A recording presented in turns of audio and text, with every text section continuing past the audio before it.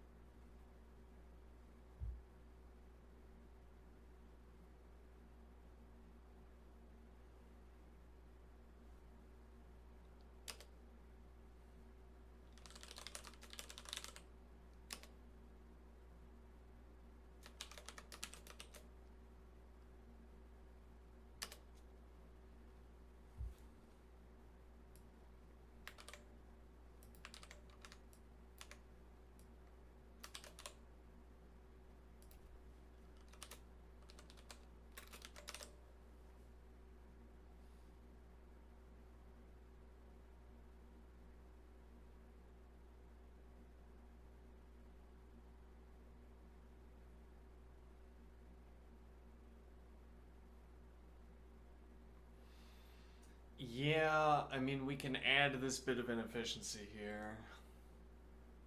So, if we simply don't remove...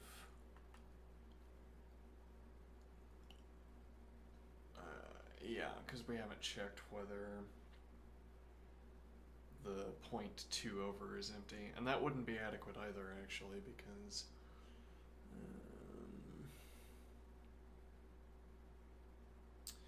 it wouldn't be adequate to ask whether 2 over is a dot, because it could be that on the other side of that second dot in a row,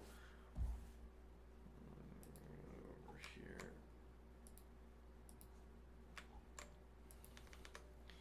right, so if we have r dot dot l dot dot, right, now if I have this, for instance, and I'm on the L,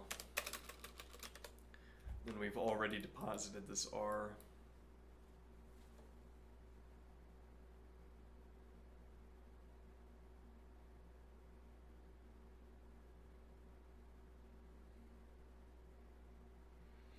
Yeah, I'm now seeing a different way of doing this, which would be to scan across every dot gap and then run some logic to fill in every dot gap, and then you only run one pass.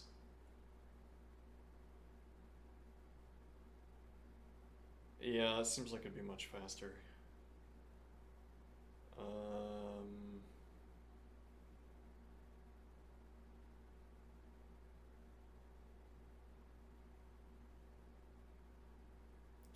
Well, and so the point here is that if this were R instead, we could fill in the entire space here. We might still want our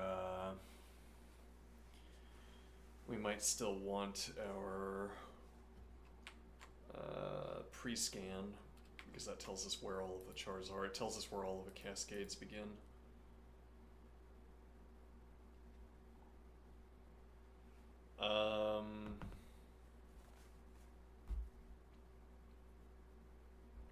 Interesting. So now an idea here, to the active list we add pairs.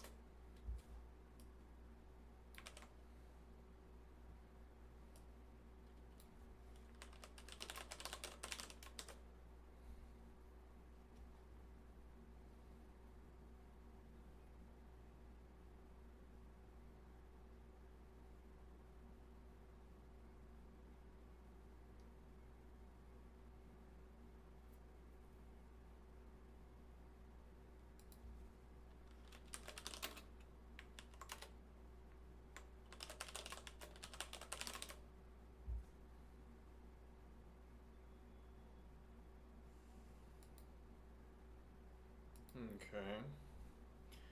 And now the idea is that we only need to code cascade left and cascade right. Well, no. We want cascade left, cascade right, and cascade inward.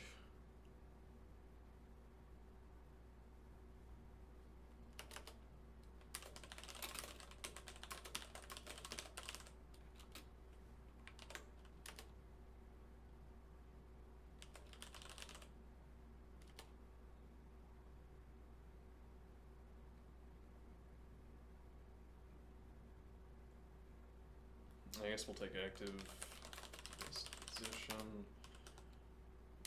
We don't need switch.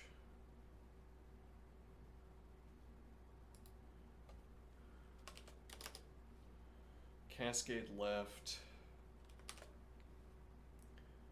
Cond negative. I'll put this in, though we'll try to root this out. Try to root it out, yeah. Negative position. Then we don't know yet. Does this be if?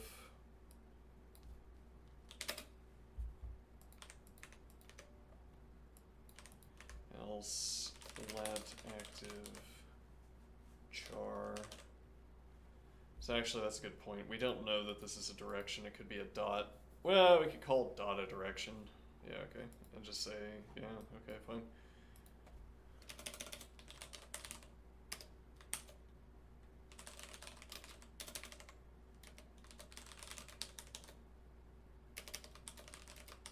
Cons. This might also be an if.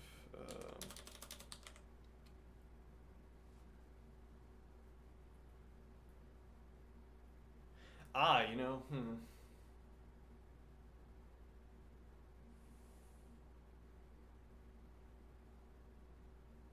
No, we're gonna have something that handles this.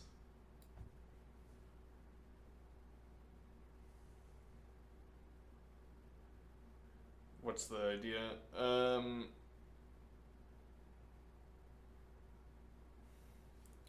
So the pairings here are that you can have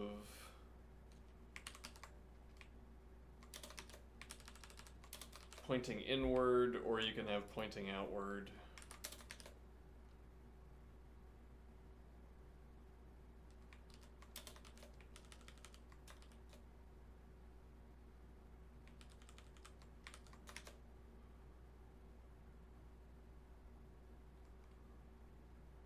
Something like that.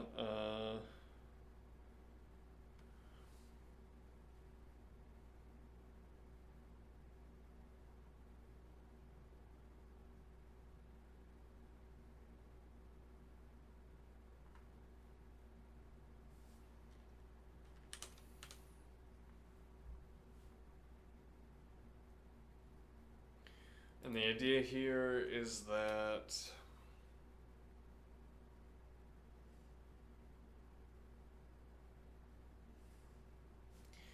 our procedure would ask, so yeah, we'll have the one case, which is that these are both right, and then I can cascade right. Similarly, the case where both of these are left, but then in this case I would see left, and cascade left would go in the other direction, and then I'd see left, I'd look at left.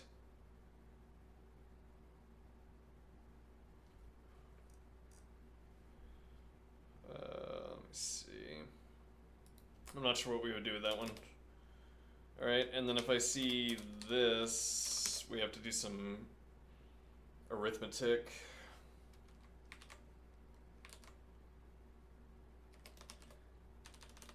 If I see this, then we permanently skip. We just skip all of this.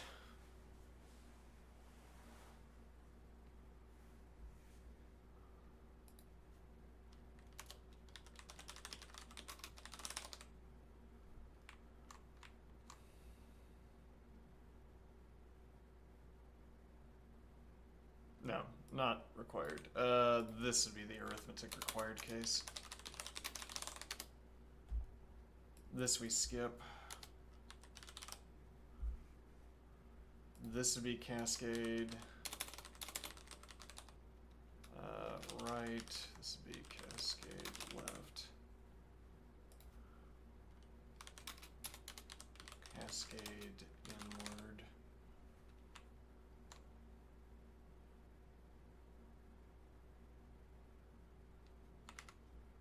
Okay.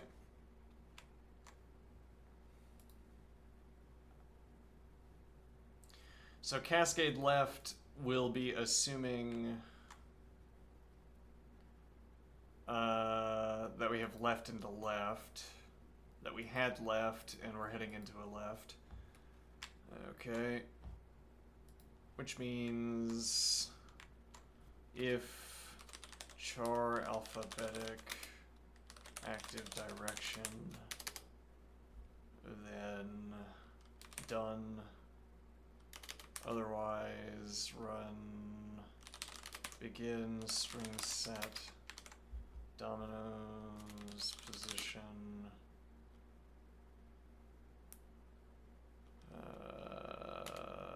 2L, and then run cascade left.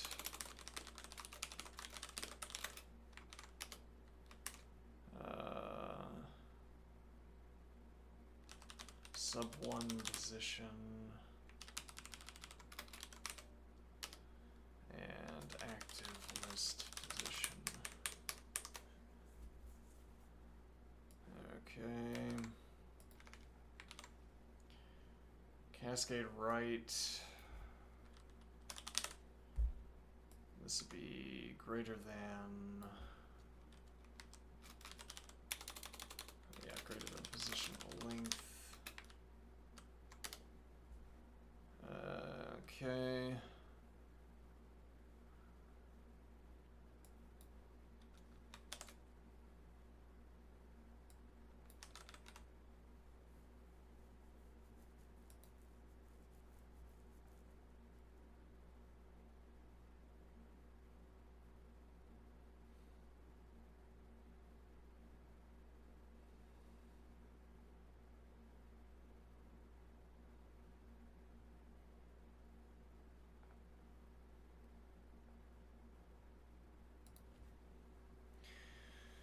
So now cascade inward.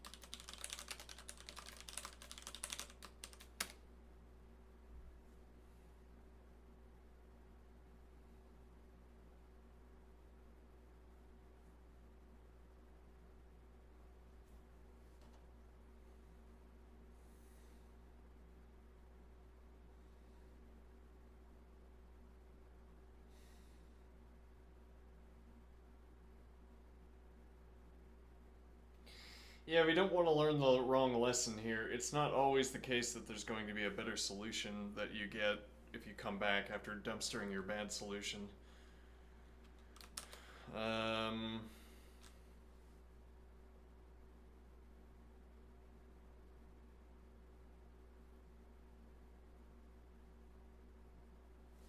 So this, we would need position left, and then position right.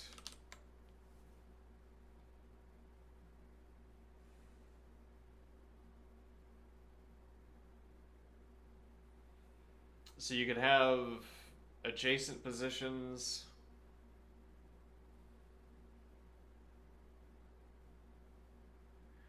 Or you could have equal positions.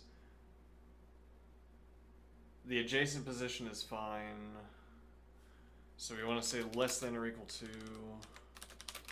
If less than or equal to left position, right position. So this uses the same trick, same idea as what the interlocutor gave us with the binary search. The idea is that you let them go past each other. They either land on equality, in which case they meet the equality condition, or they go past each other, in which case the preceding case was legal. Okay. We don't know what we're doing in the pass yet.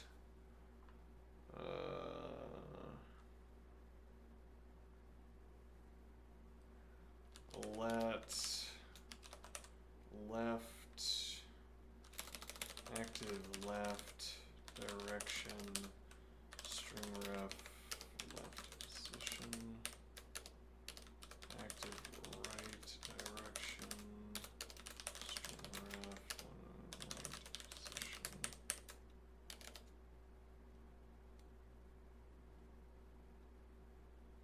Okay, now.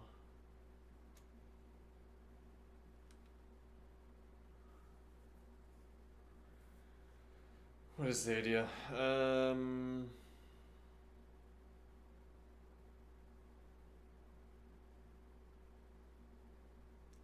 Actually, we could do this one at a time.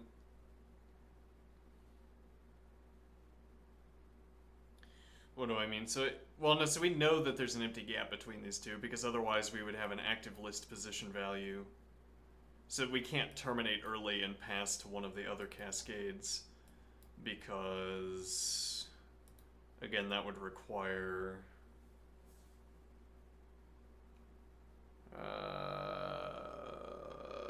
that would require that there was an additional active list position that we had missed somehow while cycling through it. Alright, so these are going to meet in the middle one way or the other.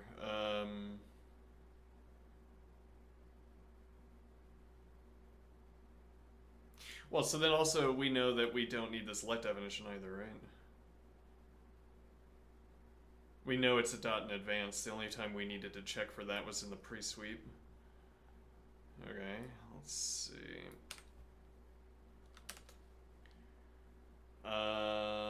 Otherwise run cascade inward function.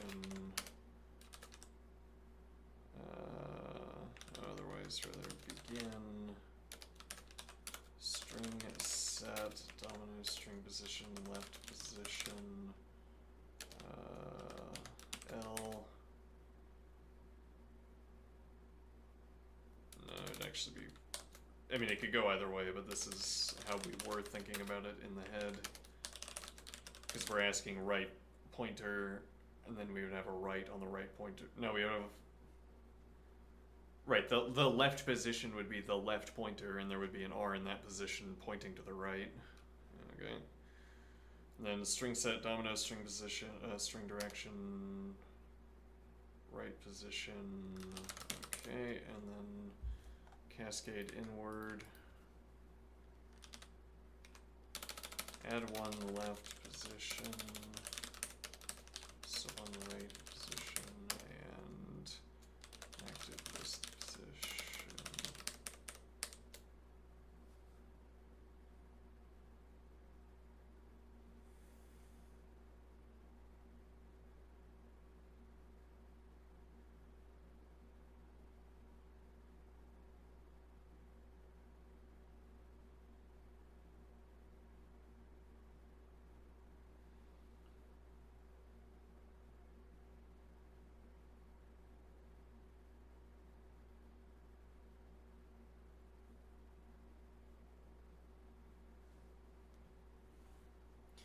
And how do we link these? These empty parens are... They should also be empty.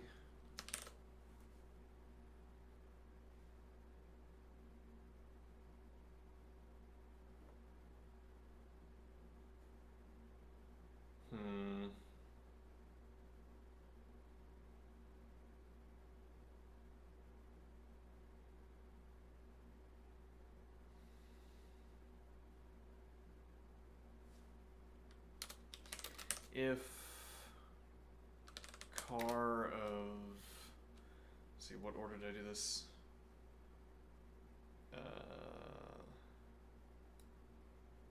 I mean, we could just adjust this and do... This saves, it immediately saves a computation. Plausibly it will save later as well. If car of active list position, if chart equals car of active list position L, go to cascade left function with position, nope.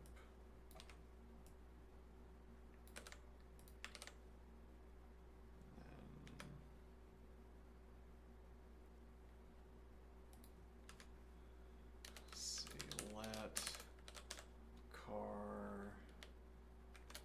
active list position car active list position if char equals car of active list position L. Then we go to cascade right. No, cascade left with car, and then CDR of car active list position. And then CDR of active list position. And that somehow is the correct sequence of list operations. Yeah. Cascade right function. Here. CDR car active.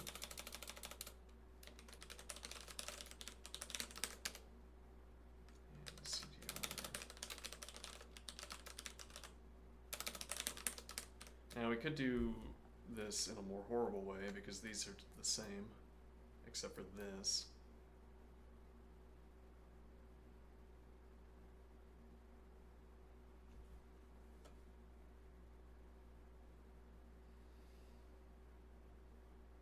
Let's ask this specific question.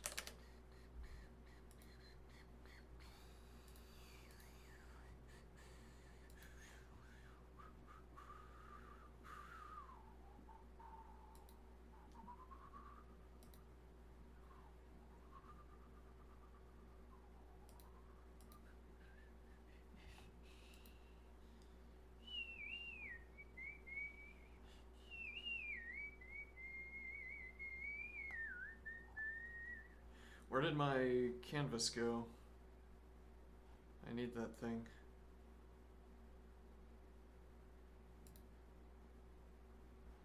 No, hold on.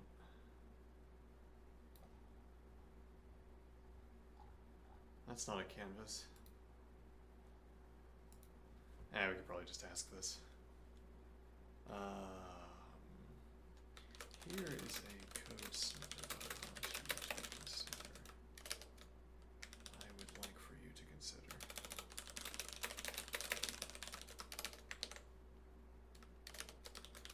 This code snippet. I don't know, how does that word used? Let me check. Code snippet. A reusable block of code. Used to avoid. Okay, so snippet's not really the right word. In this code excerpt, here is a code excerpt I'd like for you to consider. In this excerpt, I can restructure the procedure calls. I could restructure the if clause so that it selects between procedure names rather than selecting between.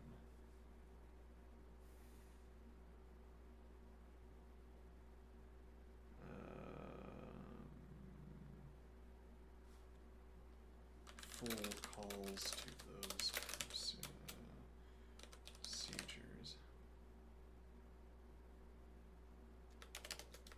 I suppose this would be a minor change in either direction. Is there any performance difference? Yeah, though.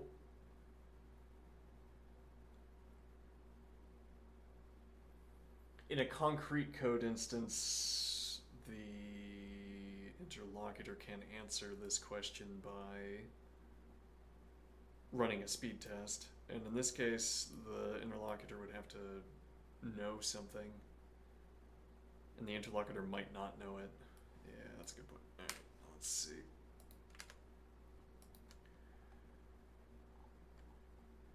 Alright, let's see. Yeah, I feel like that would be bad coding, bad and confusing coding, though it would save lines. It might also save compilation time.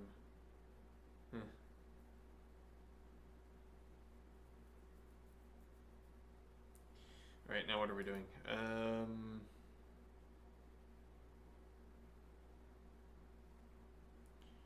Right, that should be correct, I think.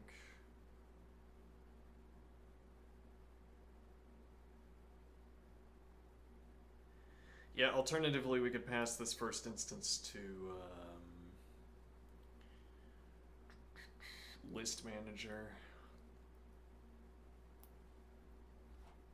That handles all the logic for where we go from one procedure to the next, and everything is just a pass back to list manager. List manager function.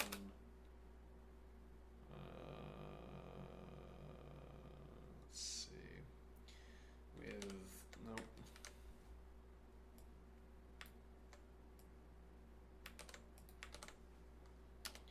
Active list position. Okay. And now define list manager.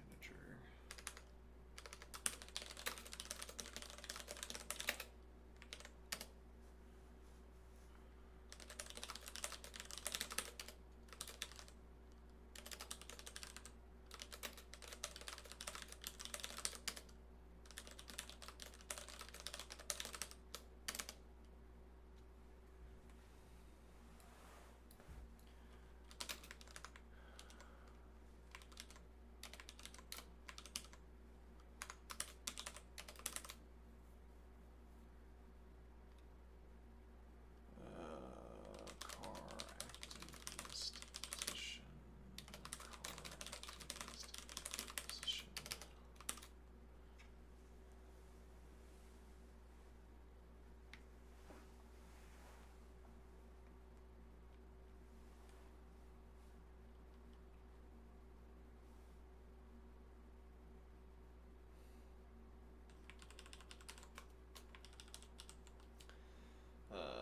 If char equals, this might be, if char equals car active list position L,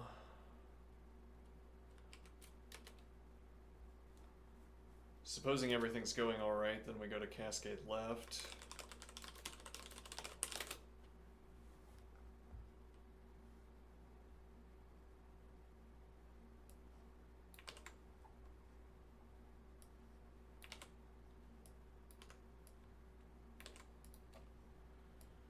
With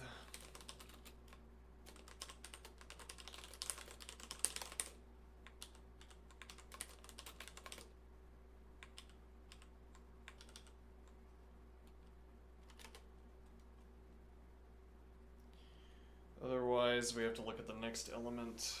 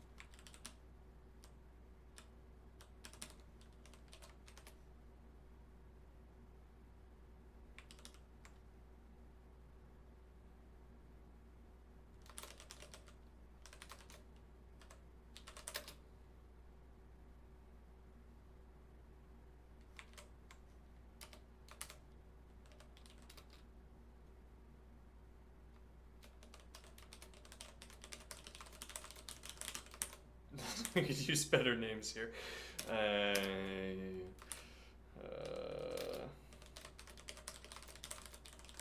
Maybe.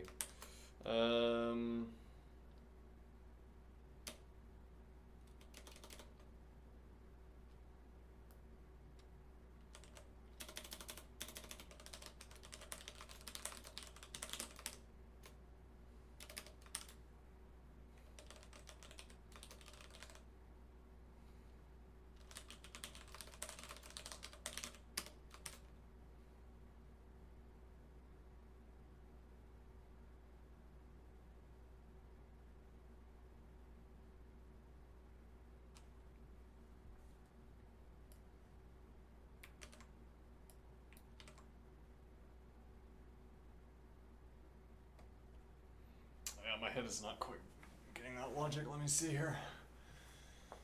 Yeah, let's use better names, because these names are horrible. Alright, let's see. First, active list position. So actually, that's wrong too now. This should be active list position, should be active list pair position. No, it would be direction dot position.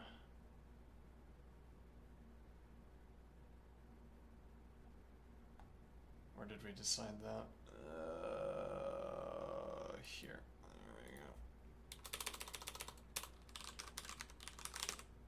we go. Direciton, direction dot position.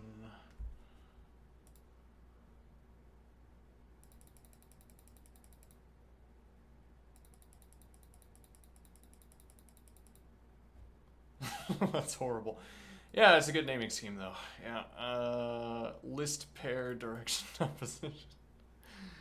Let's remove the direction.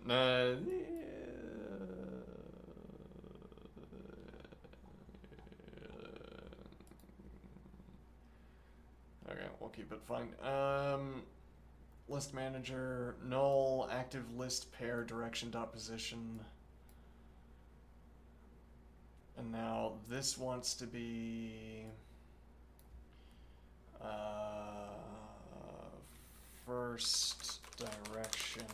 first direction.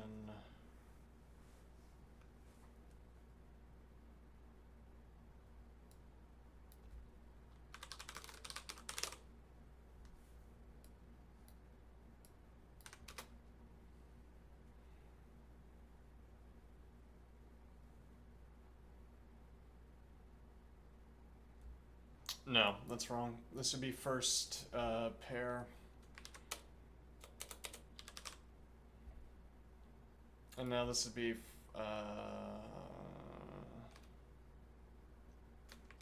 yeah, okay, fine.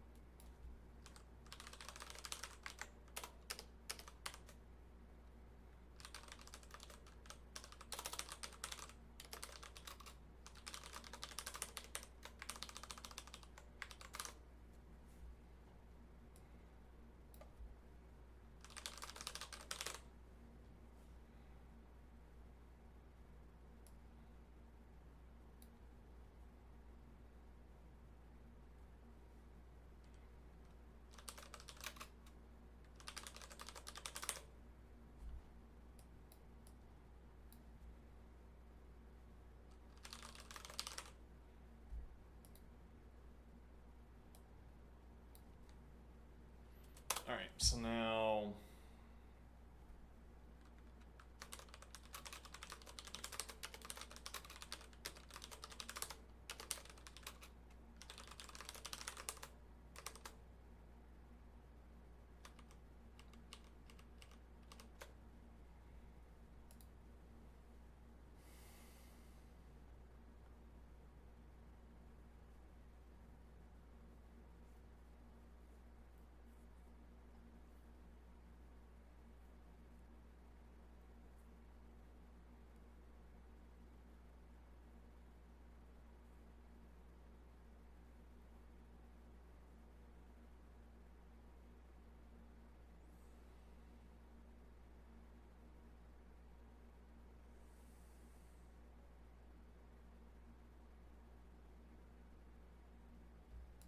this is inefficient because we already know where the termination position is.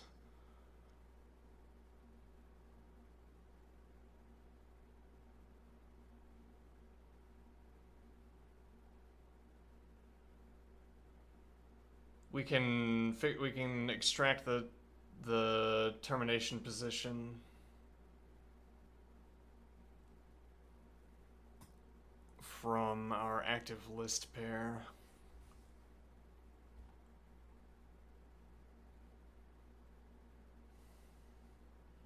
It also puts all of our lets in one location, which might be an efficiency increase, might not.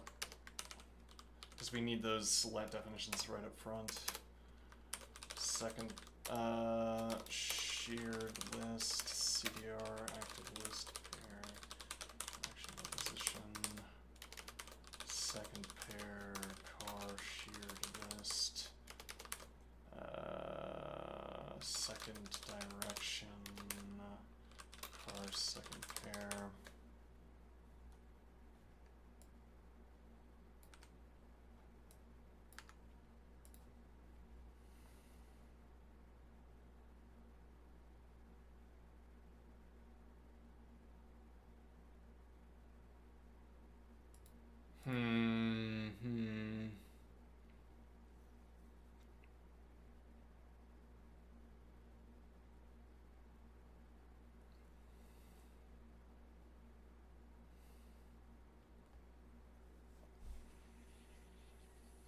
It's not quite so easy.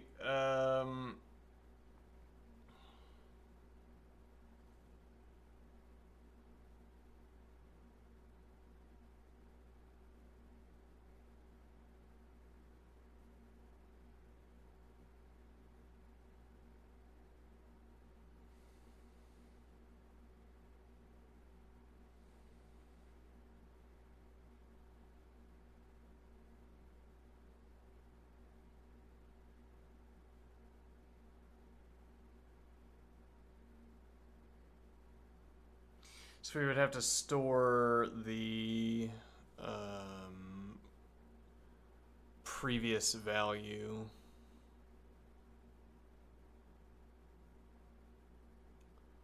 Okay, but we can also pass that back to, let's see, so previous,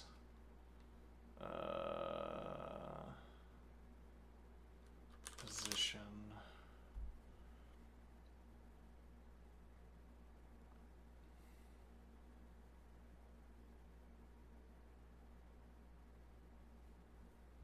Okay, and what do we want to do with the previous position?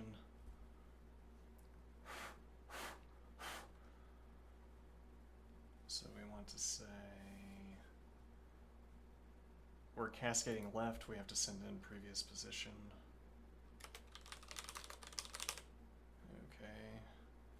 If we're cascading right, we need to send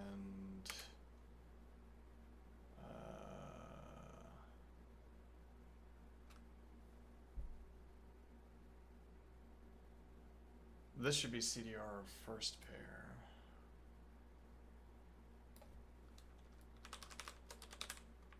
Okay, and this would be CDR of second pair. Okay.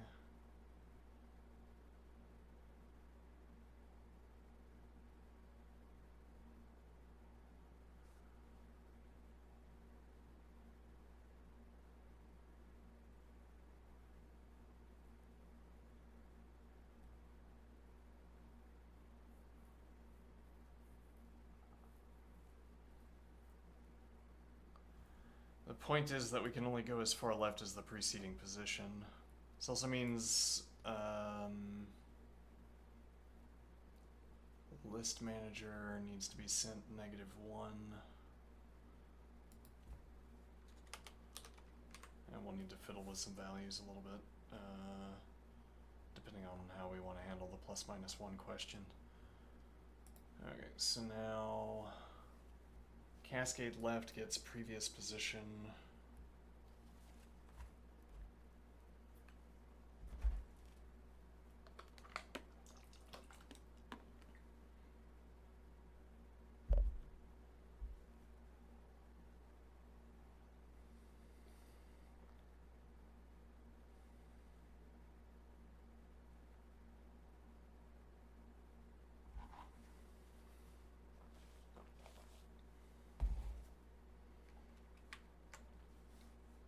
char equals first direction L, then we go to cascade left, and we receive previous position because that tells us where to stop. We ask if position is equal to previous position.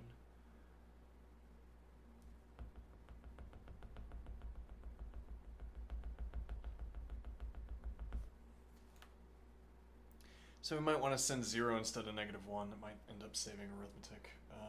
-1 would save arithmetic in the first case, but... well, no, it would save having to handle 0 as a special case. Yeah, which actually, we probably save more by sub-1ing. Like, we do the arithmetic of sub-1 on the previous position, or on the relevant position value. That spends one instance of arithmetic, and it avoids having to handle the last case as a special case, which probably involves a Boolean, I think. Well, no, it would involve, we have to put in an extra clause to change the last position, the last string position that our pointer is at.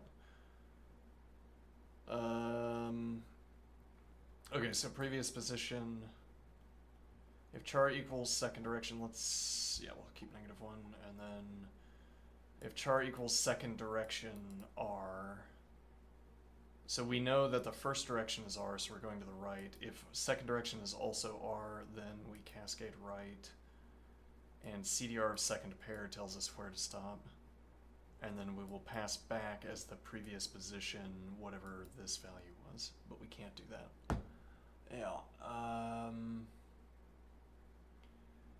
okay, no, we can do that by not shearing the list.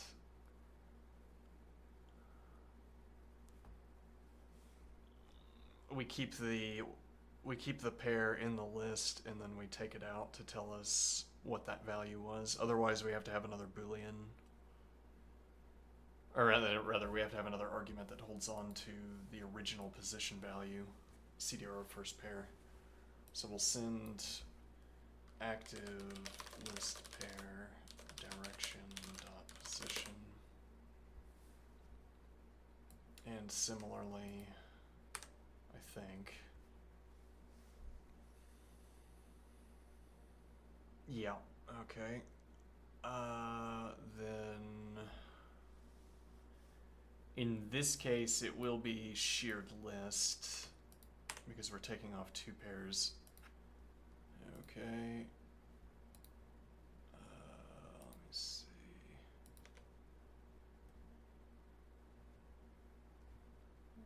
Yeah, okay. Alright, so now CDR first pair, CDR second pair, which are position values. Yeah, though, we wonder. When will I finally just do it and just put that let definition in there so I can have the good name instead of the bad name?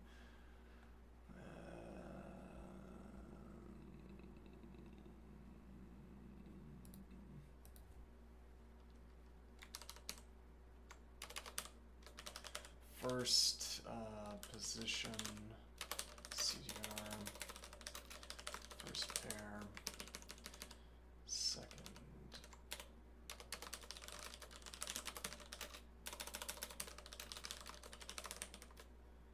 Alright, fine. First position.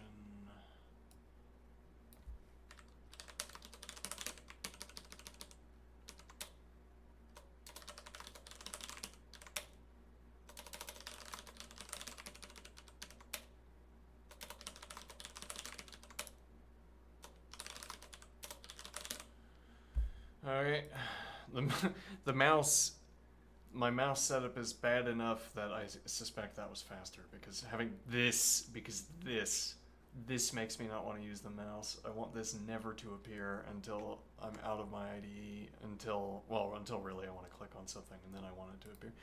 I want a dedicated model that sits and watches and says, what do I think? Do I think this was an intentional raising of the taskbar or not? And then if the model says no, then it says the taskbar does not raise. quite valuable. It saved my sanity. Save one sanity point at a time, paying for itself. If char equals second direction are cascade right.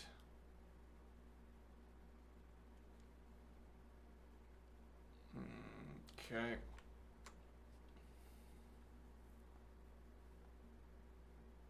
And now we pass, yeah, okay. And then, so,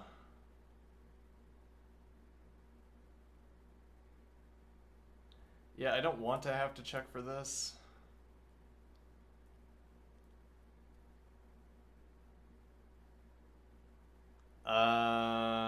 There's probably a way to avoid that by asking whether we're in the first case or not.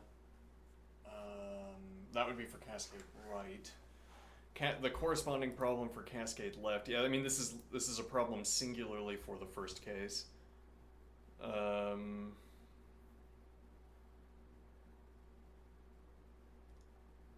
Nevertheless, let's get out of the horrible anxiety zone before we figure out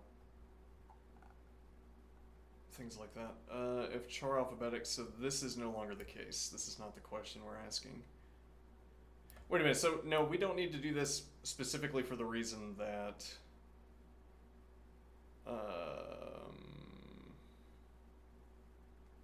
we don't need to do this specifically for the reason that we will be passing in the critical value.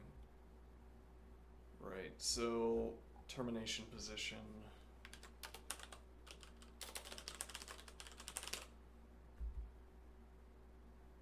So this will be, so it gets replaced, yeah, equals position less than position, termination position. It might be equals, yeah, I think it would be equals because the termination position value is taken from another pair. And that pair has its own position and letter. Alright, so equals position, termination position, then something, alright. And now we don't have to ask this question. At all, right?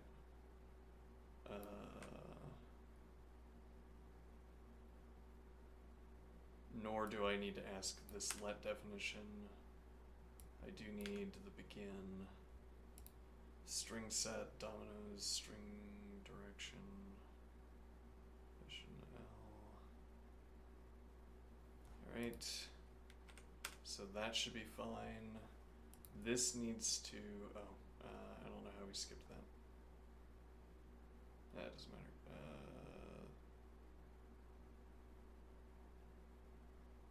Yeah, this is correct. This will call back to list manager function. Dominoes string direction, active list pair, CDR active list pair direction dot position, and this will be CDR. This will be CDAR of active list pair.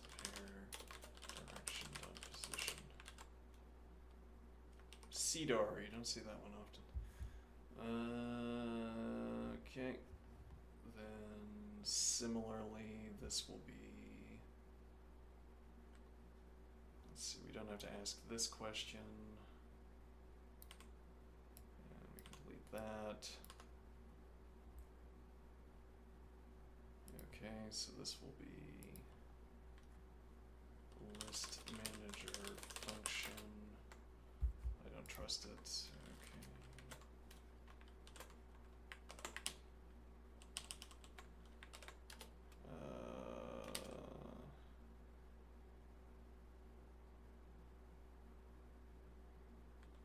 CDR active list pair direction position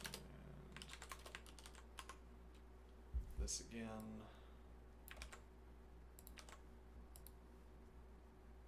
Okay.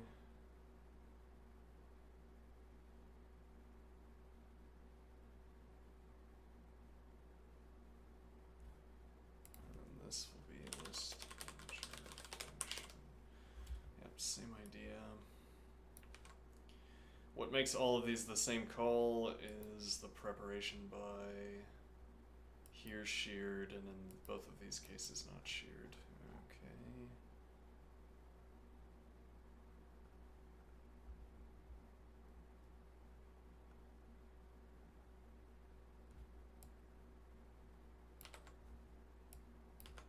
Alright, and that might be done.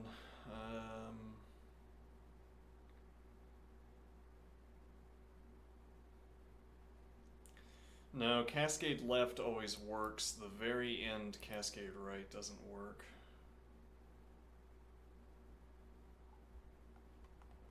Let's look for static. Oh, well, we don't have a procedure call yet either.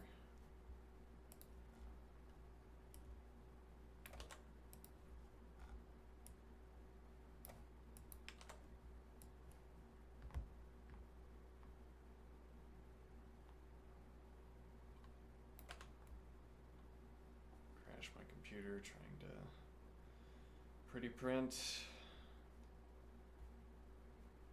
Actually, no. Wait, why didn't that pretty print?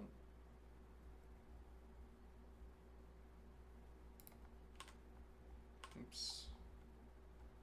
Let's investigate that. I don't know, looks fine.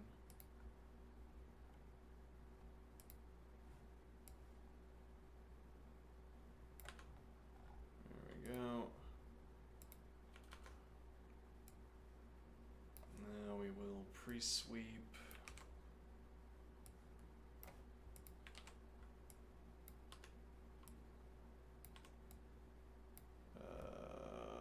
Sub1 string length, dominoes, null and false, static, greater than position, more static, length. Right, so yeah, list manager is going to have to terminate prior to that point. This can't be greater than position length. This has to be... Right, we need a termination argument. Right.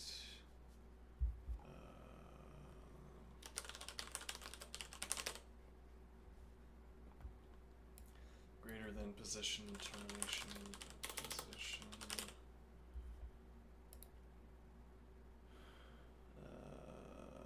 Rather equals...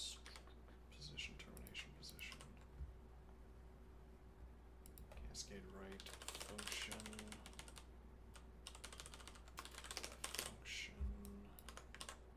and no more static. Okay.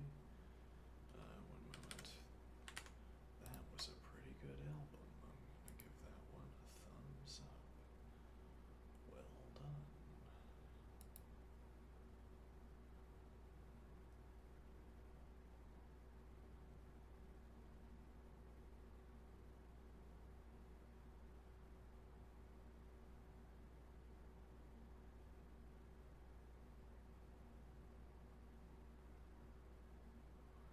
'83, you say?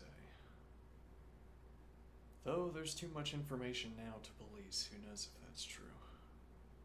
Let me just listen to that again. Okay.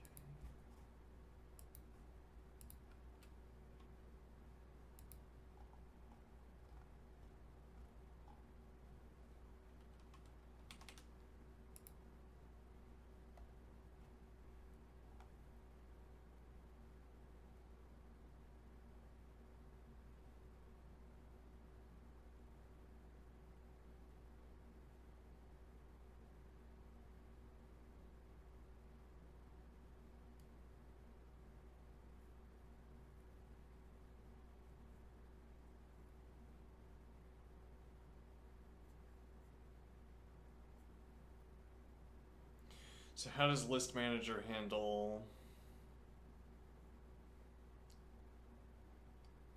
we have to break this up.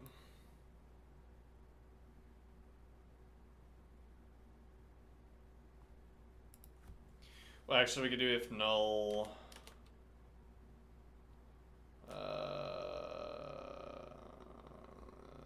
No, yeah, we could break this up. We could do, if null sheared list, else let star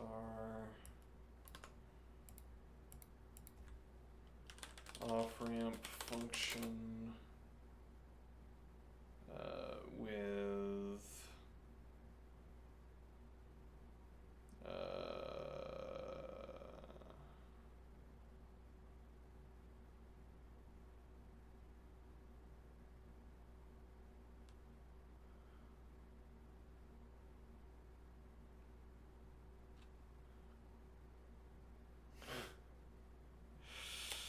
these ifs, whatever. Let's see if it works. If char equals first direction L, then return dominoes string direction. Otherwise, off ramp function with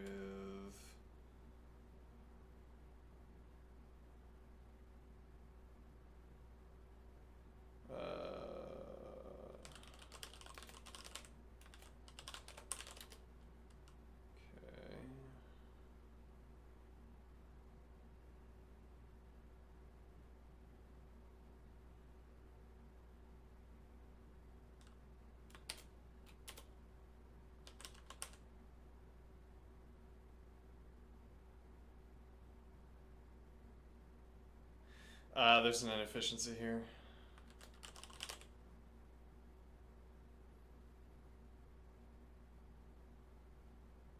Namely, that these are the positions of the chars and not their adjacent positions, so we're...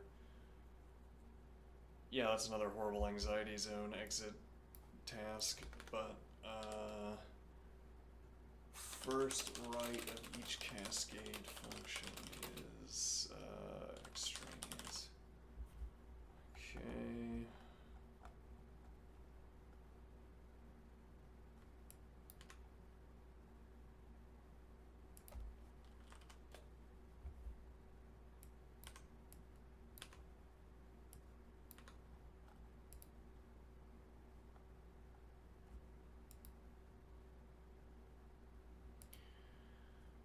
Alright, so we could solve that simply by doing add 1, but we could also, well, if we did that at source, we would also be paying that arithmetic.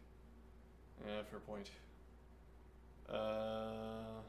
Like, we have to do that arithmetic somewhere. It's easier probably to do it here.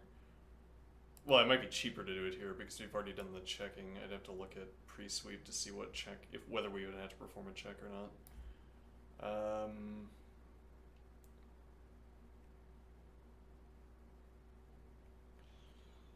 Alright, so off-ramp function,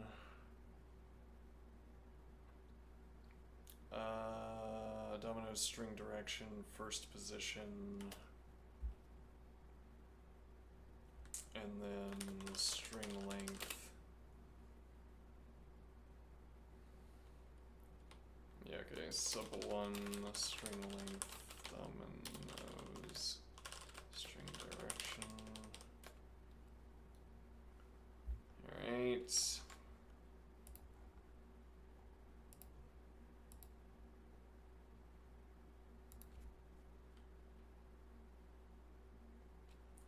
This can be a cond.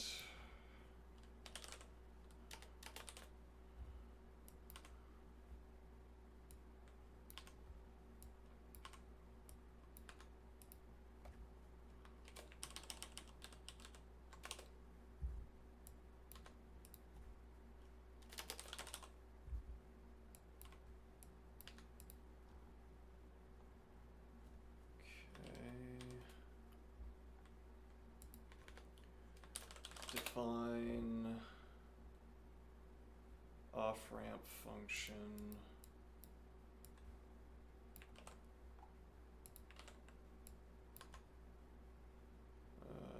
Let's see, this will just be position, and then this will be termination position.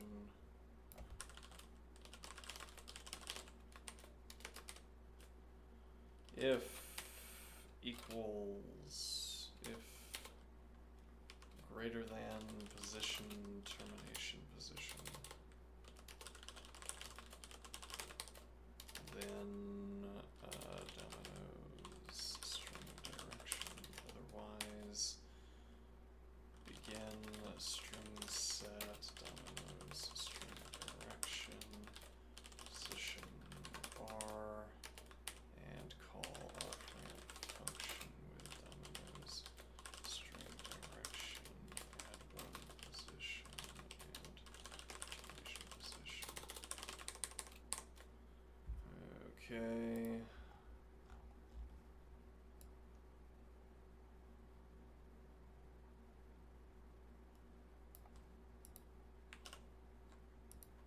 And now we need to call push dominoes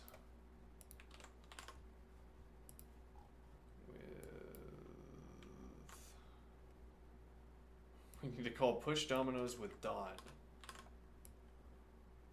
Insufferable.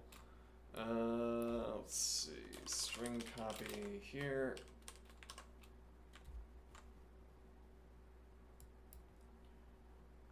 Right, so need to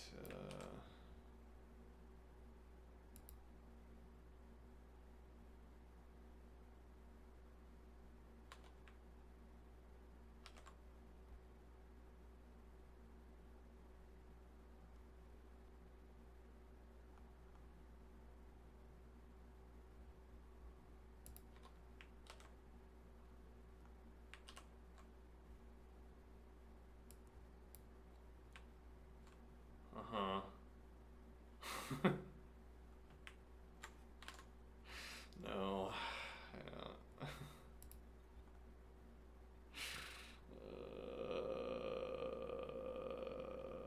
Not quite.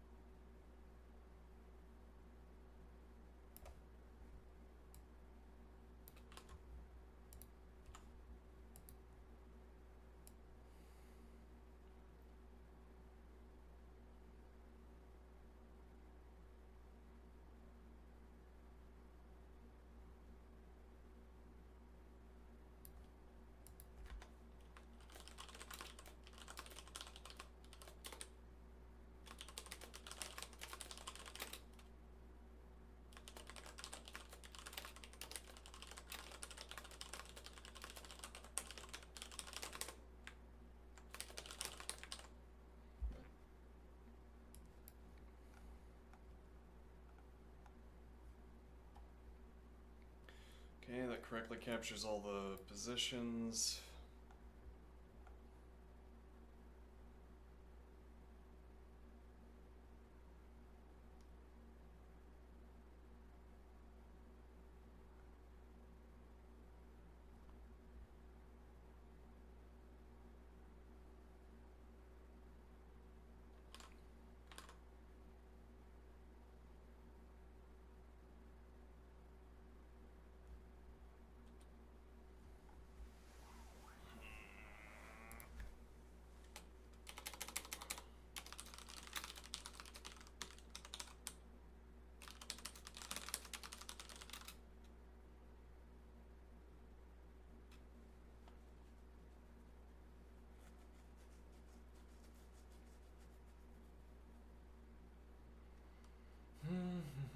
Display Domino's string direction.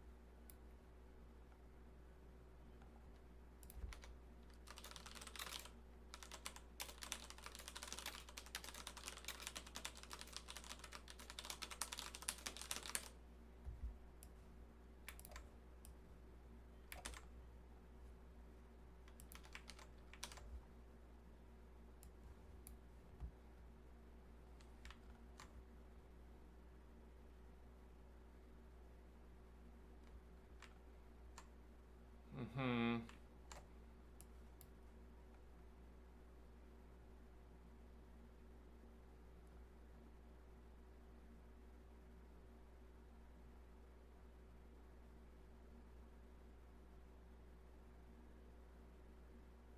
Mm-hmm.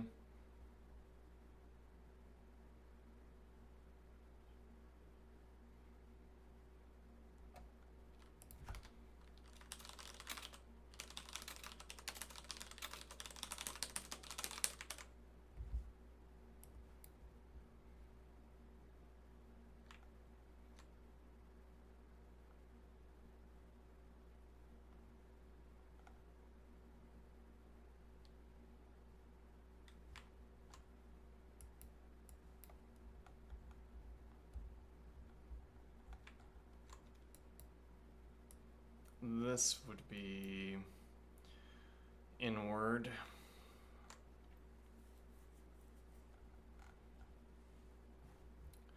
Which that leaves a gap. Yep.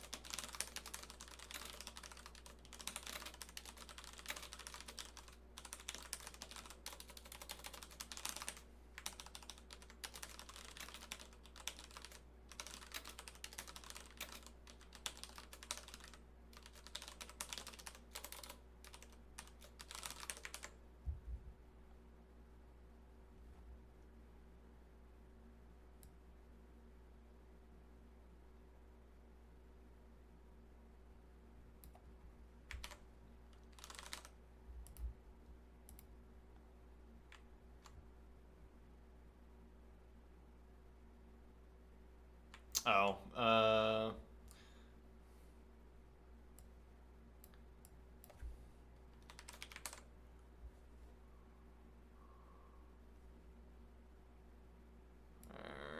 that looks like it's correct.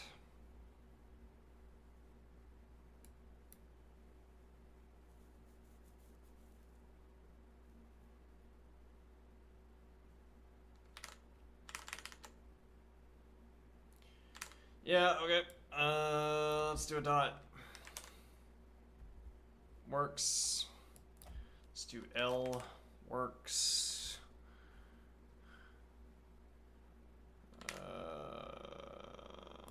Let's do this case. Works. Okay, let's copy it and remove.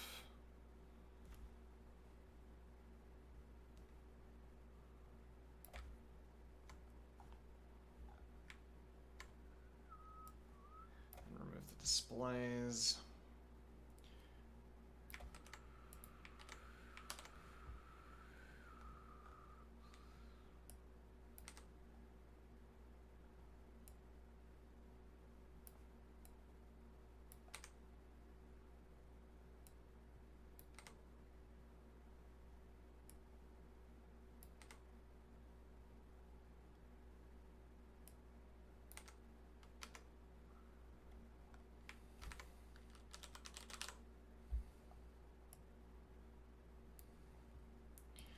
All right, 200 lines of code later. Let's see it. All right.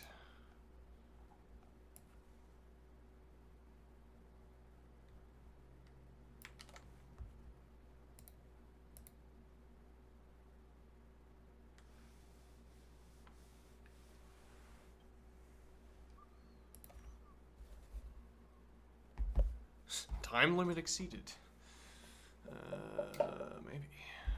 Wrong answer. So every test case is just one of the edge cases, which I mean, yeah. Well, I mean, once you see that it works for one of the non-edge cases, how is it going to fail? Unless you were targeting the non-edge cases with explicit hashed answers or something.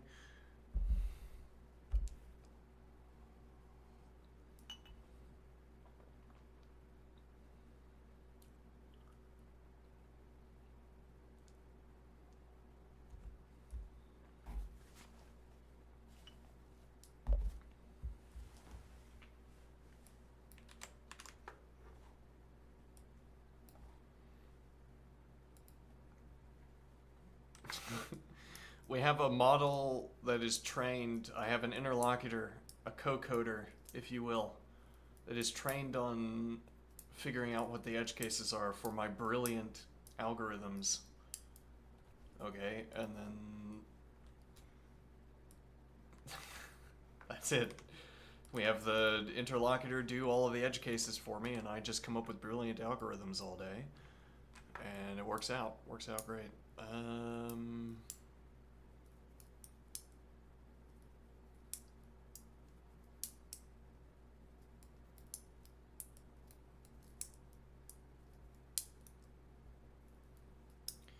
Do we not do...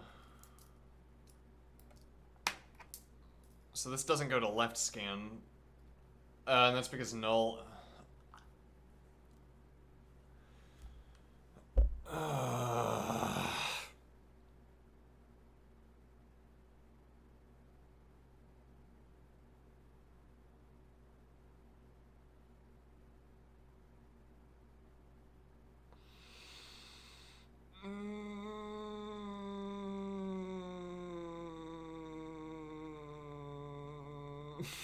I hate this.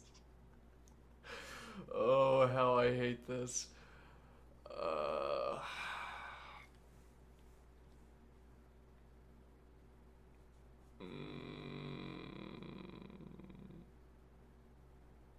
My jaw opened wide in a scream.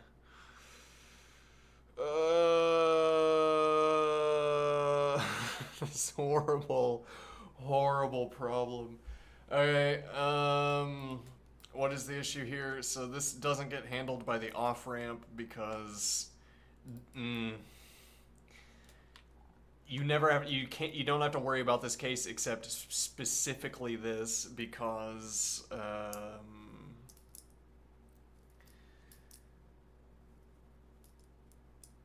if you're anywhere else in the procedure, getting a left would be... Well, actually, hold on. Why... How does this get handled? So we start with...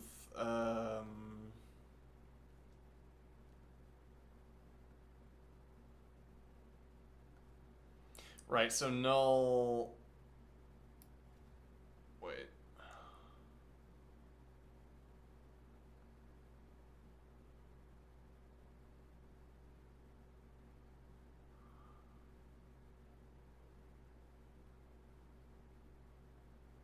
Wait, why wouldn't I have to run this?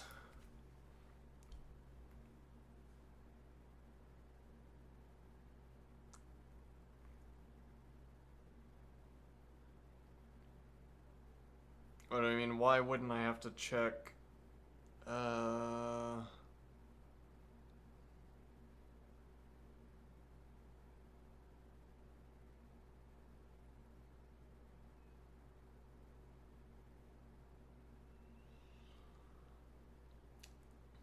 Yeah, that's kind of a strange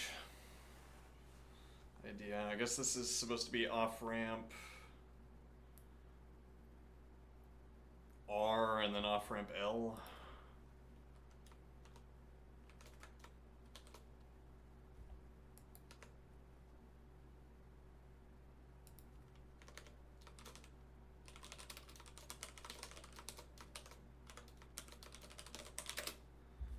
So this is going to be a copy except for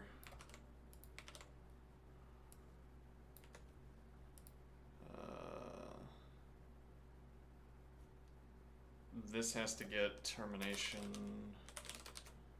Yeah, termination position.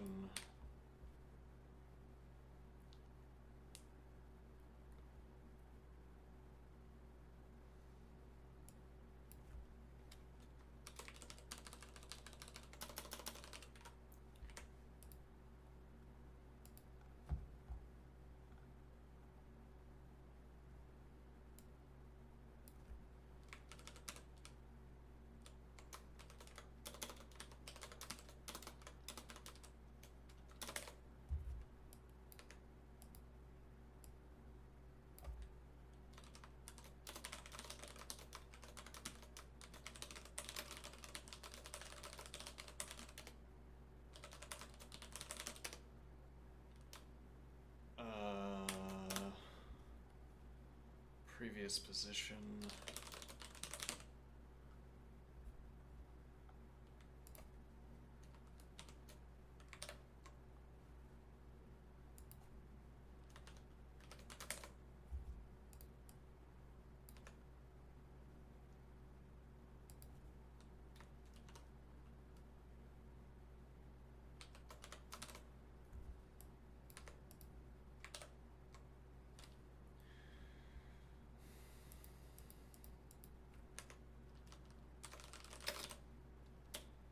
Is that because of...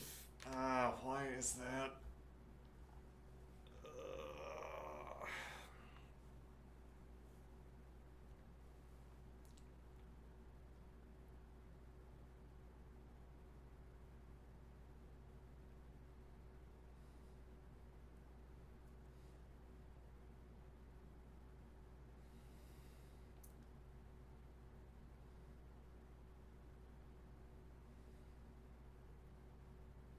Why does this keep being so horrible?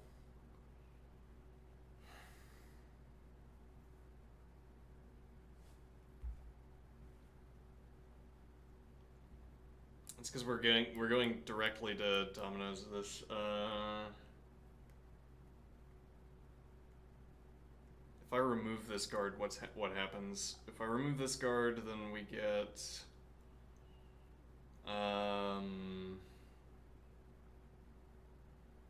get an inward case.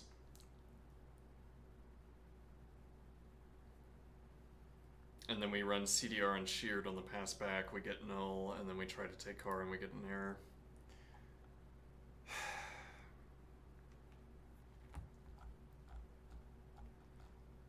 And then again, this happens because we pass from pre-sweep with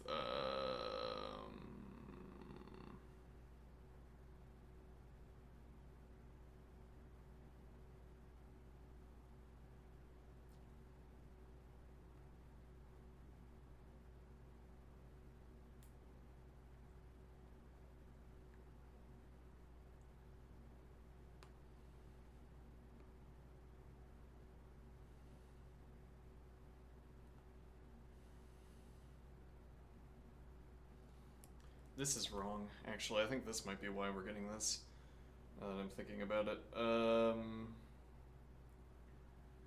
So this would be switch boolean, and this would be true.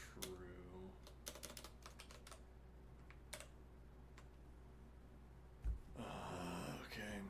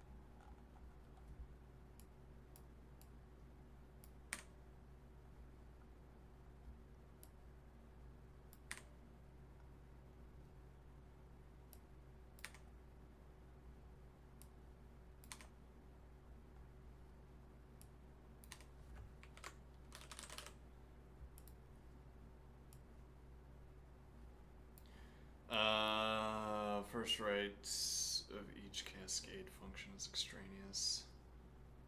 Yeah, let's get it in first, because that might break something of trying to fix that. I doubt it's going to break anything, but...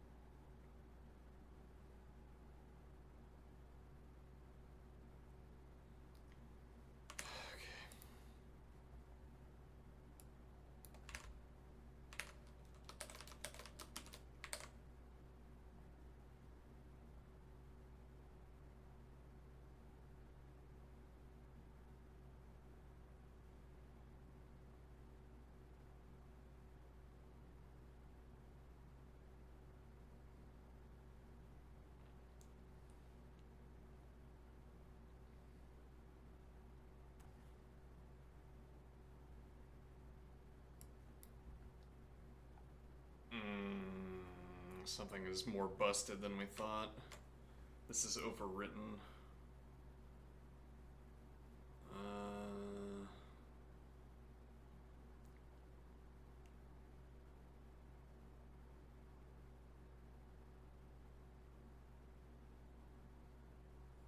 Yeah, why are we in cascade left? And why... How are we going directly from... That looks like a typo, actually.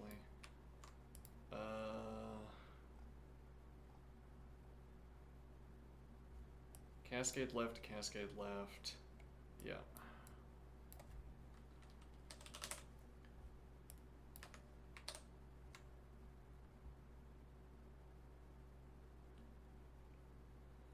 Okay. And that's the correct answer according to the rules. So we can change that with...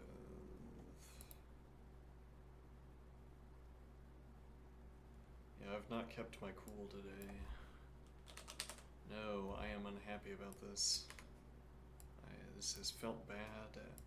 This thing is making me feel bad, and I can't get away from it until I am done. And it keeps not being the case that I am done.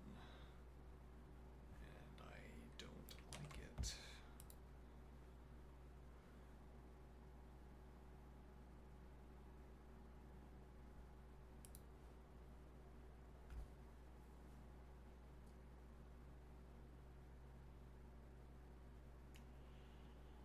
Okay.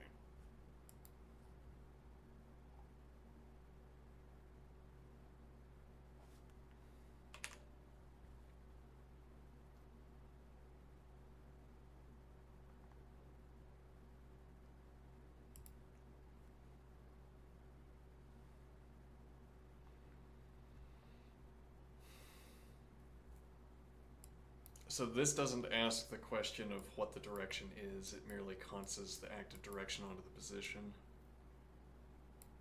So the adding one or subbing one needs to happen in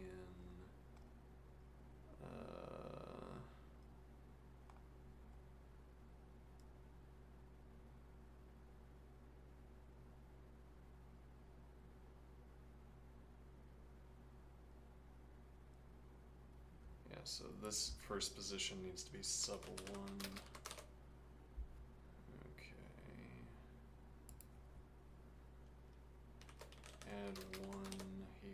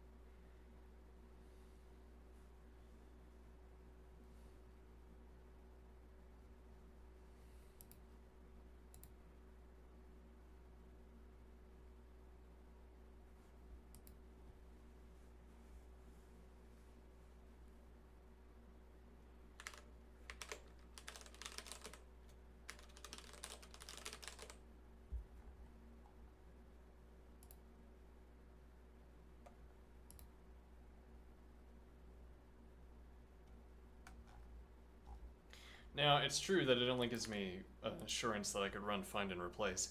On the other hand, why does Racket feel the need to hold my hand here? Yeah.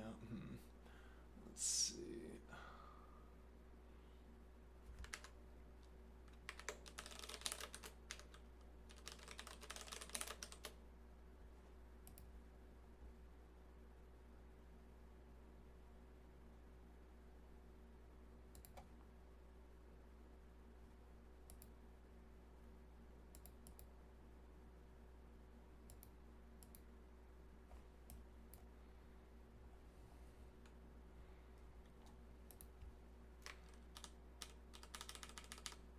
That doesn't, yeah. Okay.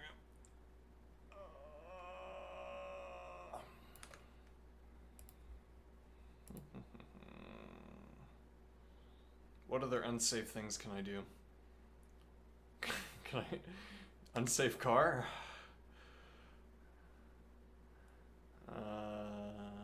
I'm confident that these lists are correct. The computer would crash far before this point. Car, unsafe car, yeah, sure.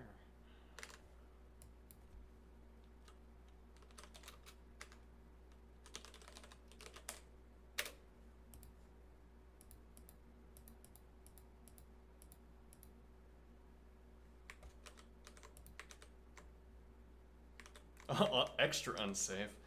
Double unsafe car.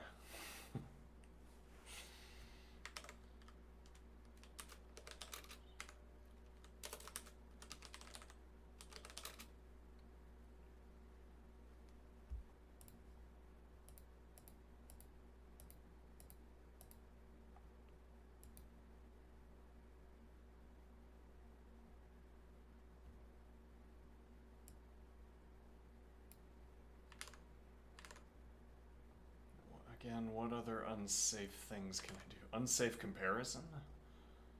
Can I just do all unsafe? uh, hmm.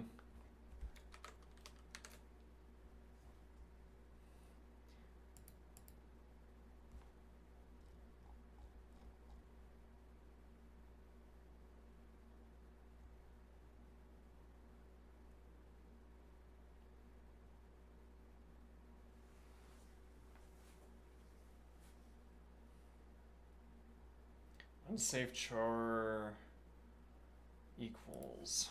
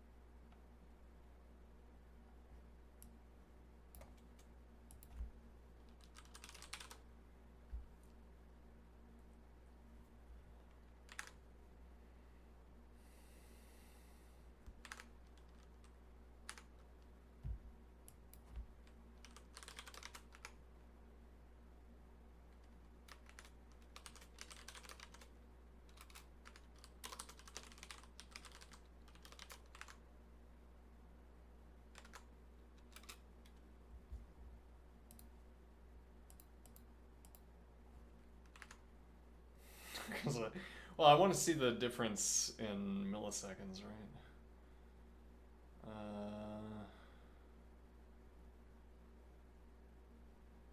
What is FX?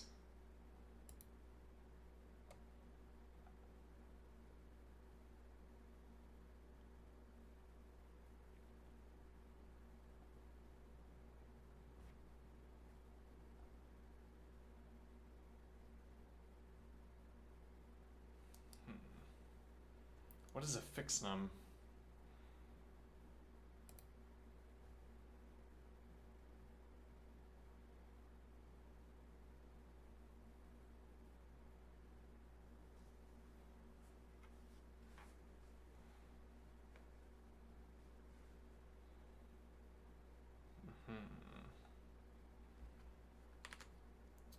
let's just submit this for now.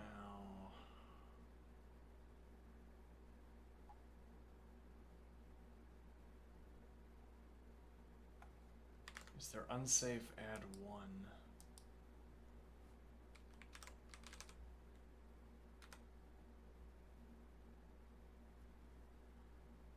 No.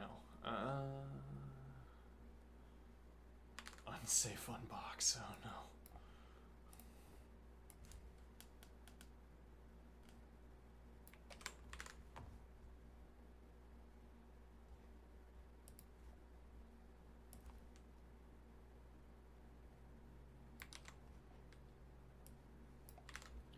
Require racket slash unsafe slash ops.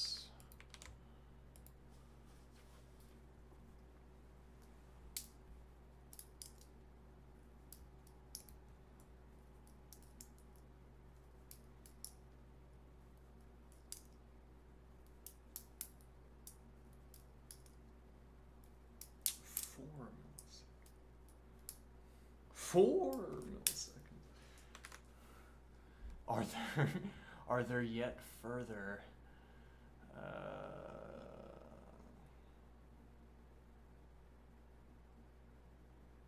unsafe cons? Absolutely, there is yet more. Unsafe cons.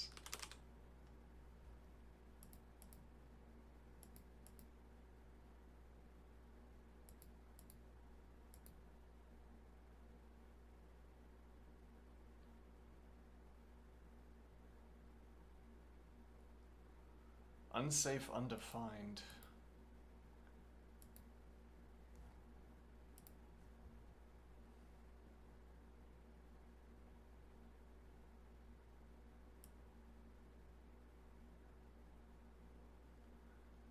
Let's test this one.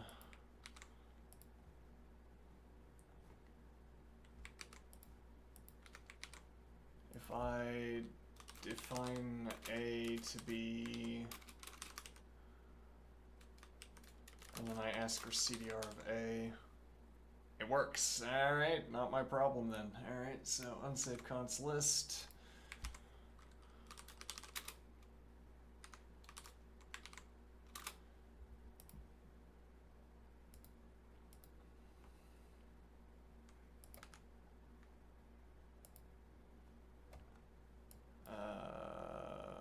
Let's see.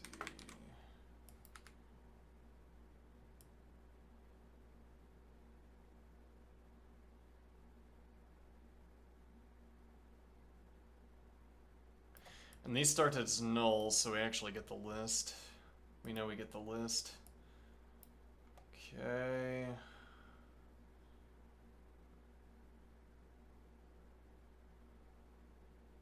It's actually a huge time savings to take off all the guardrails. Yeah. Yeah, you can careen right off the cliff. Yeah. Let's see.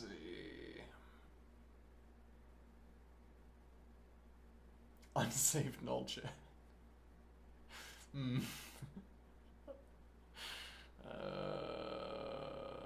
Let's see. So we need an unsafe version of comparisons. Is that unsafe FX? I don't understand what a fixnum is. Let's see. What are fixnums in the racket? Specific type of integer can be represented with a fixed number based on the analog. However, there are a subset of integers and often used for performance critical code. Often used for performance critical code, you say?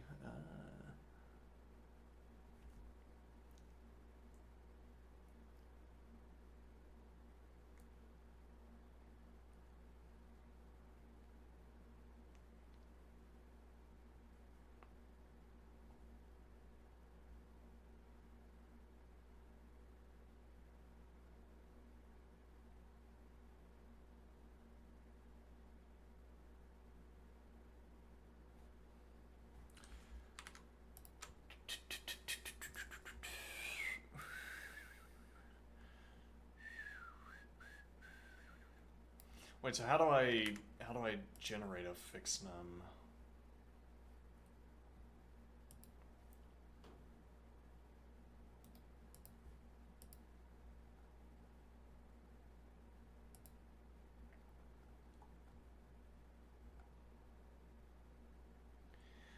A fixed num is an exact integer whose 2's complement representation fits in 30 or 31 bits.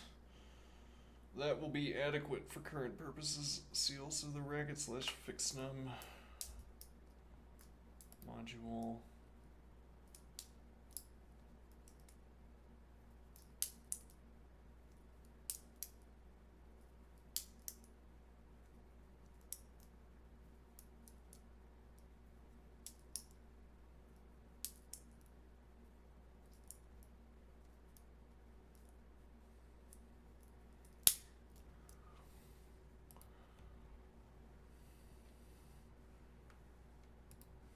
Post this for now. Formula seconds 13373.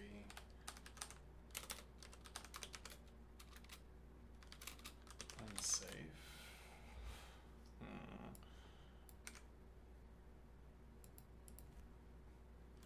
Cascade left fills leftward positions. Pre-sweep. No, hold on. I have to take a short break quickly. And then I will return and exercise and do other stuff. Okay.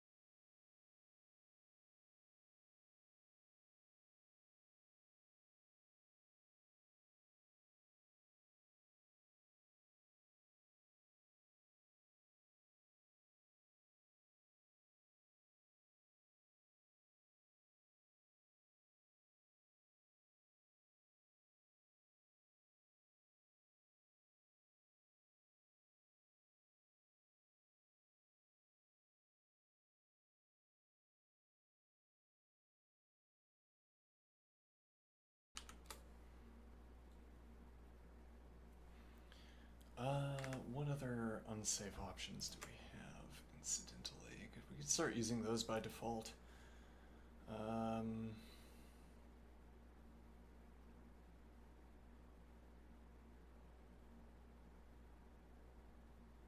And fix nums, because I don't want to use numbers. I mean, why would I use a number that can go over like 400 billion or whatever?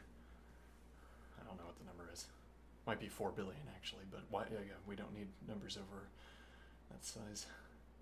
I don't know how to start with fix nums though.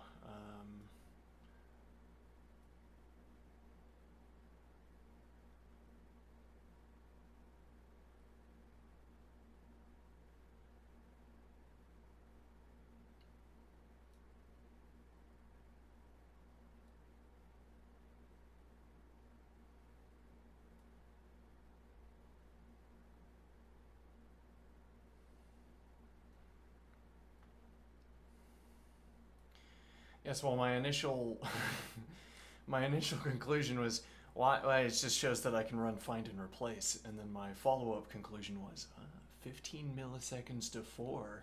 Interesting. Very interesting.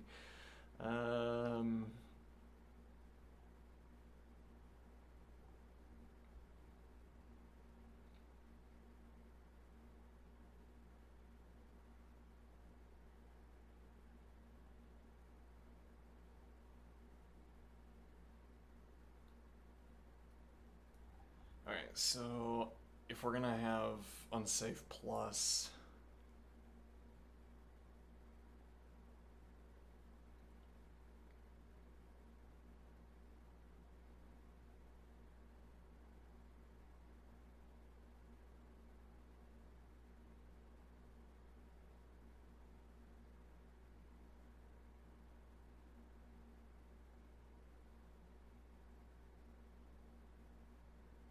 unsafe undefined as a constant. Okay, well, we don't need that. Let's see.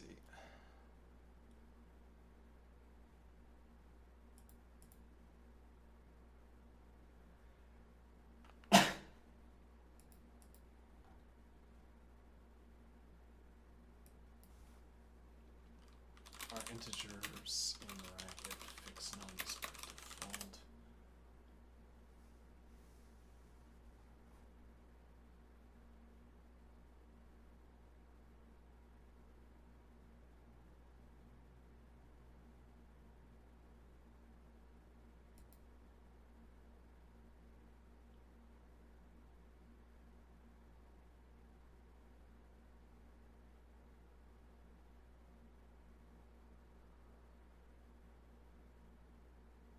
So if is there a fix num question?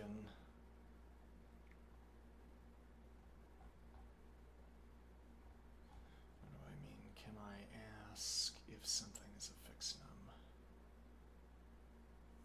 Let's see. Is that, for instance, a question I can ask?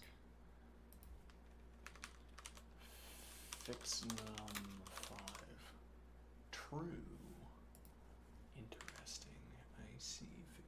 So we also need require racket slash fix num. No, we don't, because we already require unsafe, so we can already use. Alright, so anywhere we use plus, well, that'd be like add 1 and sub 1. Yes. Indeed. Let's see. Yeah, we don't otherwise use it. But we do use comparisons. So that would be, let's make it even more unsafe. Okay. How do I do that?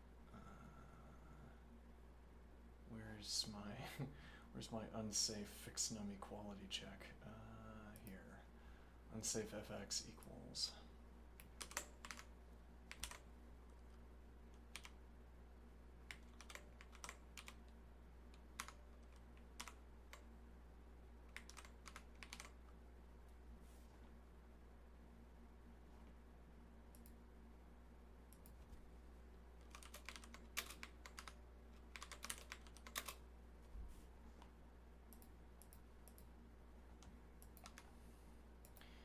I doubt that's going to be enough to shave off the last 4 milliseconds. Yeah, I doubt it as well, but... And we already obtained 133.73 megabytes. Yeah, that we did.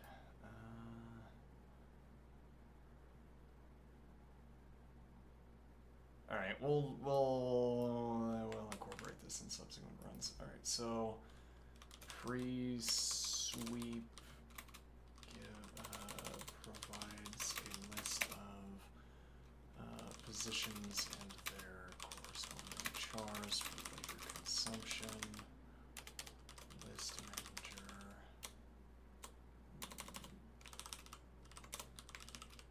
List manager cycles through that list.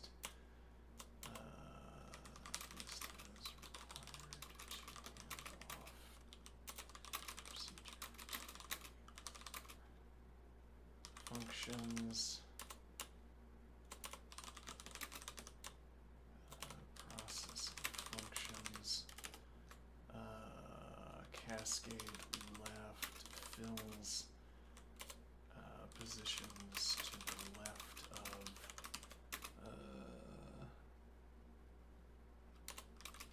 where this procedure does, where this procedure stops at an L. Cascade right fills positions to the right of where this procedure stops at an R. Cascade inward fills positions to the right of an R on the left, and fills positions to the right of an R on the left with R.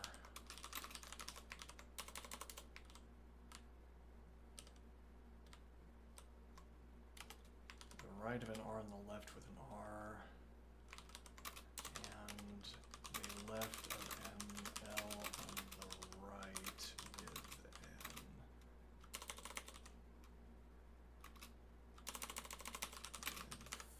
L. Okay. I believe it. Now, technically, you don't need to do the pre-sweep, which is probably why we're getting 4 milliseconds.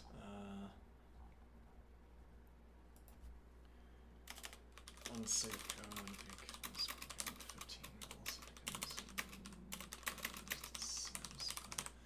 All right, post. Okay.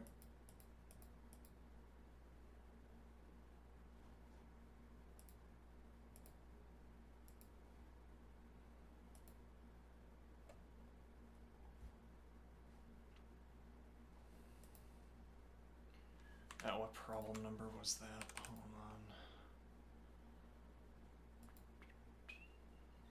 838, right? Yeah, 838. Okay.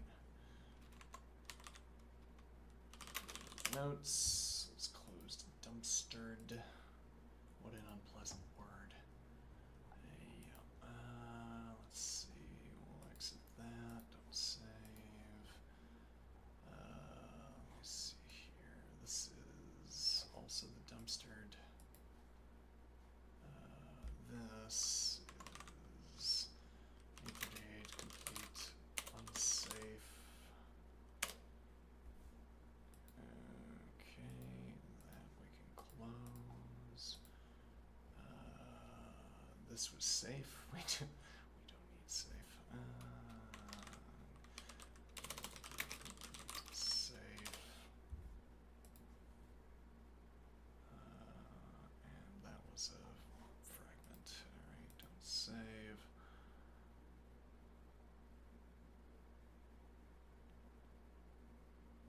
Let's see.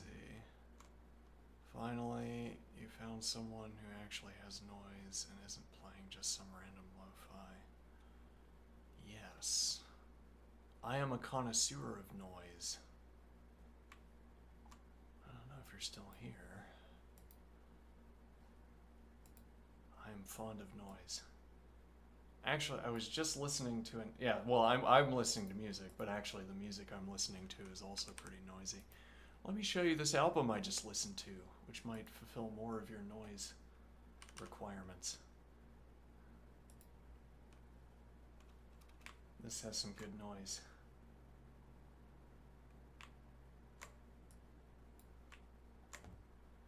Anyway, I'm going to take a break, and when I return, I am going to sit in the quiet and the dark, and I am going to talk with our interlocutor here about mathematics, its foundations, and what it means. Let me change the stream title.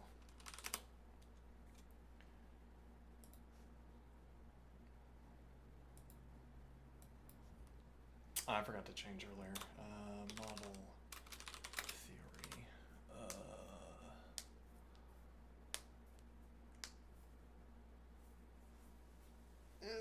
Let's see. Concrete. Yeah, but all foundations are concrete.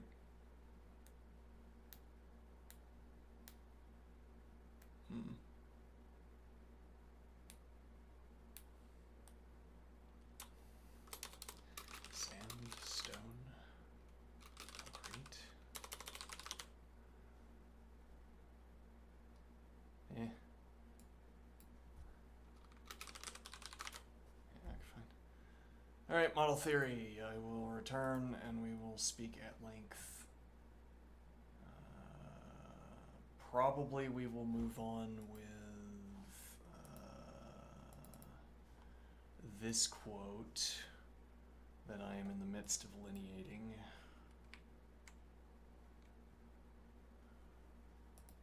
can read that if you so desire, and I will return.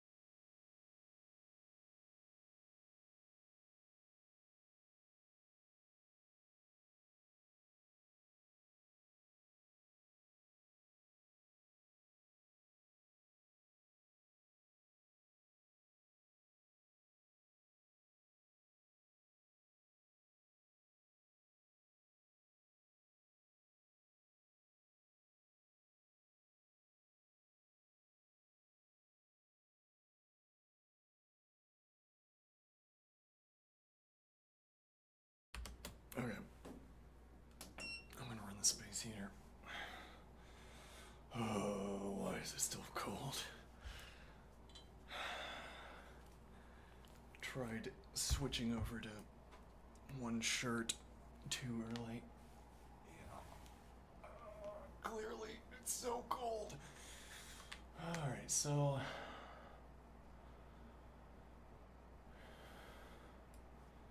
Right, if we're gonna give. Oh, I can remove it as needed. What is the peculiar inexorability of mathematics consistent? Alright, let's do brief review since we did long review yesterday. Spent the entire time in review yesterday.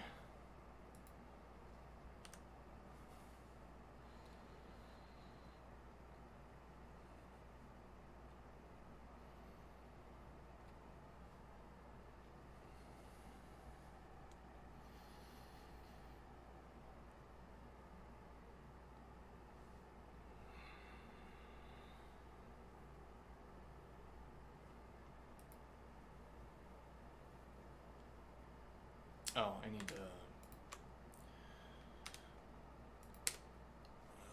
see.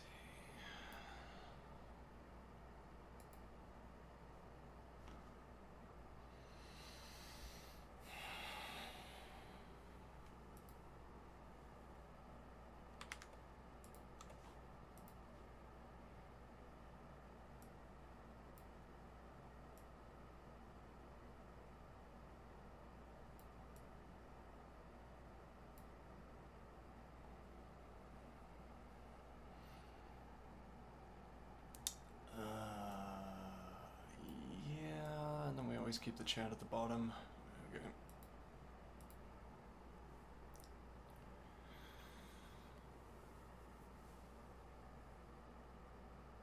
Two distinct occasions for talking about inexorability with regards to mathematics. We're inside a live problem and notice that mathematics locks in outcomes. Atypical aim, at least. We leverage that lock-in for prediction, design, or proof. Okay, and this is an example of using... Yeah, though how this illustrates a belief in...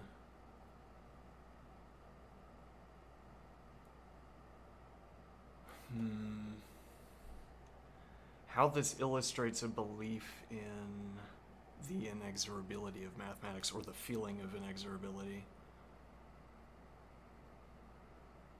is a little bit different from what I'm thinking.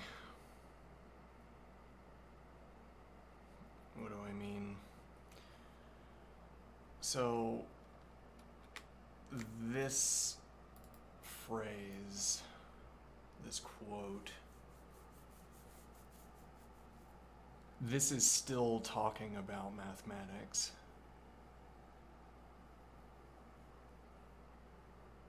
This is, at any rate, talking about how we could behave with our sheets of paper and pencils. This is reasoning about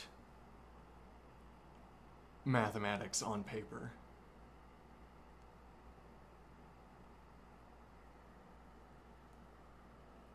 And yet we feel inexorably as well that the physical description is enough justification. I mean that when we're in the midst of calculating through our physics, we don't stop and think, I wonder if the physics still holds here.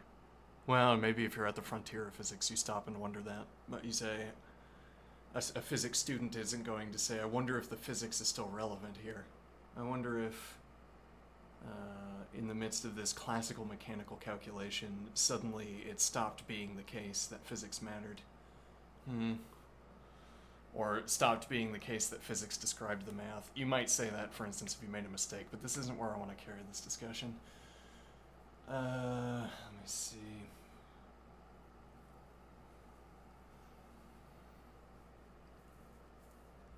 I want the interlocutor to talk to me about converge. about convergent habits. This phrase appears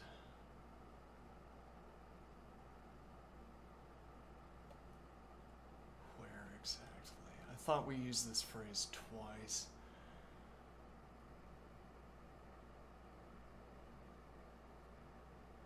It's used in the earlier discussion, maybe? Yeah.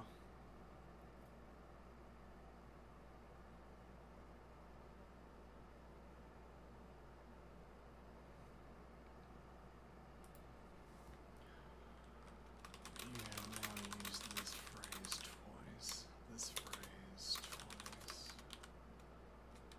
Convergent habits.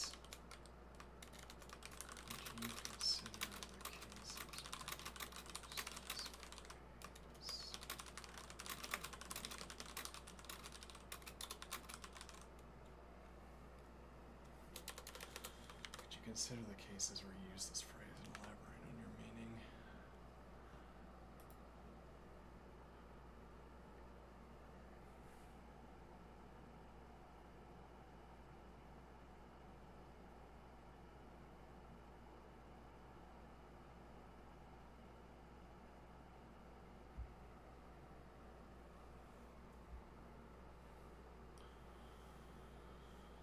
Convergent habits. Inexorability emerges when local frictions have been worn smooth by convergent habits. The necessity is retrospective.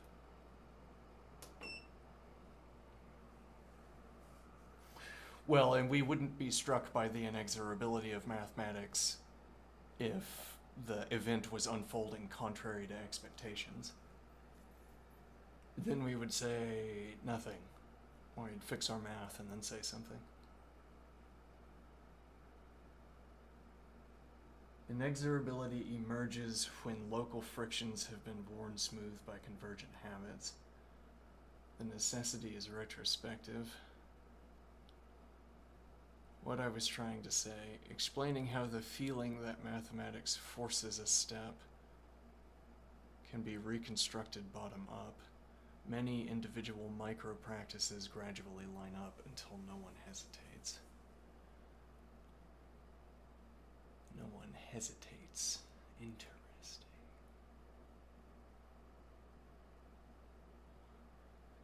Understanding crystallizes only as the pattern stabilizes immediately before the emergent pattern that fits the data.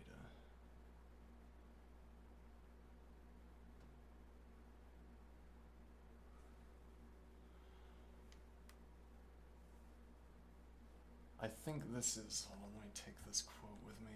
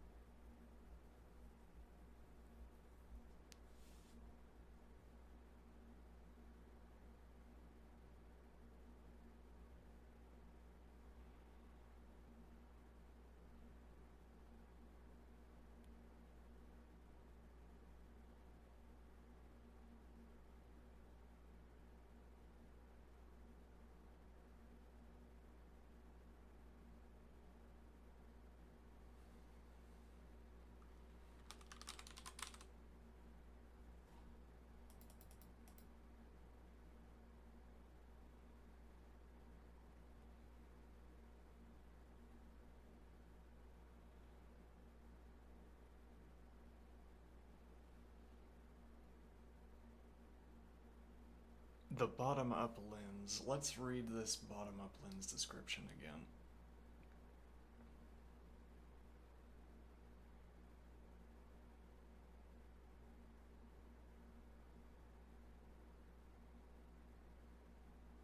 This is top-down. In the top-down conception of understanding, we talk about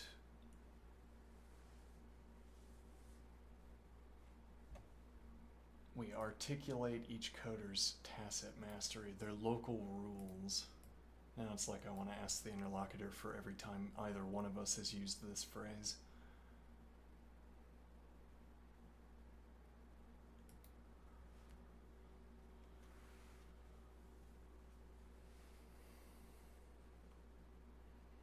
Coder A.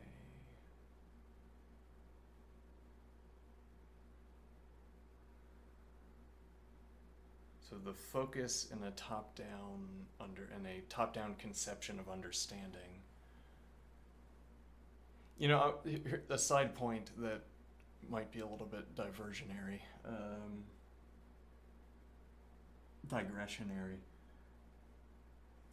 The points that the points we want to arrive at are the end point of an examination. You want to think that you can form the correct sentences and then we will have arrived at the most interesting point. But arriving at the most interesting point is a practice.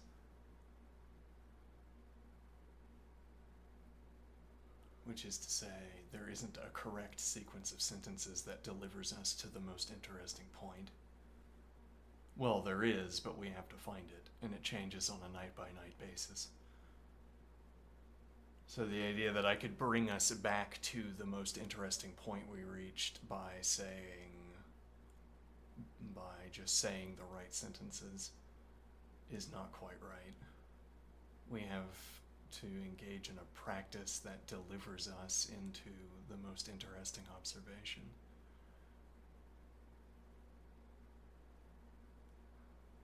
That practice yesterday involved reading all of this exchange back again so that we could interpret some of these phrases.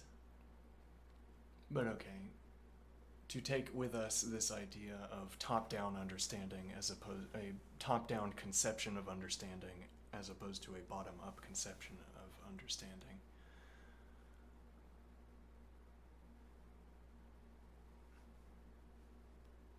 The idea is that with the top-down conception of understanding, we attribute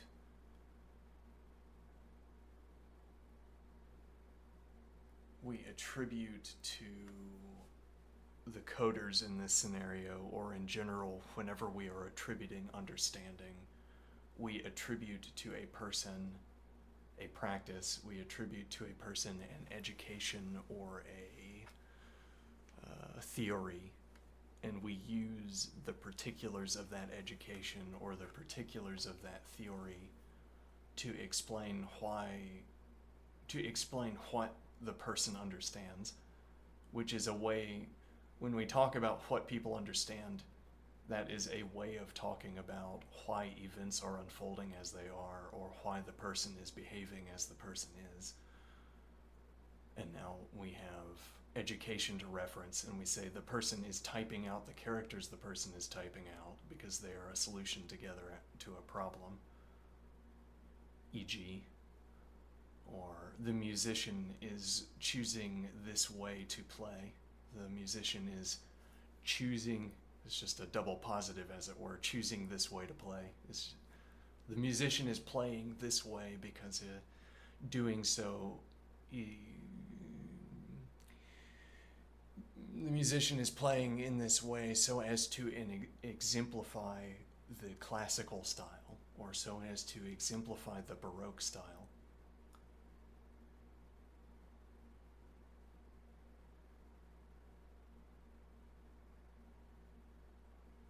Okay, now what is the idea? Or to exemplify the Baroque style.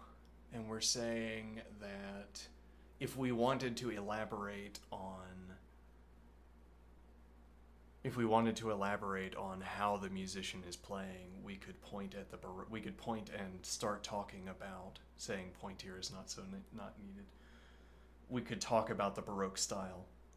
We would borrow our grammar from, we'd extract our grammar from a description of the Baroque style in order to apply it to a given instance of manipulating the instrument.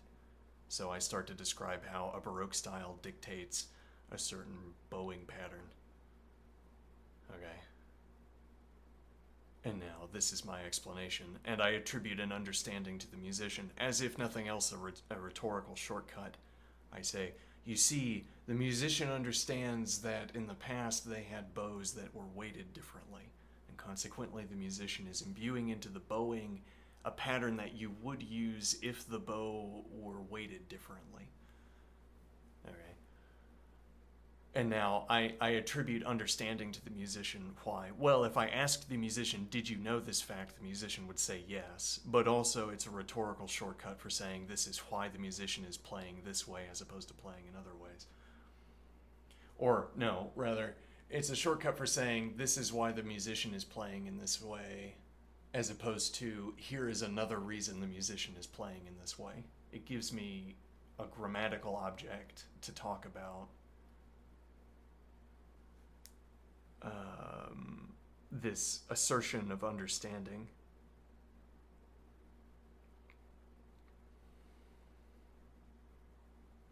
And now I don't have to use the word understanding, and I don't have to conceive of it as understanding in a way. I could say merely, the musician plays this way because this way is the Baroque style. And now my mode of speaking does not invite any questions about understanding because I don't use the word understanding. I just say, this is the Baroque style. This is why we're playing Baroque music, and this is the Baroque style. And then I don't say anything about understanding, and you don't think about understanding either. You think about the, if anything, I don't know, correctness. It's like, oh, I didn't realize that there were stylistic differences between the eras of classical music that would lead to such differences in play. And now this is not directly a discussion about understanding. It doesn't involve the word critically.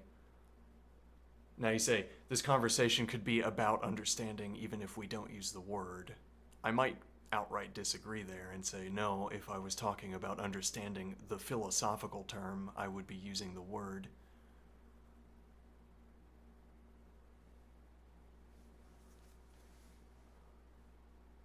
So it's not actually talking about understanding to talk about stylistic differences. And the idea here would be that sometimes we choose to talk about understanding. That would be when we are trying to do philosophy, for instance.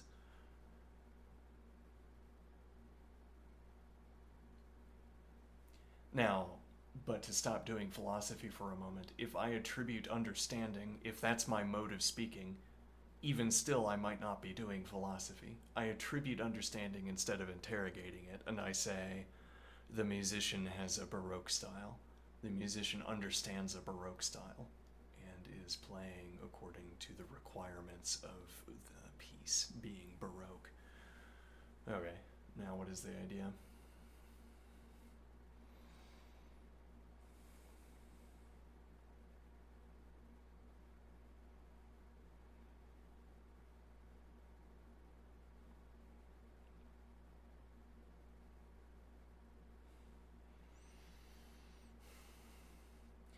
I attribute an understanding to the musician in the form of a dense grammatical object, as it were, and then I extract grammar.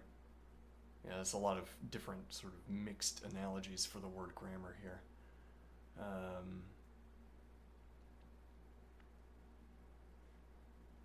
Or maybe not. I mean, it's a box that is densely filled with grammar, and I unpack the box and I put the grammar on the ground or in a text field, in a text cloud, and I look at the grammar.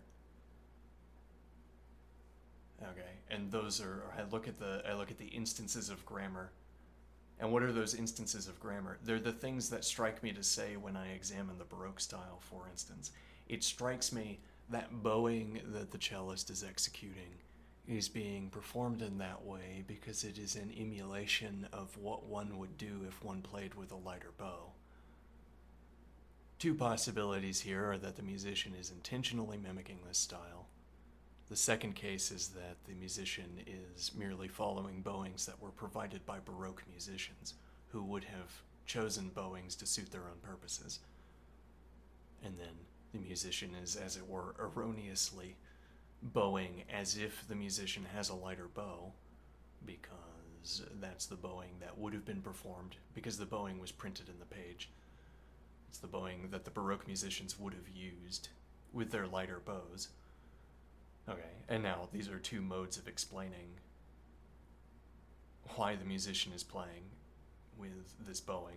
One is to attribute it to intention, where I say the musician has a Baroque understanding, an understanding of Baroque music.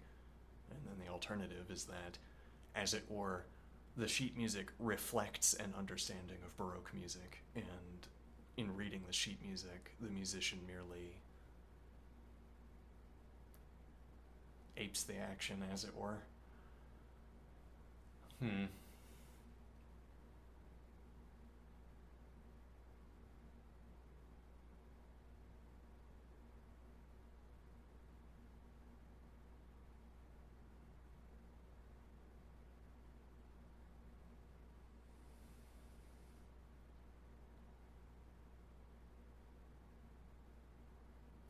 Now, what is the point?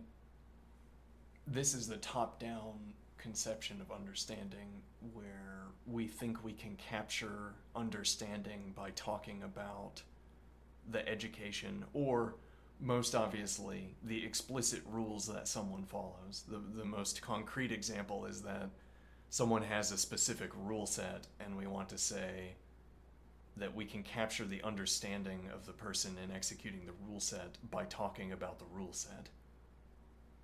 And when the rule set references objects, we can reference those objects in our explanation for the understanding of the individual.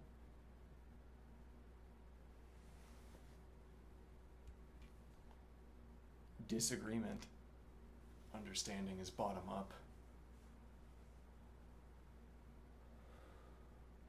Assume only the raw interaction is known, the gestures, the speech, the edits.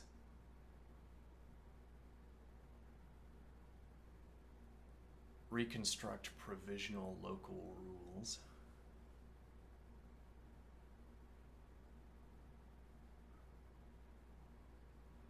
From A's gestures, we infer object to source block. From B's edits, we infer object to runtime value.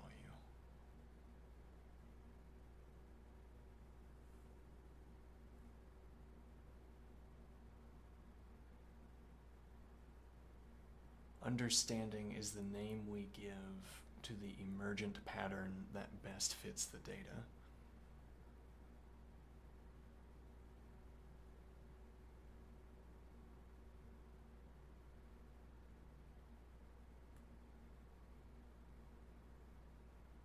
Side observation, I want to look into an electricity resonator that I could plug in to my wall. Pursuant to that person's comment earlier in chat, if there was like a plug-in device that reproduces the humming effect that you hear emanating off of various electrical appliances, and you could switch which hum you get, but it's not a recording of a hum. You have different circuits inside the machine, and you can choose which one of them allows the electricity to pass through. Interesting. And whichever internal circuitry, whichever circuit loop the electricity is passing through, that's the hum you get. Interesting.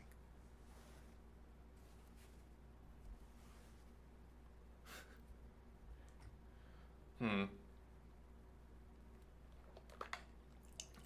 then we set up a business tuning circuit patterns to generate different patterns of noise.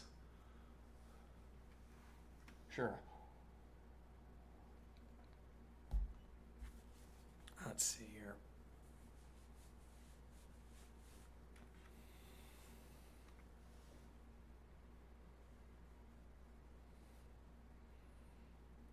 reconstruct provisional local rules. Understanding is the name we give to the emergent pattern that best fits the data.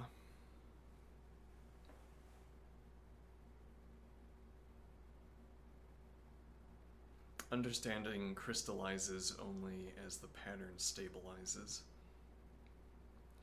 So if we'd have to see what the word pattern is referring to, but if I take pattern here to be relevant to the unfolding of an event, e.g., like we're in the midst of a confusion, we're musicians and we've gotten off track. We have to stabilize.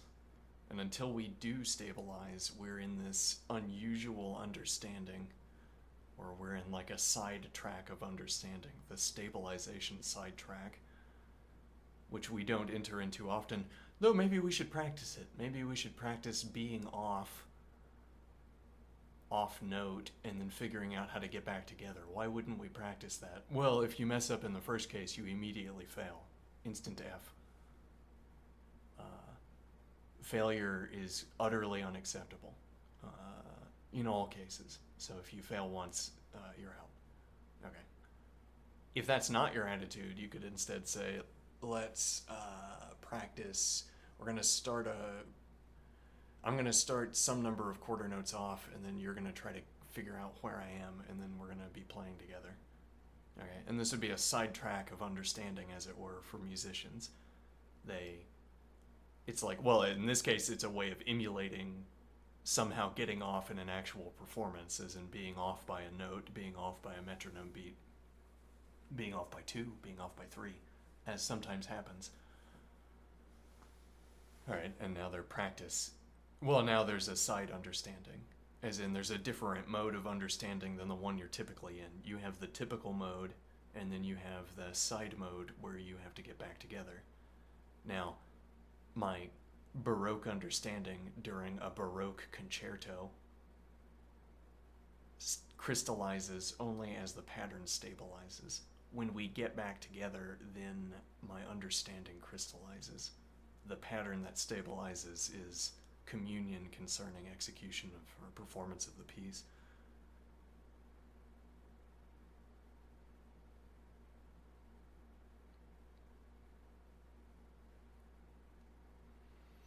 But then saying that we've practiced this off to the side, I do this merely to observe that it's something we could practice off to the side. But when I say we could practice stabilizing the pattern, if you assent to this, as it were, it's like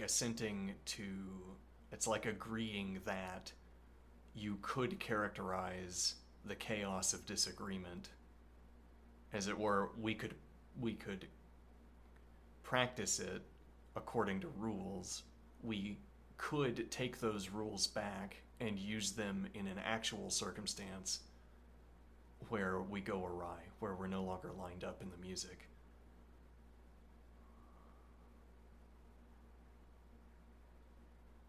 And then even if we don't factually come up with such rules, we'd like to say we could have come up with such rules, and that would now govern our understanding. As in, we're off. We could have rules that would classify the way it's like to be off, the way it's like to be misaligned. We could have a characterization of that we reference and that we have practiced. It turns out we don't have such a practice because we never practiced it. So our lack of characterization is not because the misalignment in our performance is uncharacterizable. It can't be characterized according to Baroque practice, because Baroque practice is only characterizable when it's correct. Like how mathematical calculations, in a way, are only categorizable when correct. Now, there could be a Baroque practice of obtaining realignment, but then it could be that in the Baroque period, if you made a mistake, you had a finger chopped off. You never know. In which case, no, there would not be a practice of reobtaining misalignment or getting back together after misalignment, because no one would ever make a mistake.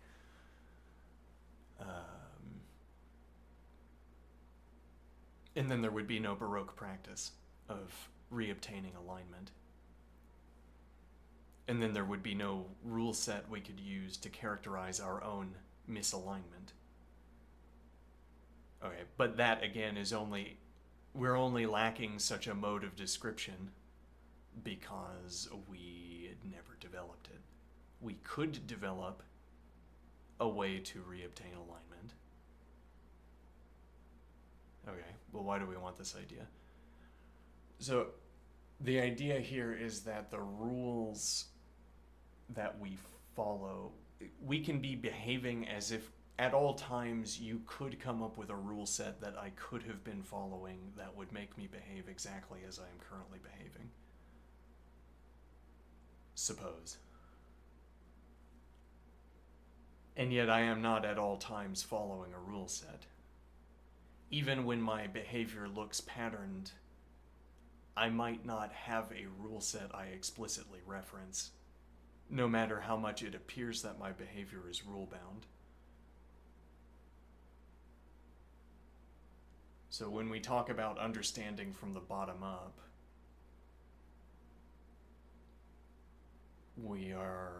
understanding is the name we give to the emergent pattern that best fits the data. As if I had to explain to myself, what rule could I have been following there? And if I was explicitly following a rule, the answer would be, the rule I could have been following was the rule I was following. But if I'm not following an explicit rule set, this question rings a little bit.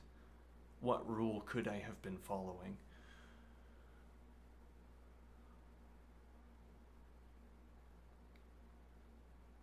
If I explain either my own understanding or someone else's, again, Yeah, so, I mean, in a way, this sounds like a different way of approaching the top-down.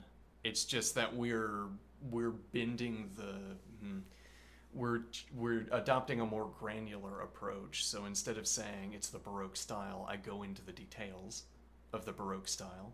Instead of saying the musician plays that way because it is the Baroque style, I say the musician plays that way because within the rule set of the Baroque style, there's a sub-rule set that governs how the bow works. Okay, and now that gets closer because the student would have practiced using the bow. The musician would have practiced using the bow in the Baroque manner. Okay, would have thought about the Baroque manner of bow usage.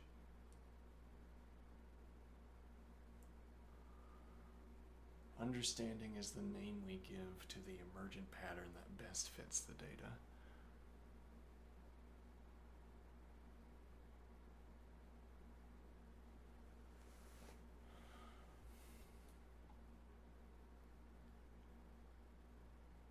Why keeping both directions matters. Highlights rule following as trained certainty. This is the top-down lens where we talk about a rule set, most obviously, but then a practice, an education, habit.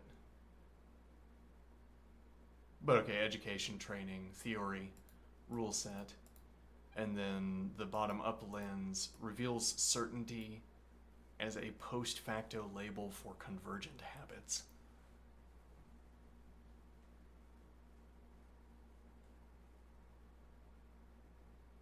As in, when something goes smoothly, I don't think about it. And then at the end, when someone says, "What did you do for the last hour?" I say, "I played a musical instrument."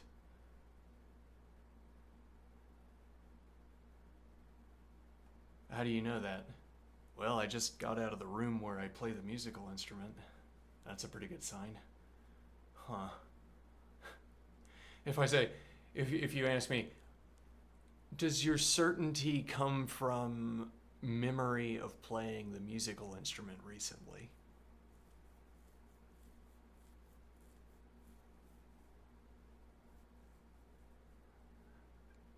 In a way, I can make myself certain. Like if I had to fill out a questionnaire, what makes you so certain that you played a musical instrument for the last hour? I'd point to the memory, I suppose.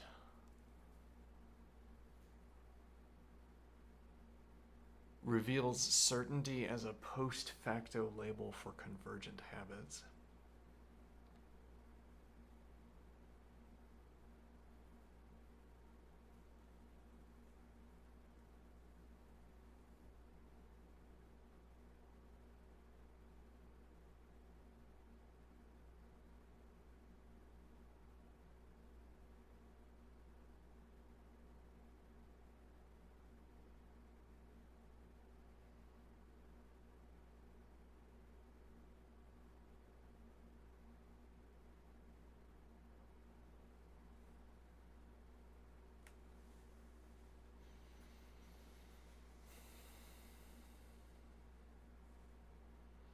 I think this is more like the ball throwing example. I live alone fancifully, as I'm imagining, and so I can throw a ball at the wall as I would do 4 hours a day, every day. And I catch it and I throw it, and I catch it and I throw it, and I catch it and I throw it.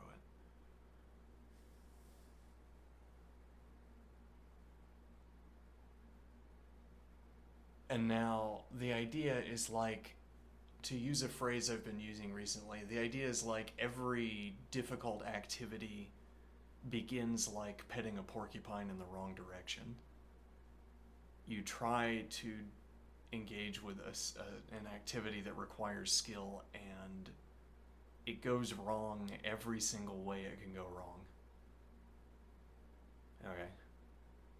You cycle through the different ways that the activity can go wrong so that you can claim the next second of the activity.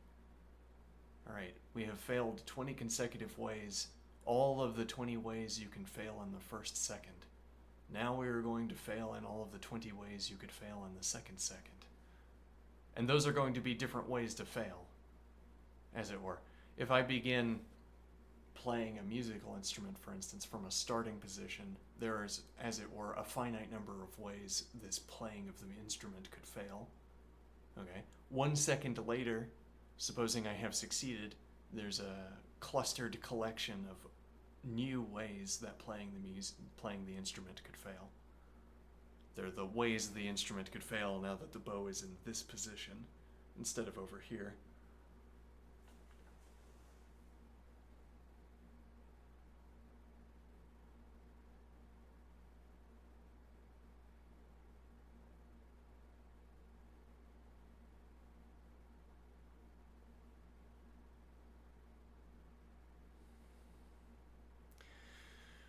Just struck me that there could be bow designs that are more favorable for my hand, for my preferences, than a classical bow design.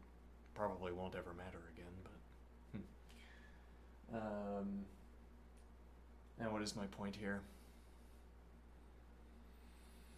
Right. And then you absorb all of the failure modes, you overcome these failure modes, and then the first however many seconds, maybe even the entire activity, comes off without a hitch. And it's now that without the image flickering, you're able to describe the entire image. Without the video flickering, as it were, you're able to describe the entire video of playing a piece, and your certainty is the continued absence of failure. And in the moment, it doesn't have any explicit explanation. But if you wanted to come up with an explicit explanation, you would talk about the activity of pulling quills out of your hand, as it were, from petting the porcupine the wrong way. Then the reason why the musician plays the way the musician does is that's how you still play after you've pulled 500 quills out of your hand. Or whatever. Now the musician can pet the porcupine.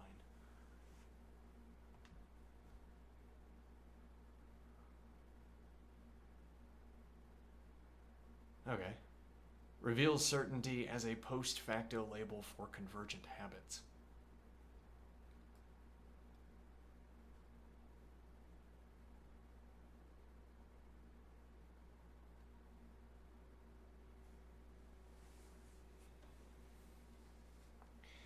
Wittgenstein has been nudging us away from the first mystical, logical force toward the last two, inexorability as a feature of our form of life rather than an occult property of numbers. Why does mathematics feel inexorable? Candidate source, quick sketch, logical form. Proofs unfold by accepted inference rules. Once the premises are granted, refusal seems impossible.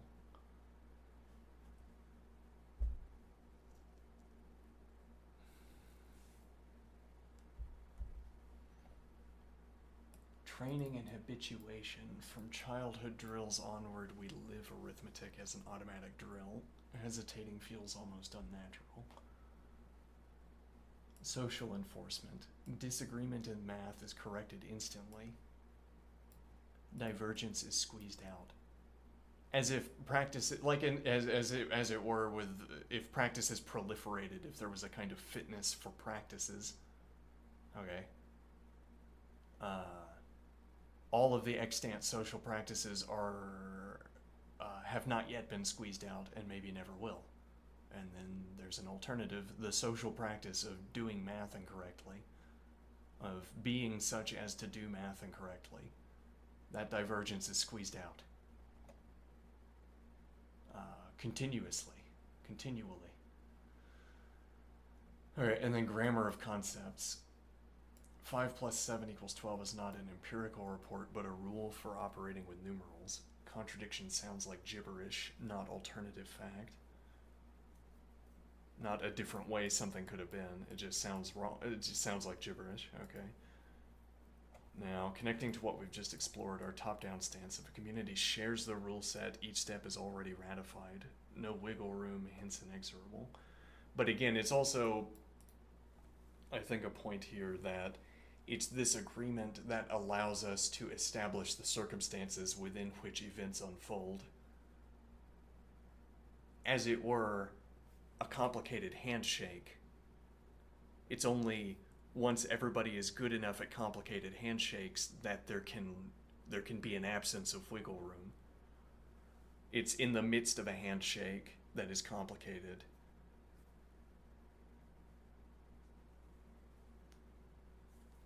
that there can't be any wiggle room. If two people were trying to do complicated handshakes but they were misaligned, there would also be no wiggle room, but it wouldn't feel inexorable. Our bottom-up stance. Inexorability emerges when local frictions have been worn smooth by convergent habits. The necessity is retrospective.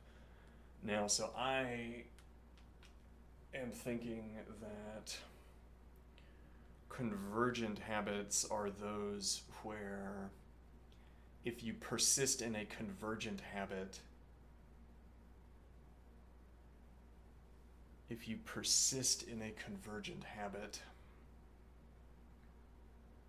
convergent habits are such that if you persist in them, local frictions will be worn smooth. And what does that mean? Local frictions would be like a misalignment in a complicated handshake. Okay, I go for the ball and cup, and you go for the paper against paper. Okay, and then there's a misalignment. You were supposed to do this, so I thought, but you went in for this, anticipating this, so you thought. Okay, and now that's a friction because, okay, now we might have follow-up rules. Maybe we should. Follow-up rules for when something like this happens. Okay. But if we don't, then we will encounter a local friction that would have to be worn smooth by our continued practice. So when we encounter this difficulty, we say, whenever this happens, we do this. And that's how we further a rule set. So our bottom-up stance. Inexorability emerges when local frictions have been worn smooth by convergent habits. The necessity is retrospective. If the model disagrees with if my interlocutor disagrees with my use of the word disagrees with my use of the word convergent here, we might make an executive decision.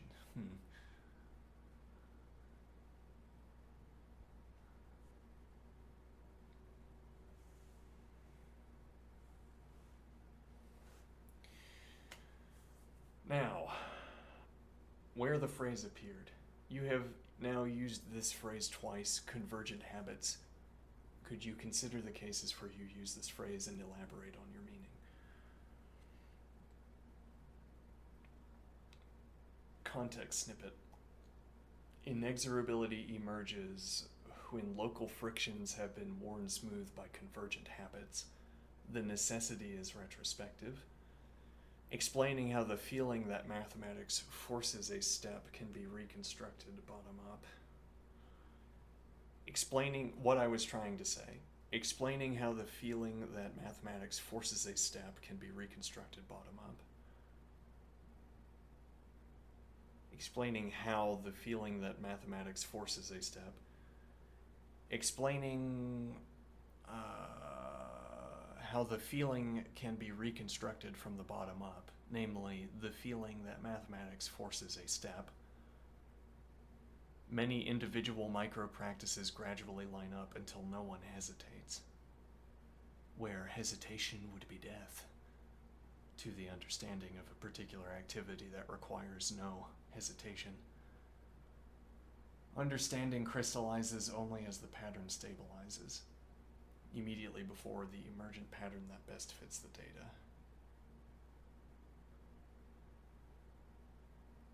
I glossed that stabilization as convergent habits, talking about how we infer what each coder understands by watching their moves. Once those moves keep co-aligning, we name the stable pattern their understanding.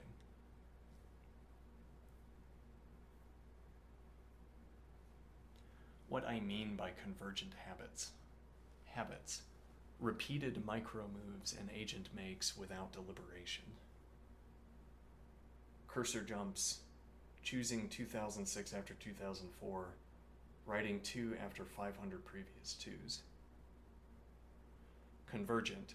Through training, correction, imitation, or shared tools, many agents' micro-moves tend toward the same responses in the same situations.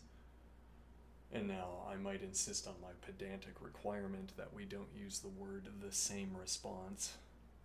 But other than this, but yes, I mean, we're on the right track, yes, I think, with the same responses.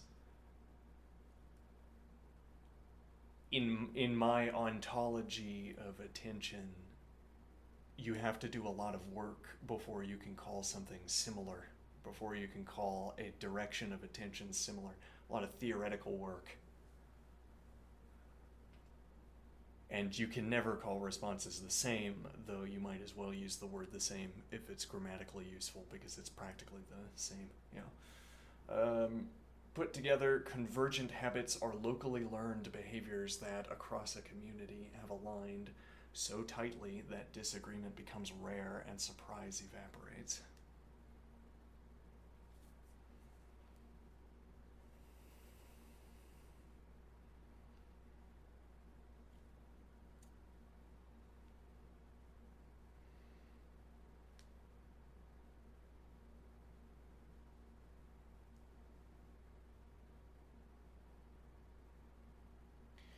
Why they matter in the two contexts.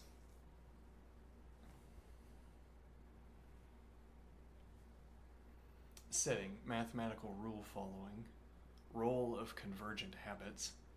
What feels like an a priori logical necessity is, on Wittgenstein's view, the afterglow of countless individuals having been drilled into the same automatic continuations. I want to correct that. I want to offer an alternative. Hello, Adam Fighter. Are you still here? No. Alright. Well, this was about as mathematical as it's gonna get. Well, no, it's not an activity of mathematics, but also it sounded like bitterness. No, I'm just kidding. Let me see. So let's copy this over.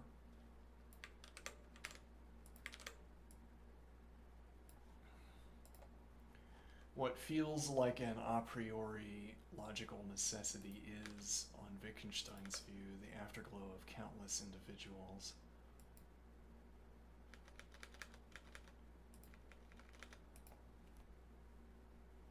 The afterglow of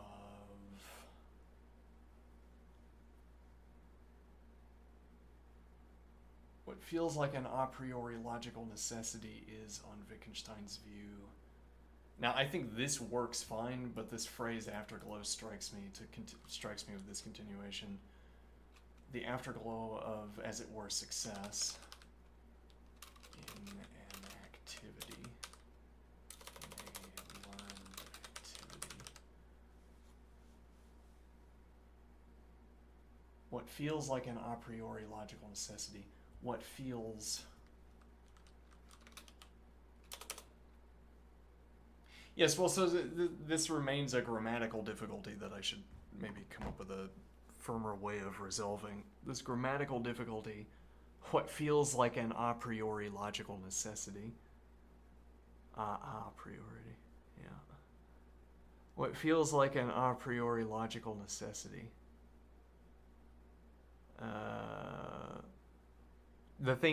So again, the example, I push a minecart down a shaft.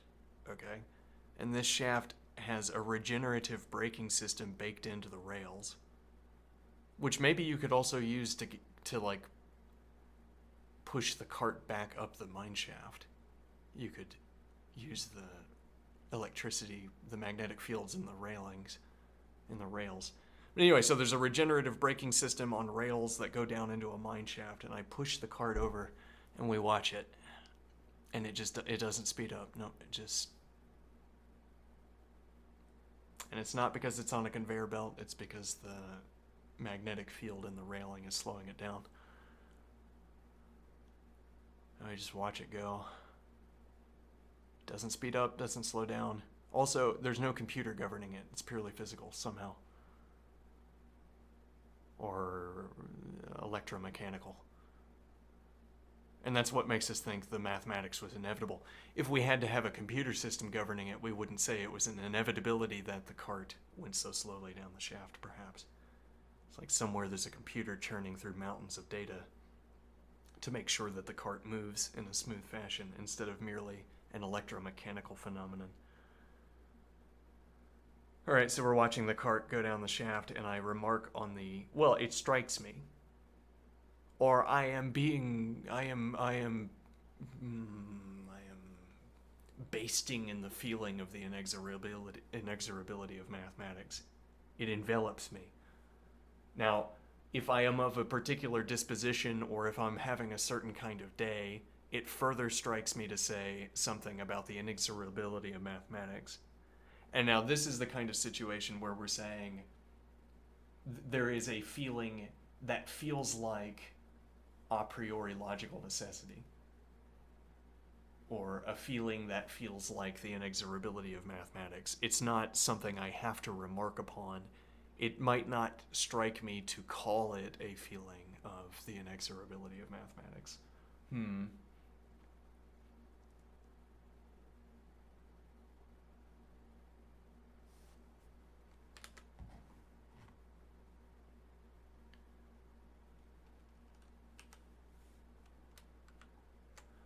What feels like an a priori logical necessity is, on Wittgenstein's view, the afterglow of success in a learned activity.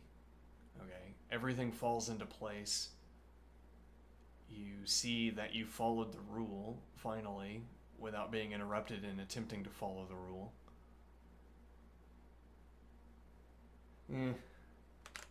Keep this wording. All right, now, two coders in the IDE. If both silently scroll to the same glyph block when hearing object, that is evidence their private habits have converged on a shared mapping from the word object to a certain granularity of code. So granularity of code here, or same characterization of code. Well, so yeah, this takes some essaying. Maybe we'll take this point. A concrete miniature example. Imagine a lineman's multiplication table. Okay. Children chant 7 by 8 equals 56 until the response is reflexive. Years later, a carpenter calls out 7 eighths and every worker replies 56 without counting. The chant became a shared habit. Its convergence across the crew produces the sense that 7 by 8 equals 56 is not just true, but inevitable. Introduce a novice who answers 54, and the group's shock reveals how tightly the habits had converged. And then a focus on, so this thinks of convergence as obtaining between people, which is true. The way I was talking even looks like we're talking about convergence between people. But I'm also thinking about this in terms of convergence with the world, as it were. And so my first example is to talk about a habit where failure is revealed to you by the world, as opposed to failure being revealed to you by misidentifying your role in a social practice or misexecuting your role, misperforming your role in a social practice.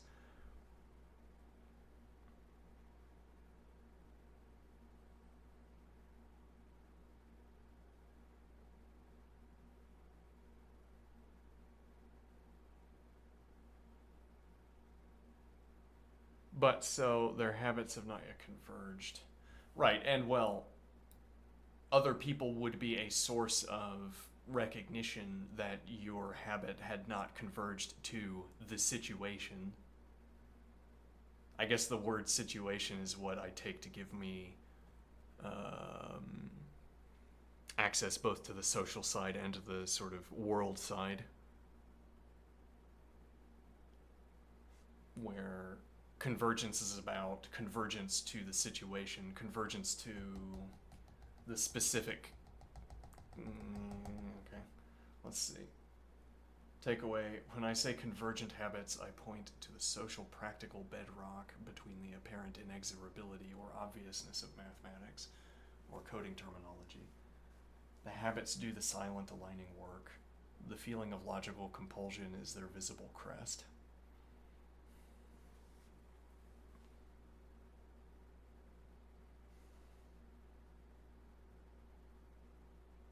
Yeah, but it's also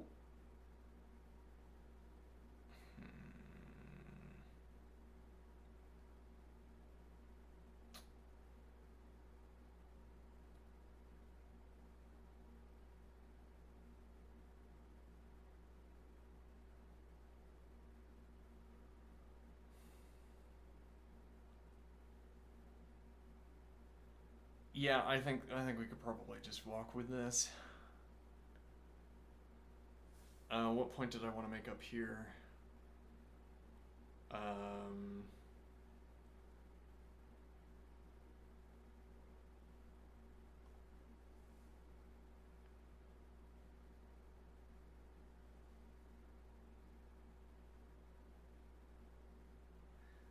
So this, I think, is an illustrative example. If both silently scroll to the same glyph block when hearing object, that is evidence their private habits have converged on a shared mapping from the word object to a certain granularity of code.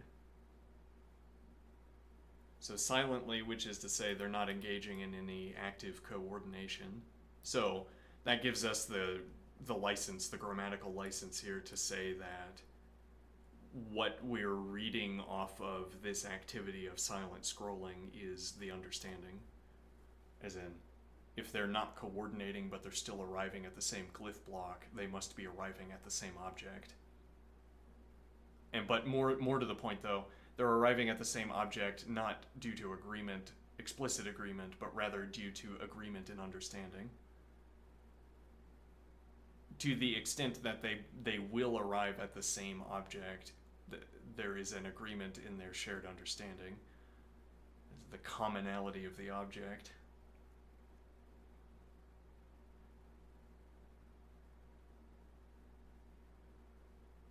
If both silently scroll to the same glyph block when hearing object, that is evidence their private habits have converged on a shared mapping from the word object to a certain granularity of code.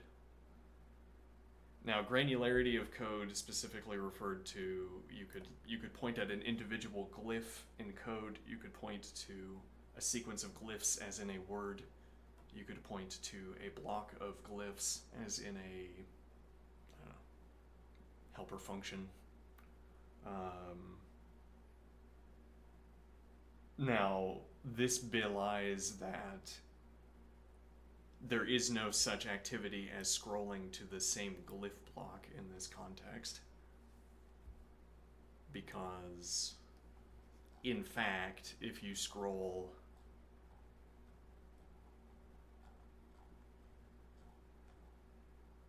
okay, and now the screen stops here. What was the glyph block I scrolled to?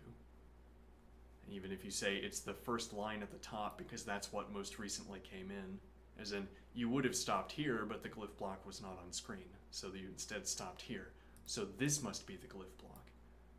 But then it could also still consistently be, well, everything that any subset of what came in the last scroll, as it were, is a candidate for the glyph block that I selected. Though it could also be containing these, I suppose, or really anything that's on screen, but up to and necessarily including these. Only necessarily including these glyph blocks, because those are what appear last. If the glyph block, if the glyph cluster was not now on screen, I would continue scrolling. So I could mean certainly these are candidates, possibly, as it were, these are candidates, anything that's on the screen, up to, but necessarily including these as candidates. Now, the glyph cluster that I pointed at, or that the coders arrived at, must be in this block at least. It must contain something from this block. It could be like this, but it would still contain something from this block. Okay, now, is it the same something? We don't know yet, because we even have to ask, I suppose. They'd have to reveal to us what constituted a glyph cluster, or what the glyph cluster was that they were searching for before they arrived at this point, or whatever block of code they're looking for before they arrive at this point.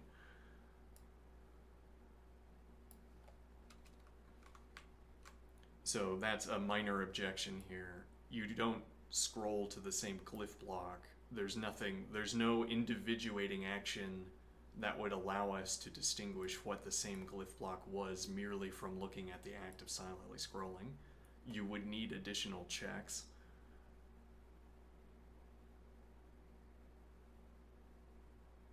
That is evidence their private habits have converged on a shared mapping from the word object to a certain granularity of code. Where, if we go back up specifically to how our interlocutor is used, hold on. If we scroll back up specifically to where the interlocutor is used, let me see. Granularity.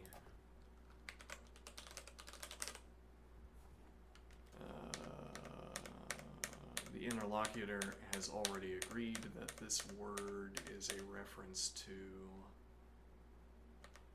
let's see, granularity of reference. Now, though this itself, perhaps I should have objected at the time if I was more thorough. Runtime value, I want to say, does not fit in with these.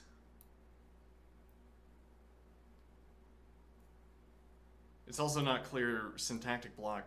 It's not clear whether these are, how precise these are, though for working practices, we don't need these to be so precise. It's like the single glyph to a glyph cluster is a gesture towards the kind of step you'd be taking, where you're saying there's a single square, there's a sequence of squares contiguous. So it doesn't matter exactly what these mean. The idea of having a reason to point at one glyph or having a reason to point at a sequence of contiguous glyphs is enough. But okay, so granularity of reference is about, in this context at least, is about, well, so I want to say it's how many blocks, it's, well, I mean, ultimately what you want out of granularity is you want this word granularity to line up with specificity. But then it's not more precise to reference a single square than to reference a contiguous glyph cluster.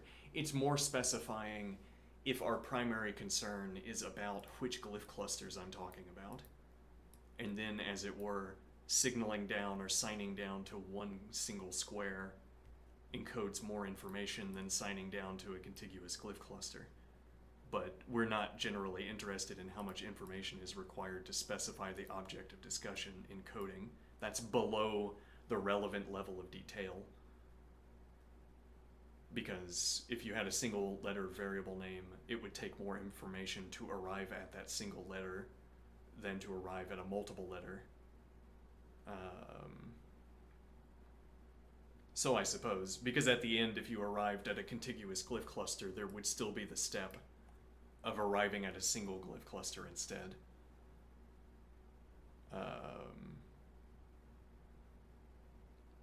So in that sense, it's more specific to talk about a single square. But again, if you had one variable name that was one character, and then you had a different variable name that was multiple characters, and they were the same type, and they served the same role, then you wouldn't say that it was more specific to talk about the single square, the individual glyph, than it was to talk about the other variable name in the relevant context of talking about how the code behaves, e.g., or in the context of debugging the code.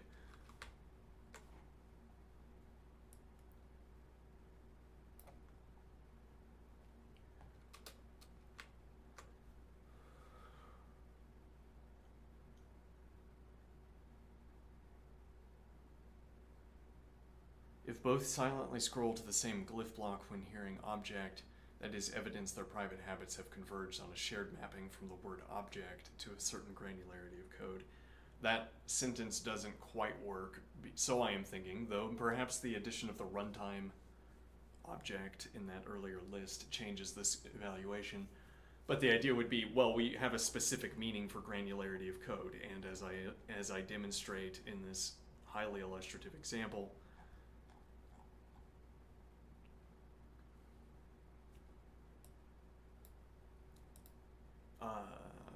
this could be an instance of any of the granularity levels that we've discussed. So we needn't have arrived at the same granularity of reference in order to stop scrolling here. We could have been here, and then we scrolled here, and now we could still have different granularities of reference.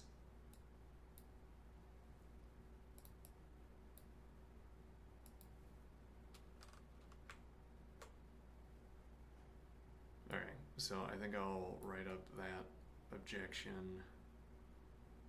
Let me see.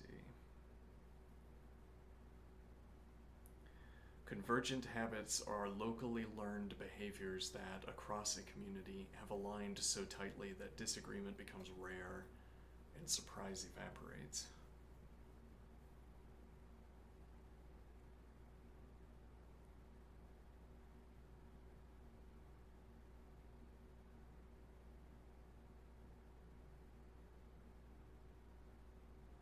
The only reason this is a bad example is that this would have to be some kind of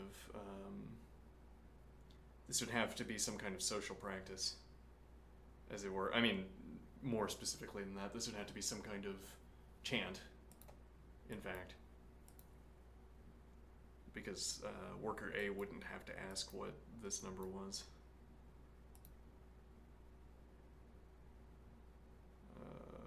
Let's see.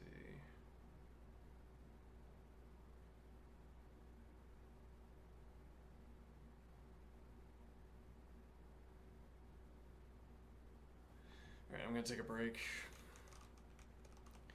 When I return, I will write up my response, and then plausibly we will continue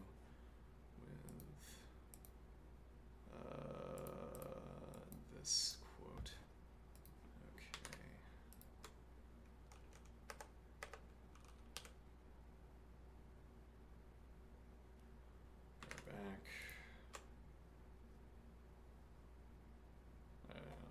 needs a microphone.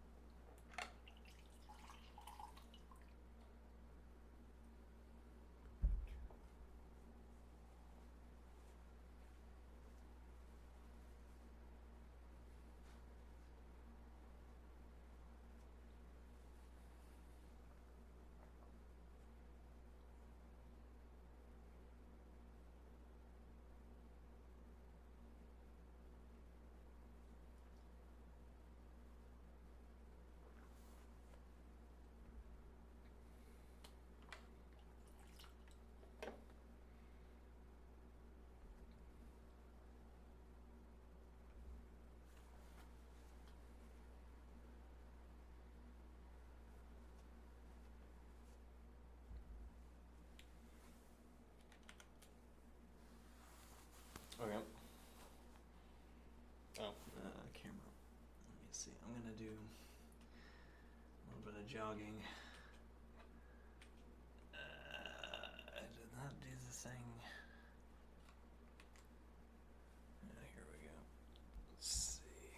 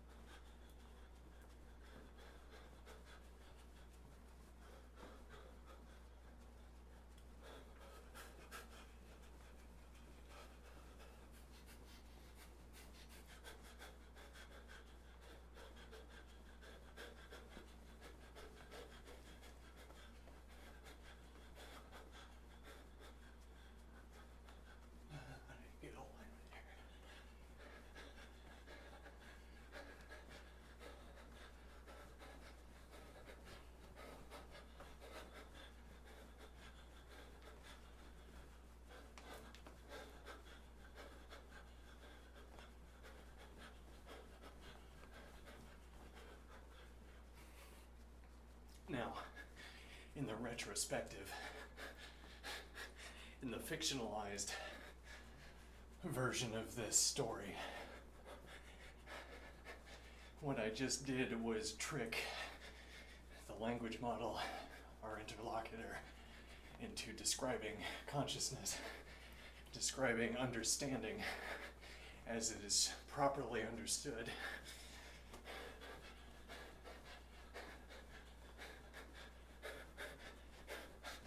Which will make for an ironic contrast to the fortunes of me, of this character. Well, it takes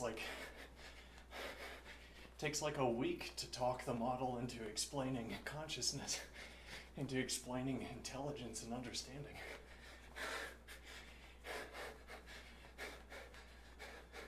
And this person still doesn't make any money. Yep. I'm just kidding.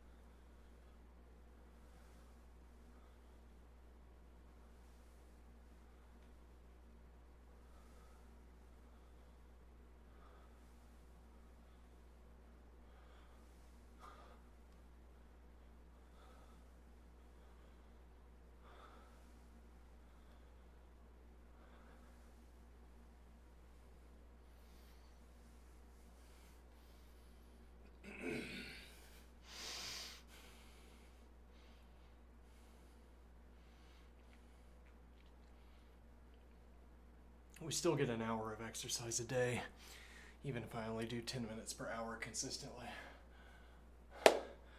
We get rather more than an hour per day, I suppose.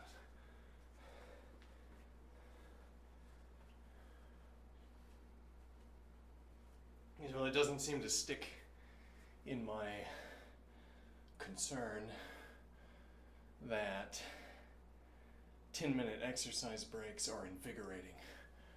It doesn't seem to stick in my concern that 10-minute exercise breaks are invigorating.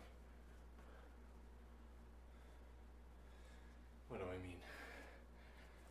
I mean that it would be better, maybe, to spread my exercise out over the course of the day. Speculatively, it would be preferable to spread out my 10-minute breaks, my 10-minute exercise segments, rather than clustering them all up in a segment. Because the long periods of not doing anything are worse than lacking any one long stretch.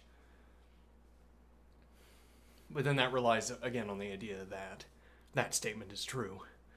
Namely, that not taking any breaks is worse than lacking any one long stretch of exercise.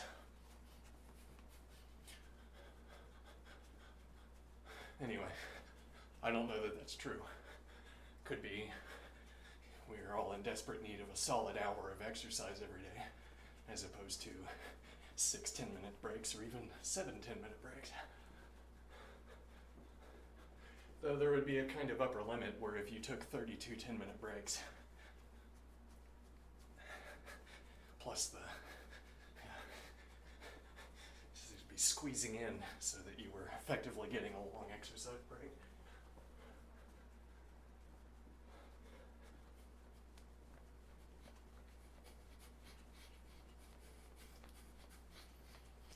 I think I already have a better understanding of the point of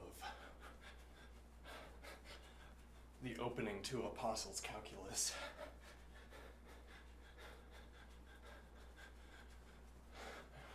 What do I mean? The opening to Apostles' Calculus. You begin by saying, we're going to stipulate only rectangles. Okay. And now we're going to only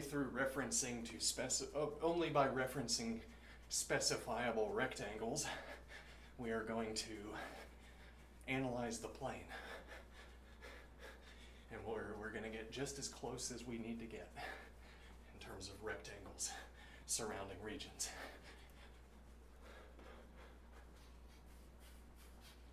Makes sense to me. Whereas with the calculus book we're currently reading, the OpenStax, I don't know if we want to say Strengths Calculus in the same way that we say Apostles' Calculus, but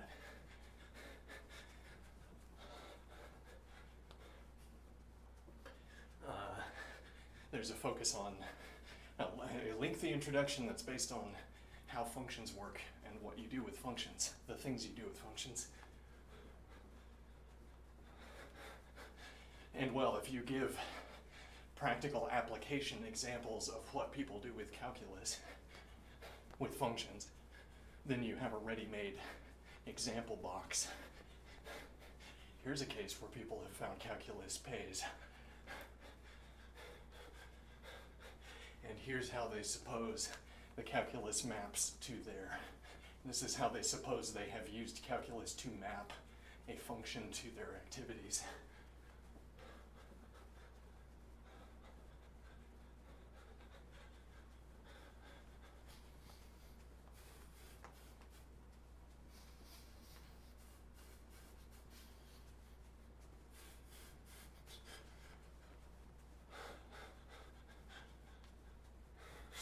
Should get my redeeming aesthetic characteristics up front here. Nice little to do.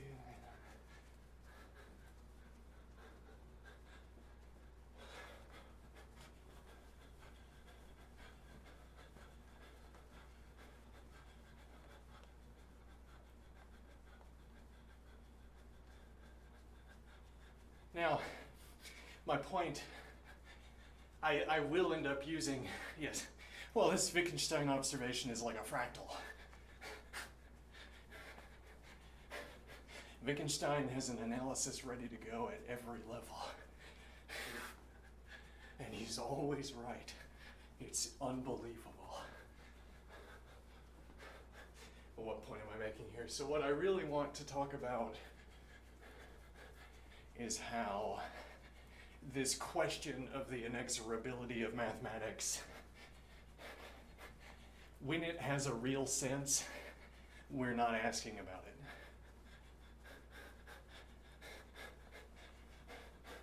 Typically. When people involved in applied mathematics, or when people in engineering really witness the inexorability of mathematics, they aren't thinking about it. Well, they might be struck by it, but they aren't saying, the inexorability of mathematics. They might also not bother describing it that way in retrospect. Might say, yeah, I looked back on that bridge I built today. I felt the sublime. And then someone says, no, you felt the inexorability of mathematics. Oh. I guess I was wrong about what I felt.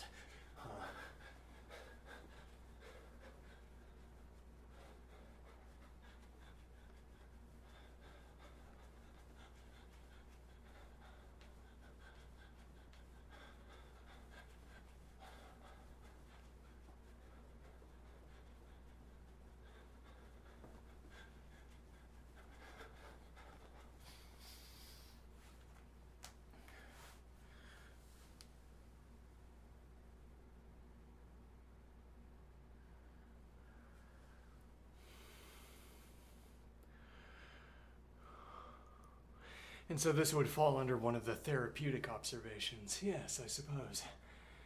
But now the word therapeutic remark, that classification scheme we noted yesterday, a therapeutic remark as opposed to a, I'd have to look again. Yeah, okay, a therapeutic remark, which is where we observe that, a remark in which we observe that a purported philosophical mystery can be assuaged away.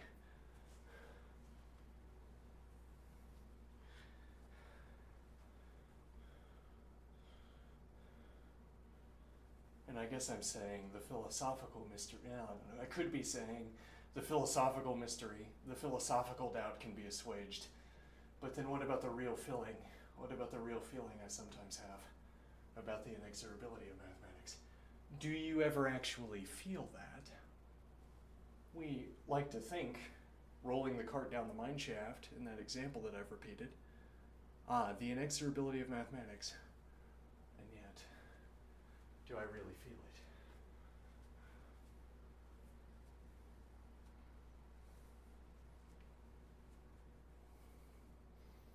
And now the related observation is that Where did you get this idea that anybody talks about the inexorability of mathematics? Yeah.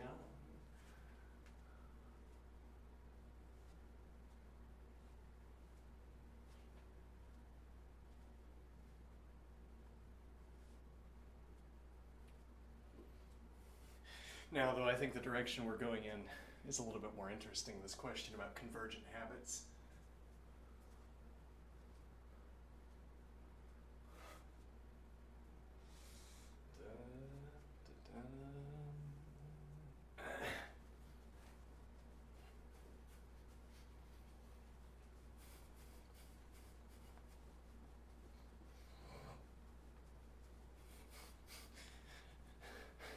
Well, and this question comes up again in a different form, I think.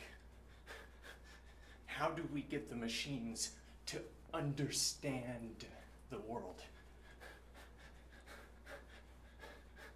The inexorability of understanding.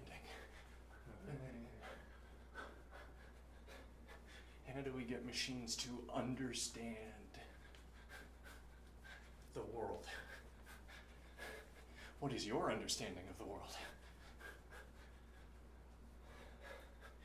But also, well, I want to say, no, I'll believe that you have some extra spooky juice in your brain that makes your understanding of the world magic. Now, would it be good enough if the machines merely had convergent habits, for instance?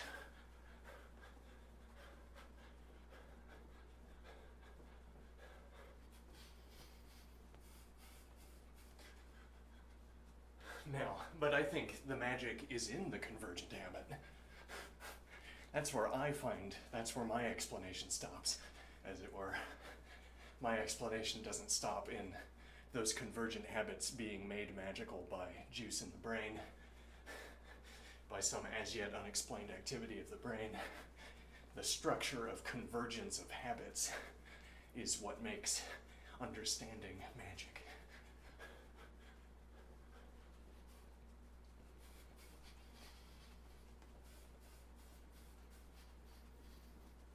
Maybe.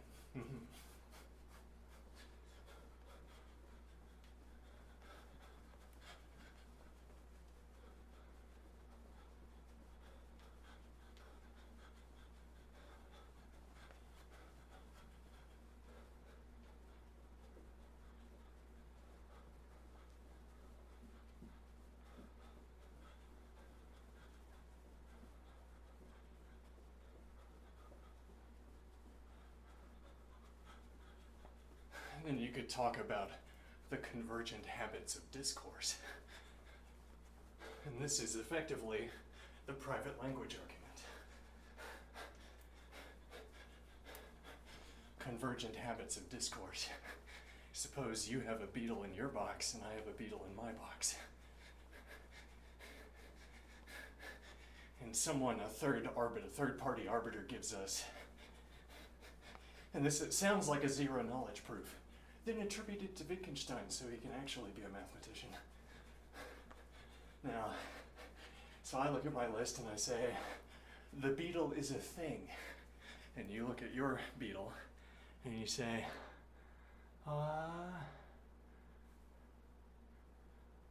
yeah, I'd say it's a thing. Let's go on to checklist point 2.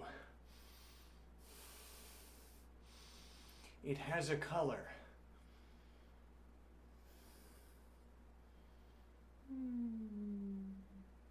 Yeah, I'd say it has a color. Etc. Now, but the third party is trying to get us to reach as close of agreement as possible without revealing that our objects are actually completely different. If we could just put them on the table side by side, we'd look and we'd see, nope, nothing alike.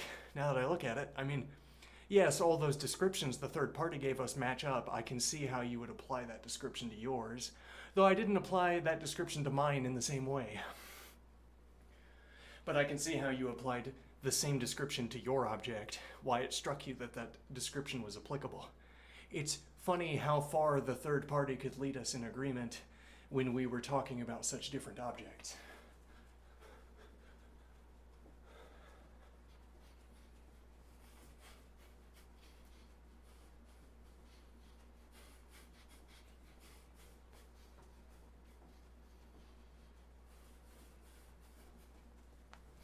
Perhaps in one of the boxes is a checklist filled with predicates.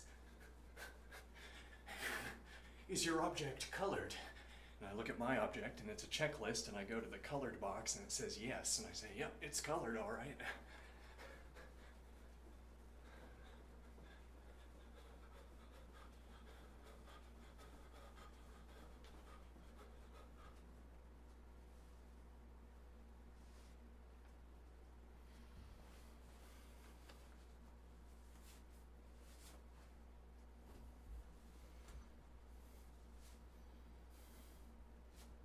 Well, and then you could just give me a checklist that contains all the same predicates as the other person's object contains. And then for every predicate you name of that person's object, I'd say, yep. And then we think, surely we must have the same object. But instead, I just have a checklist and the other person has a fully fledged object.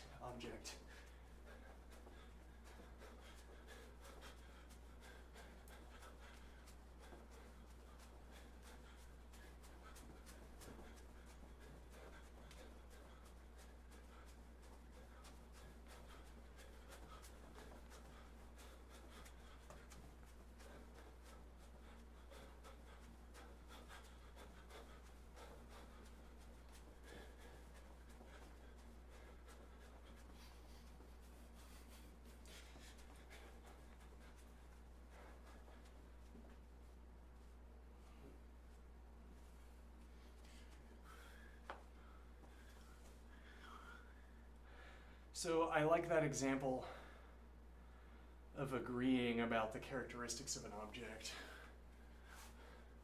Maybe we want to present that before moving on. Well, and it's by way of explaining what we can mean by convergent habits.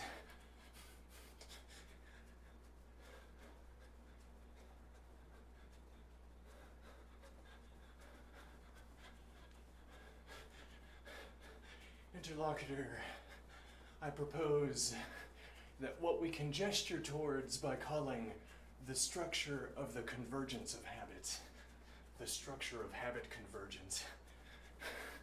I propose that what we gesture towards when we say the structure of habit convergence is relevant to a discussion about the understanding.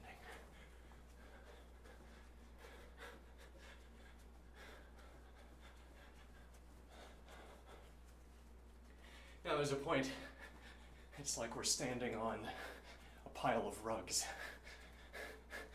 And every night, the interlocutor, well no, really it's like the interlocutor is standing on a pile of rugs now. And every night I come by and I say, what do you think about this word? Oh, I think, and then falls over onto a padded pile of rugs, stands up and says, oh no, oh, every time. We have so many rug pulls we can keep making. Because we don't ever arrive at some purported, ultimately primitive mode of description. Or we do at some point, maybe we run out of rugs. But I mean, we can go in a circle with these rugs. I mean that, at another point I'll talk about why mathematics is inexorable. And then I will be like the philosophers that I've described, confusing themselves. Except I won't be confused. Yes, naturally. And then when the interlocutor starts getting too philosophical, I say, no, you're just, where's also the, how are you a philosopher? Who's paying you to be a philosopher? You know. I get back to work.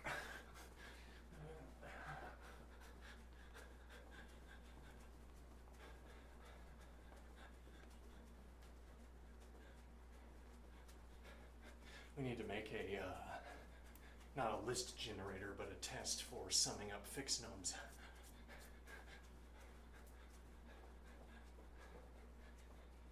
And then doing fixed num arithmetic. Yeah. And we need to see if add 1 is faster than fixed num plus 1. Yeah.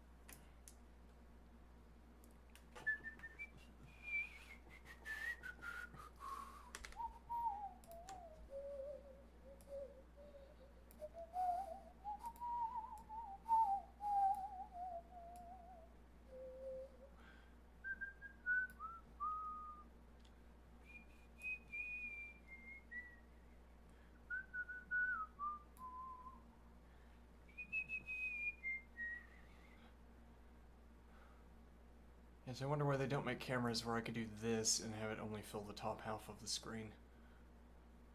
Why would you want such a camera? To do this, except only fill the top half of the screen. Oh. Alright, so let's see here. There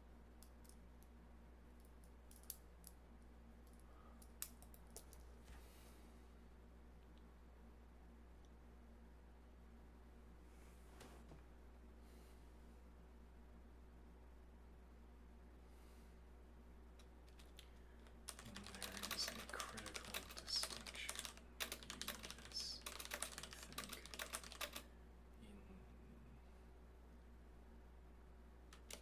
there is a critical distinction to make, I think. I'll just say, there is a critical distinction to make in the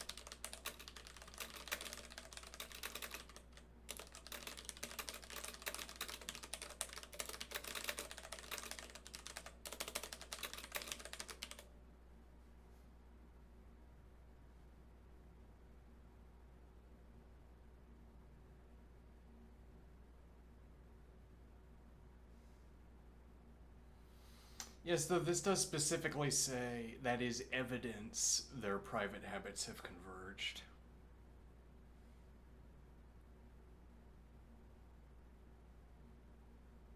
Indeed. If both silently scroll to the same glyph block when hearing object, that is evidence their private habits have converged on a shared mapping from the word object to a certain granularity of code. In your usage,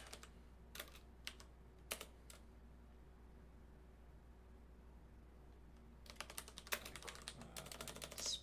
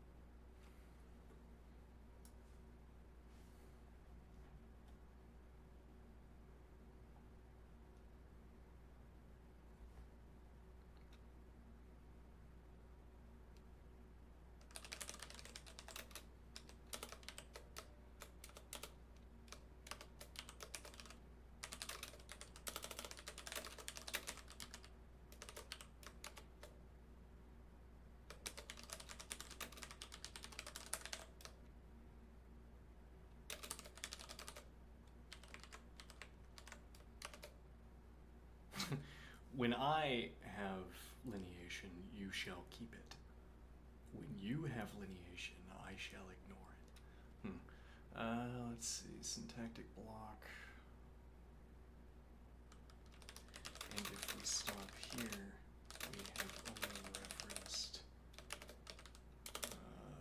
we have only referenced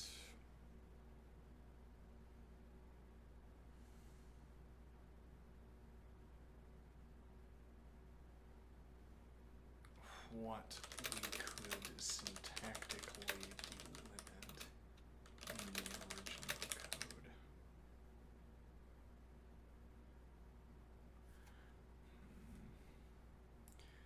We have only referenced what we could spatially delimit in the original code.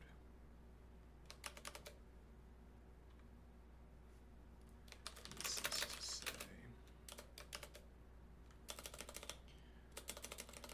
to clarify my meaning, imagine this experiment.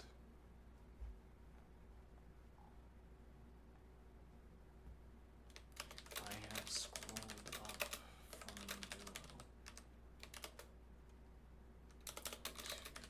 the screen state, this up. If I continue to scroll up, there is more screen state.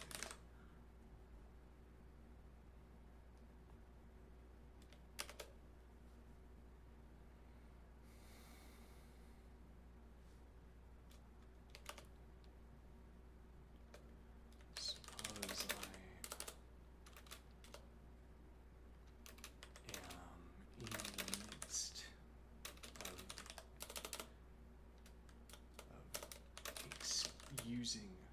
suppose I am arriving at the screen state so that I can look at it. I want to look at the screen state coincidentally with talking about it, so that I have an obvious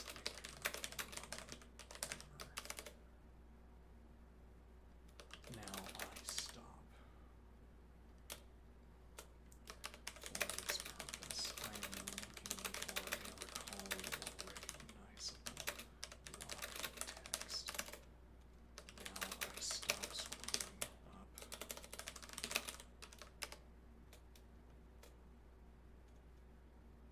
There is a block of text at the top of the screen. This block of text must contain some glyph or collection of glyphs.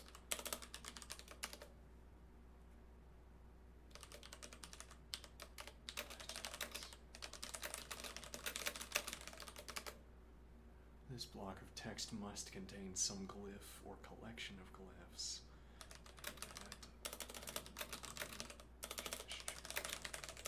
That is the object of my arrival. That is to say, I did not stop earlier because the relevant glyphs were not on the screen. I did not stop later because the glyphs were on the screen. Now, any subset of glyphs that arrive on the screen in the last scroll tick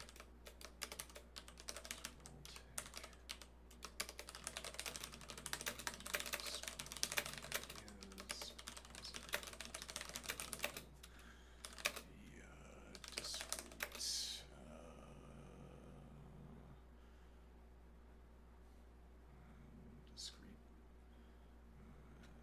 discretization of the scroll wheel. Doesn't get used. My mouse is most computer browsers. Any subset of the glyphs that arrived on screen in the last scroll tag is a candidate for the correlate to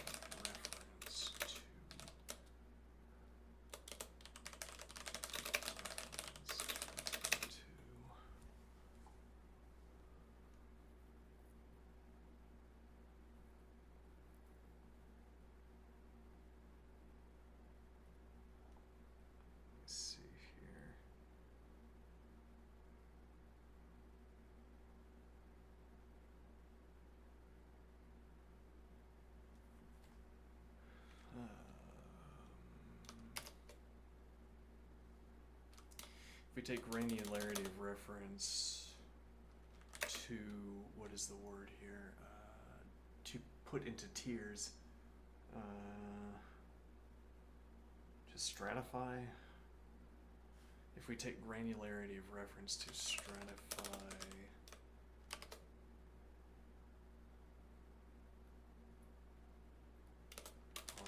objects on the basis of how many glyphs they contain.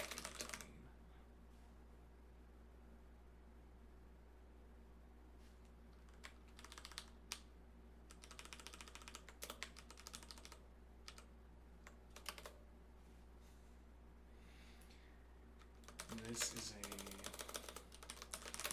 roundabout way of observing that.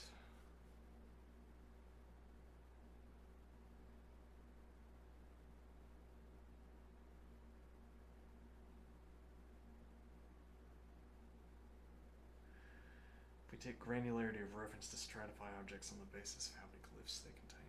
This is a roundabout way of observing that both coders could scroll to the same position, and that becomes more true. Becomes more true as the scrolling activity becomes more rigidly, and that is more true. That is more true to the extent that scrolling is itself.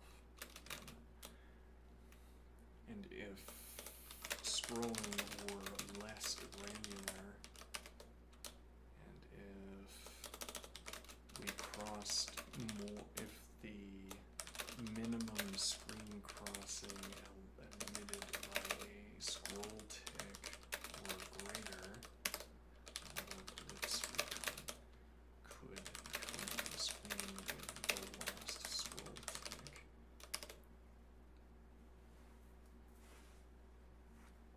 So the same position.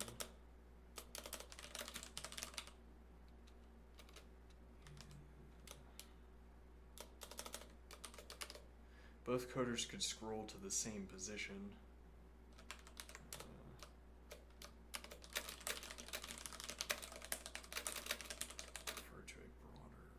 Referred more broadly to outcome of scrolling. This is a roundabout way of observing that both coders could scroll to the same position.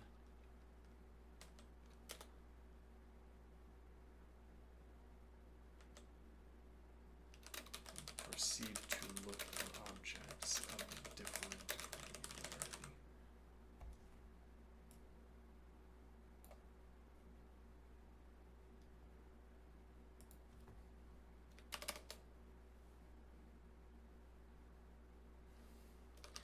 Nevertheless, I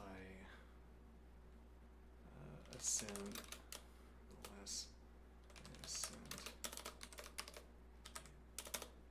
Arrival at the same scroll tick at the same screen position.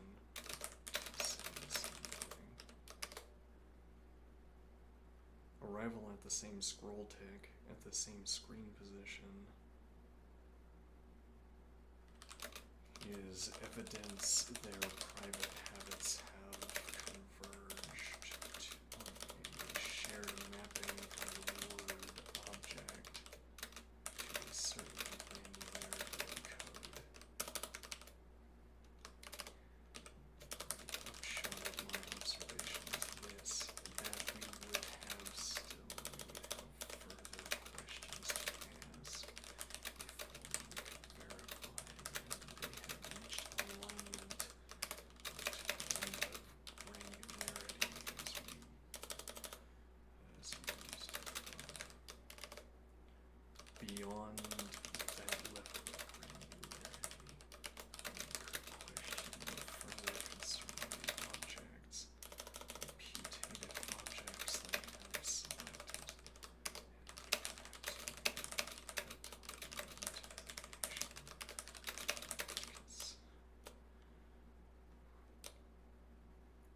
Beyond that level of granularity, we could question them further concerning the putative objects they have selected. Perhaps discordant.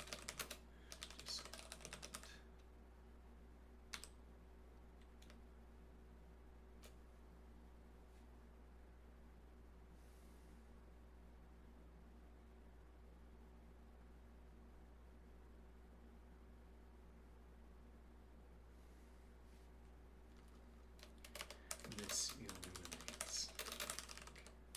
This illuminates your follow-up observation, your continuation, block of text. If they diverge, I'll do rune time, Hana. If they diverge, their habits have not yet converged, and we witness interpretive friction. Here it is important to note. We make a habit of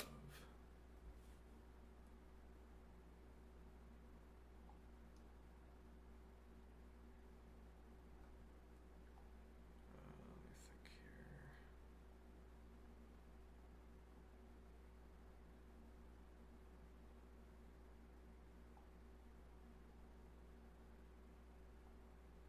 Hold on.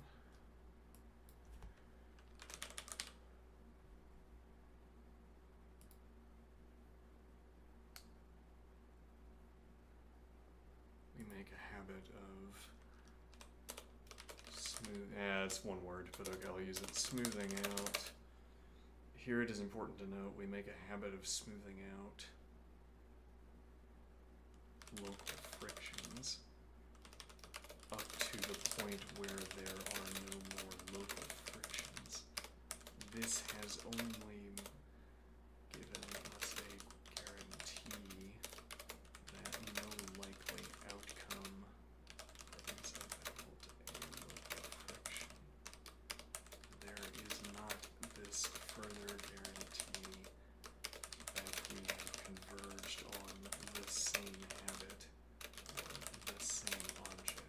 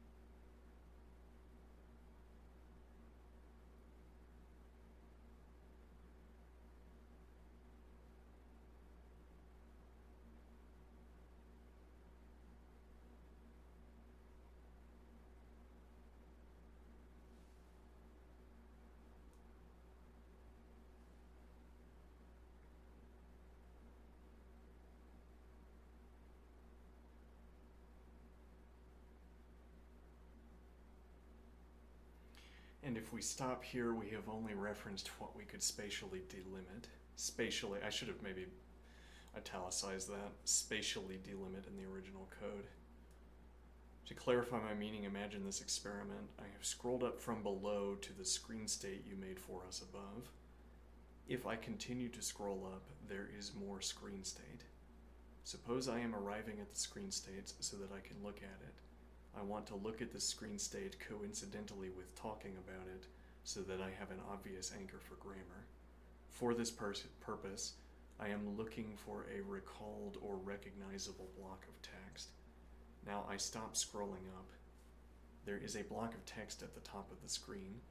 This block of text must contain some glyph or collection of glyphs. Must, I daren't speculate the meaning of this word. That is the object of my arrival. Maybe that was too much. Whatever. That is to say, I did not stop earlier because the relevant glyphs were not on screen. I did not stop later because the relevant glyphs were on screen. Now, any subset of the glyphs that arrived on screen in the last scroll tick, whatever minimum unit of scrolling there is, plausibly identifiable with the discretization of the scroll wheel present in most computer mouses, is a candidate for the correlate of my object. Any subset of the glyphs that arrived on screen in the last scroll tick is a candidate for the correlate to my object. But then there are candidate objects that came on screen in the last scroll tick, candidate objects for more than one granularity of reference. For more than one granularity of reference, if we take a granularity of reference to stratify objects on the basis of how many glyphs they contain. This is a roundabout way of observing that both coders could scroll to the same position, and if the minimum screen crossing admitted by a scroll tick were greater, more glyphs could come on screen with the last scroll tick, so that the same position referred more broadly to the outcome of scrolling, and proceed to look at objects of different granularity. Yeah, I feel like I didn't tie that together as tightly as I should have. This is a roundabout way of observing that both coders could scroll to the same position and proceed to look at objects of different granularity. Yeah, well, maybe that's fine. The interlocutor will need to be willing to read something that's before a parenthesis and then afterward, like reread through like I just did, or however the interlocutor reads, it has to account for. That mode of reading would have to account for parentheses as not interrupting the flow. Nevertheless, I assent. Arrival at the same scroll tick, at the same screen position to say the same thing, is evidence their private habits have converged on a shared mapping from the word object to a certain granularity of code. The upshot of my observation is this, that we would have further questions to ask before we could verify that they had reached alignment up to the point of granularity as you used it above. Beyond that level of granularity, we could question them further concerning the putative objects they have selected, perhaps finding disagreement. This illuminates your continuation in that block of text. If they diverge, their habits have not yet converged, and we witness interpretive friction.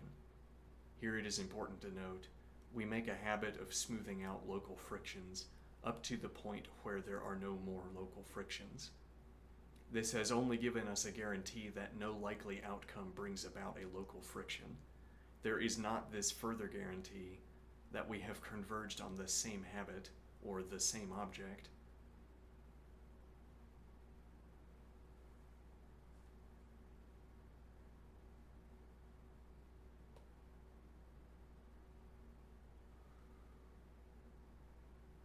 Yeah, I felt like that turned out better. This was turning out better in my head than it seemed on reading it. Maybe I'm a little bit displeased with how this came about.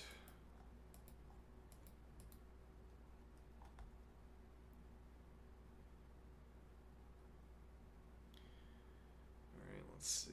You're right, my earlier shortcut from same scroll tick to shared granularity was too coarse. Let me restate the distinction you've drawn and then show how it reshapes the diagnostic ladder.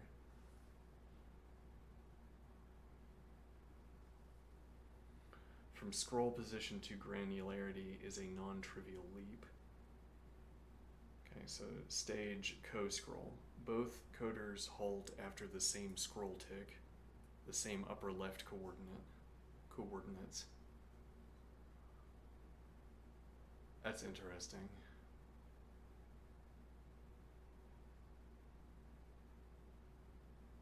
That works perfectly fine if what this imagines is saying, yes, actually we should probably get a better idea of how our interlocutor looks at text. It's a little bit disrespectful not to have any understanding at all about how the interlocutor reads text. But then on the other hand,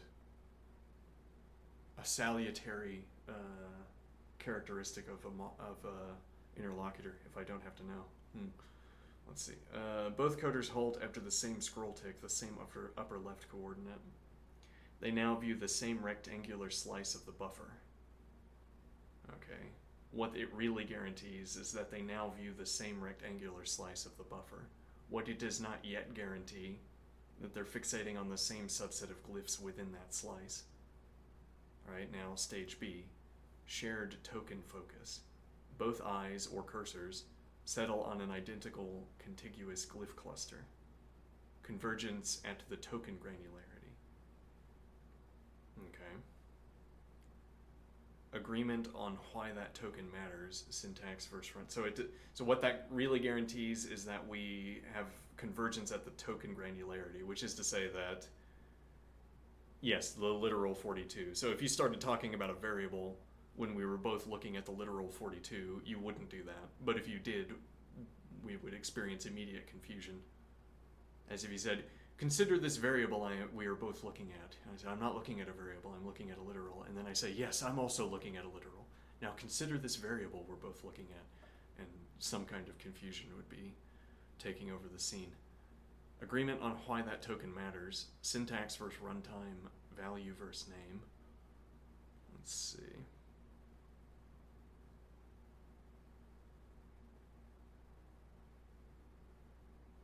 Agreement on why that token matters. Yeah, so we could reach disagreement on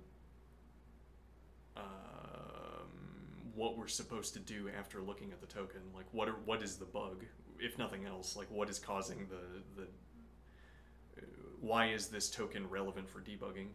Now, shared block focus. Both highlight the same indented code block. Convergence at the source object granularity. Okay. Agreement that this is the runtime object of interest. Well, so we would have to have, this imagines that our attention is being directed in this way where we arrive at the token level, and that's a kind of intermediate point before we arrive at the shared block. Okay, and if it did not literally proceed from the token to the shared block that surrounds that token, it would literally proceed from the token to some cluster of blocks. As in, it's like we'd want to be able to recolor the screen state above and say that on reflection or on further interrogation, it will turn out that these are the blocks of text that are relevant to coder A, and these are the blocks of text that are relevant to coder B. And then whenever coder A or coder B talks in the upcoming states, what they're talking about, as it were, will be limited to what we've just colored. So that's like the domain of reference. Now, asking about how they arrive at disagreement and what that disagreement is like would come down to, well, we could interrogate that question, when will they disagree and what will that disagreement be like? We can interrogate that disagreement by looking at how we've colored the text, I suppose, which objects we take them both to be picking out. Now, shared runtime referent. They talk about the same constructed value during text. Let's see. Convergence at the runtime object granularity. Okay, indeed. I think this was the most informative, this first one.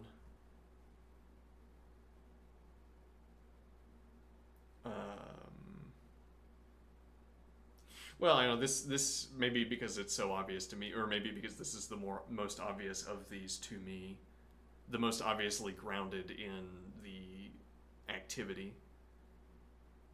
I mean that both coders halt after the same scroll tick. Okay, and again, as we're saying, if there was a discretization scheme, if for instance, as I scroll up, okay, if this moved as a block, and it does, ultimately, though it doesn't seem that way, if there was some minimal block of movement and you could not get outside of the track, if this was like a modulo operation or like a ring or whatever, I don't know what the word would be, then every time I tick up, I'm in the next position on a track, and I can't get out of the track. I can't reposition myself except to different positions on the track.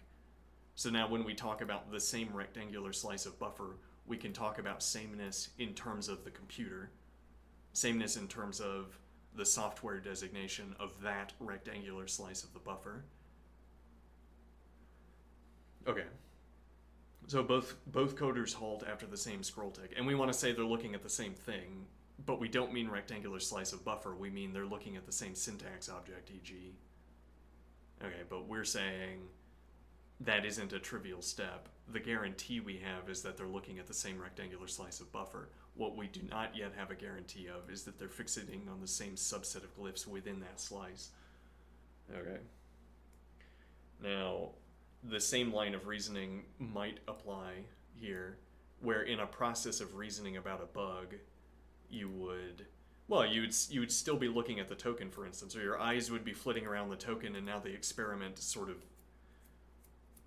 your eyes would be flitting around the text, and now it becomes impossible to talk about agreement in the same sort of discretized terms as before. But if we wanted to try, we would be saying, here's the token, here's the line, like we're reading out of the behavior of the eyes, the line of reasoning. This token is syntactically relevant. It's relevant to the source object. That source object is connected to other runtime objects. And now that's where we would start getting jumps in the eyes. I look first at the token, and then a few seconds later I'm looking at another block of text, and the explanation for why would be stated in these terms, in this kind of sequence.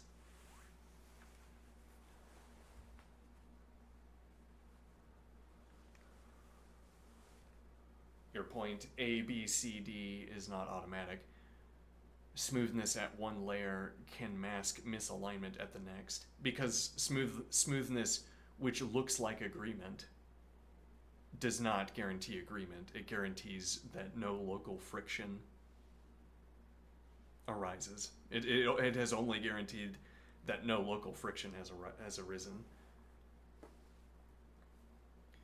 Why habit smoothing can be deceptive.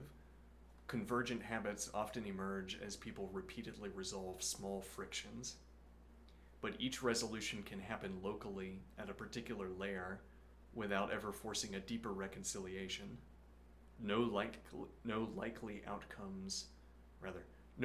outcome brings about a local friction does not entail that we converge on the same object/habit.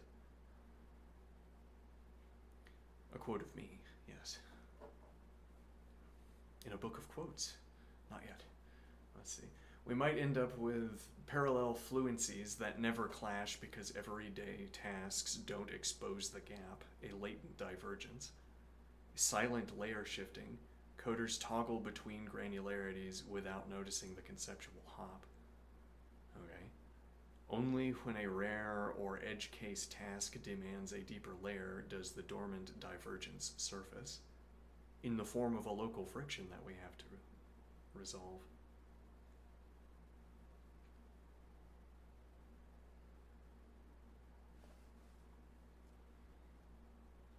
A refined alignment test. To verify which layer hosts the convergence, we'd need a stepwise interrogation. The token challenge. If I rename this single glyph cluster, does your notion of object change? This I'm going to have to think about. Could take some time as well. Block challenge. If we refactor this block into two functions, are there now two objects or one? Which would tell us whether I was conceiving of the object as the function or the block of text. Where object remains a kind of neutral term.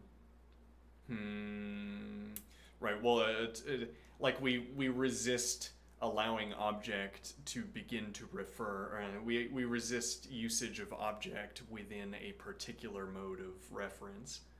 Like I say, I want to define object to mean a glyph cluster, and I say, that's outside of your lexical scope. You don't get to redefine the word object, because it's too useful in the broader context. In that broader context, object, right, well, this sort of layer hopping, this designation of objects according to different concepts, different conceptual schemes, Now I say, if we refactor the block into two functions, are there now two objects or one? If you were thinking about the block as an object, you'd say now there are two. If you were thinking about the function as one object, then you'd say, well, so refactoring the block, let me think here. Refactoring the block into two functions. I mean, I would want to say, if I had one function and I made it two functions, then it would just still be one function. I mean, it would then the word function is getting twisted. It doesn't refer to the mapping between an input and an output, which would mean you have one function after refactoring into two, but rather function refers to a block of text that sequence of code that can pass values from one block to another block. Runtime probe. When the program runs, which variable should I watch to see the object state? So yes, here you're hiding your hand, as it were. You're hiding that you don't yet have agreement. So like we're going to reach agreement concerning what the object is, or pretend that I know what object you're talking about, but I don't yet know what test I should perform. Now tell me what test I should perform. And then I can see, yeah, this is all getting a little bit overwrought. All right, let's keep going. Each probe targets one rung in the granularity ladder. Mismatched answers reveal where convergence stops. Back to Wittgenstein. This layering mirrors his warning that following a rule always invites the question, and how do you go on here? At each rung we can still ask, but what makes this the right continuation? The apparent inexorability dissolves into ever finer practices until the participants simply go on without further doubt.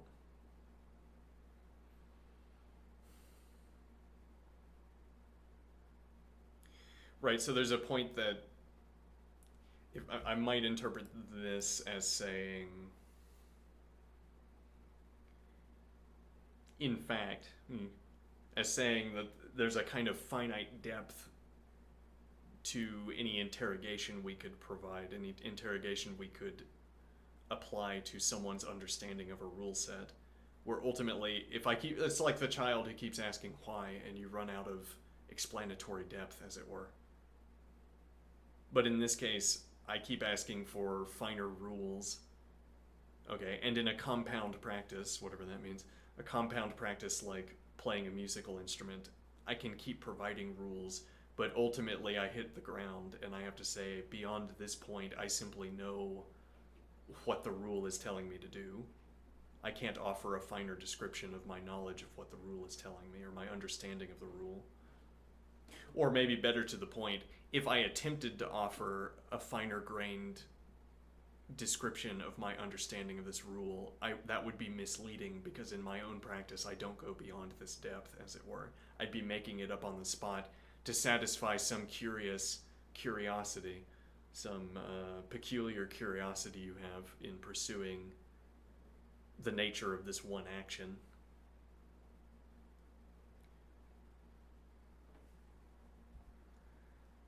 Where we can take the exercise next. Design an interview script for the two coders that escalates through the granularity rungs. Stage a failure case where layers A through C align but D diverges, and watch the belated friction erupt. Theorize. What institutional or tooling factors, code linters, runtime type checkers, push convergence further down the ladder, and which leave gaps?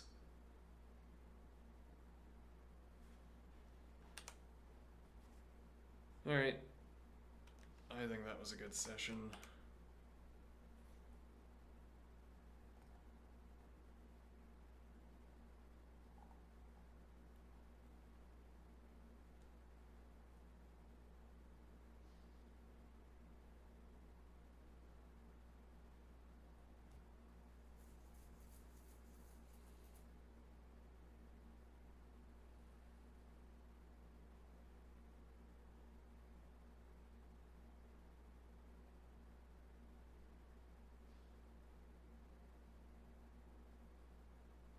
This is a roundabout way of observing that both coders could scroll to the same position and proceed to look at objects of different granularity.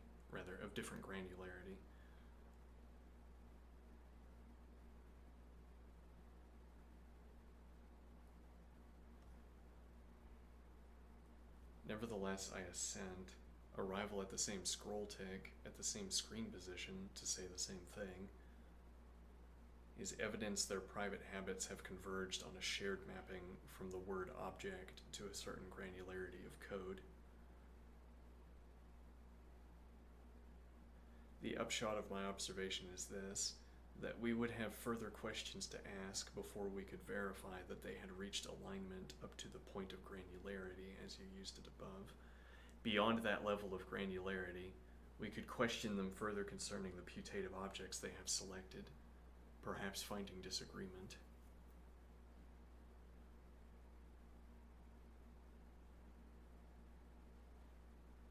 This illuminates your continuation in that block of text.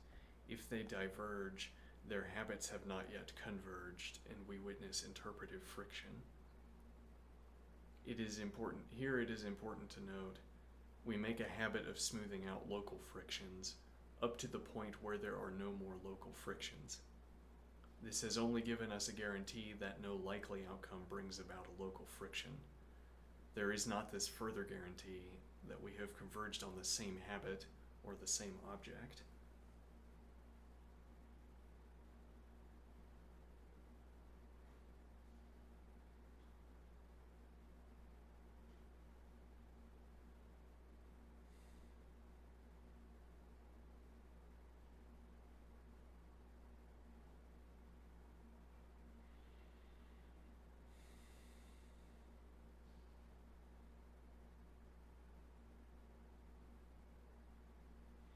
And the follow-up to this observation is that and QED, there is no such thing as the same habit or the same object. Or if there is no such thing as the same habit or the same object. If what we need from that description is that there is a kind of infinite depth, ultimate depth agreement, no possibility of disagreement.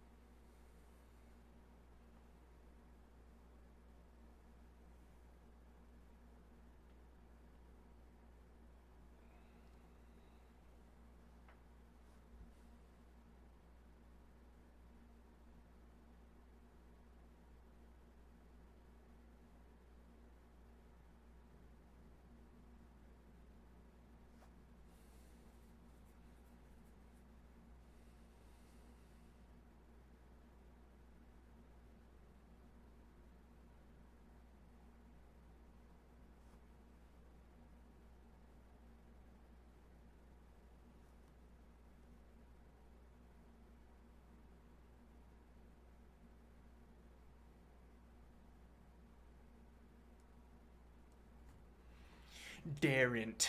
Yeah. That's me, the person who uses the word daren't. Unironically. Let's see. Alright. Now what? Let's get 10 minutes of exercise in, I am thinking. Daren't. Yeah. It's a word. Let's see.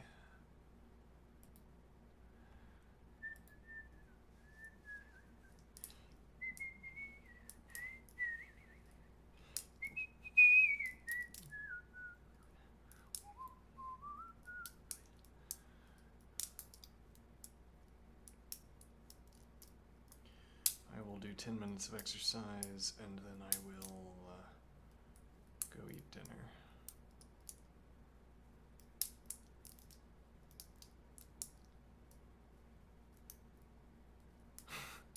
I will do 10 minutes of exercise and then I will go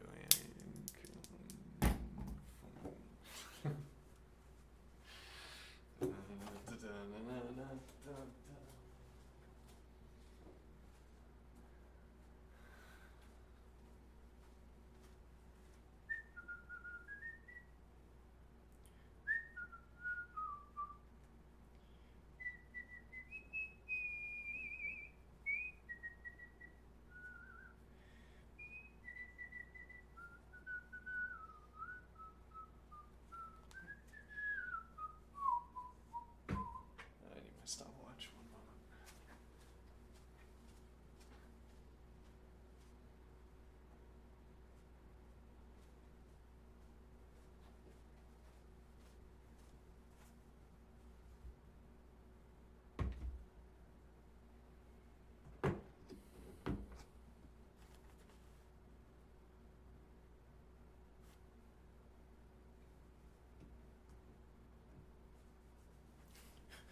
Why do I get exactly as theoretical as I do, and not either more theoretical nor less, and neither more theoretical nor less?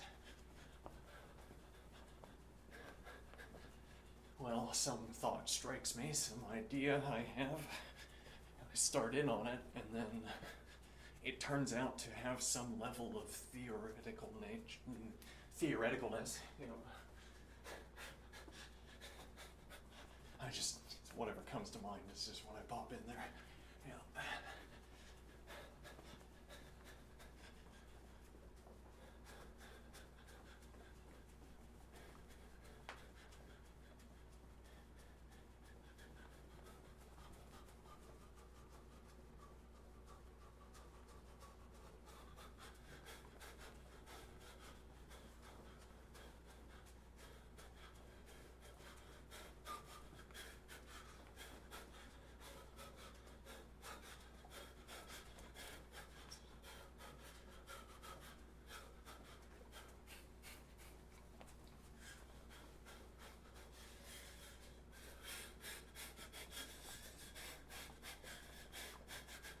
I don't know. It'll be on some upcoming day when committing to a decision with regards to upcoming practice becomes available. Bad grammar. Some upcoming day soon. The day has not yet arrived where I am in a position to commit concerning upcoming practice. Which is to say, we could study Go, we could study assembly, we could study lean, we could study fourth, we could study, that was a good one, that just came out of nowhere, we could study fourth.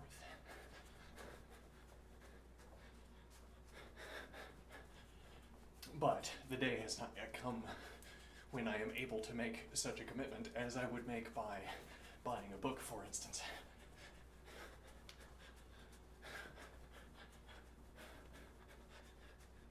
But on some upcoming day, I will have to commit to that decision. And then we'll know what we do with these 2 hours a day. The 2 hours a day post-lunch.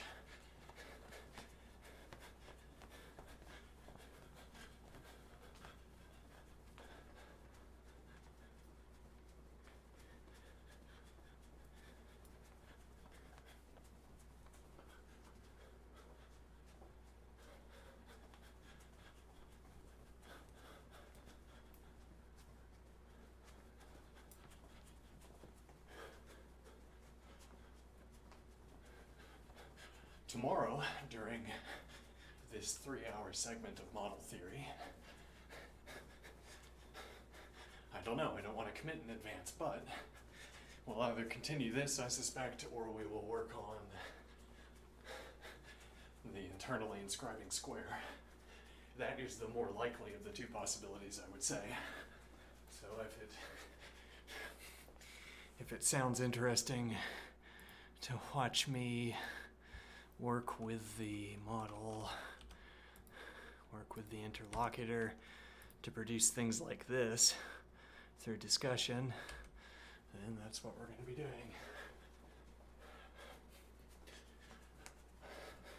That's not a good if-then usage. No, it's a habitual one, though.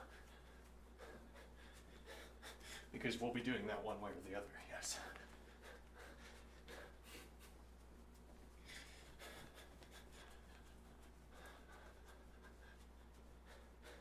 Yes, so then that if-then that if-then is a classically valid use. I say, if you want to watch me work on model theory, that's what I'll be doing tomorrow. Now, I could take that to mean I'm polling you, I'm asking, do you want to watch me do that? That's not what we're doing. No, I'm going to do it one way or the other. Now you want to say, shouldn't the conditional statement, if then, only apply in the case where you care about my answer to that question? If you want to watch me do this thing, then I will do it. And I'm saying, I'm going to do it either way. Yeah. Now, again, classically speaking, this is a true application, a valid application of the conditional, because the consequent is true. So the truth value of the antecedent doesn't matter.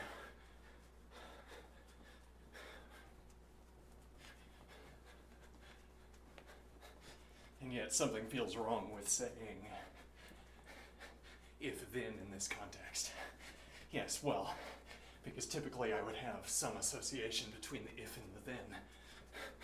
And really, maybe the clarifying point here is that there is a regular case where I do have this association between the antecedent and the consequent.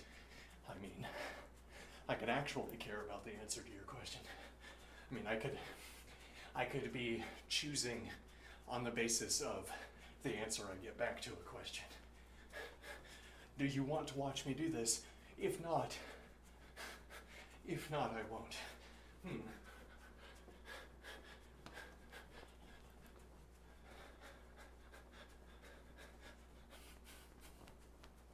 Have I settled on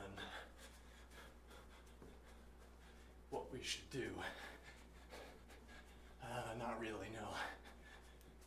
I wonder how many months it would take to get to, well, you know,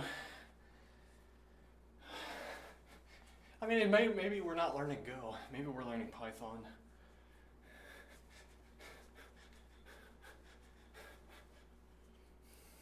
And why would I go from one high-level, non-performant language to another? Well, it's actually because I guess what I'll do is I'll inquire either to the model or either to the interlocutor or to the online interlocutor. What language are they best at?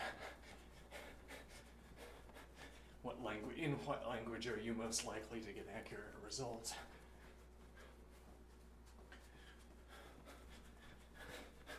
Well, if you're already going to do that, then why learn the language? Well, learning the language crosses some of these granularity gaps, as it were. Do I ask, hey, can you make me Emacs for colored arrows and colored squares, please? Or I say, hey, can you design a referent bridge between this function and this other function?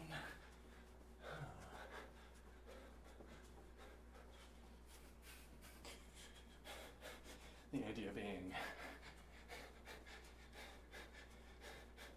well, I mean, if I say, make me Emacs for colored arrows and squares, and the model fails, I have no input.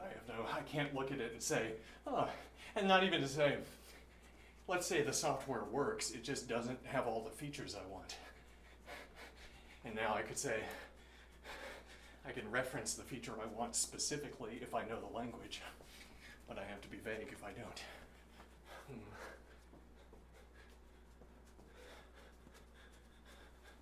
So you'd want to learn to code for these sort of twin reasons here. That you can't make the request you really want unless you know the language.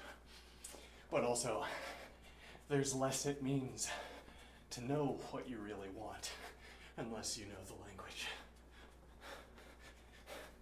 Your desires are less specific. And then I guess the ideal is having infinitely intricate desires perfectly satisfied.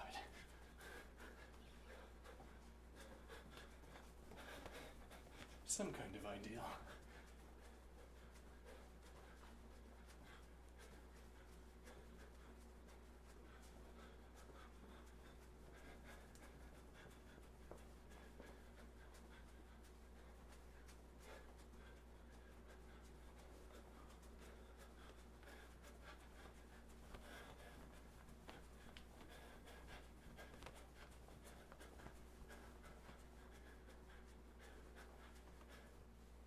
Okay.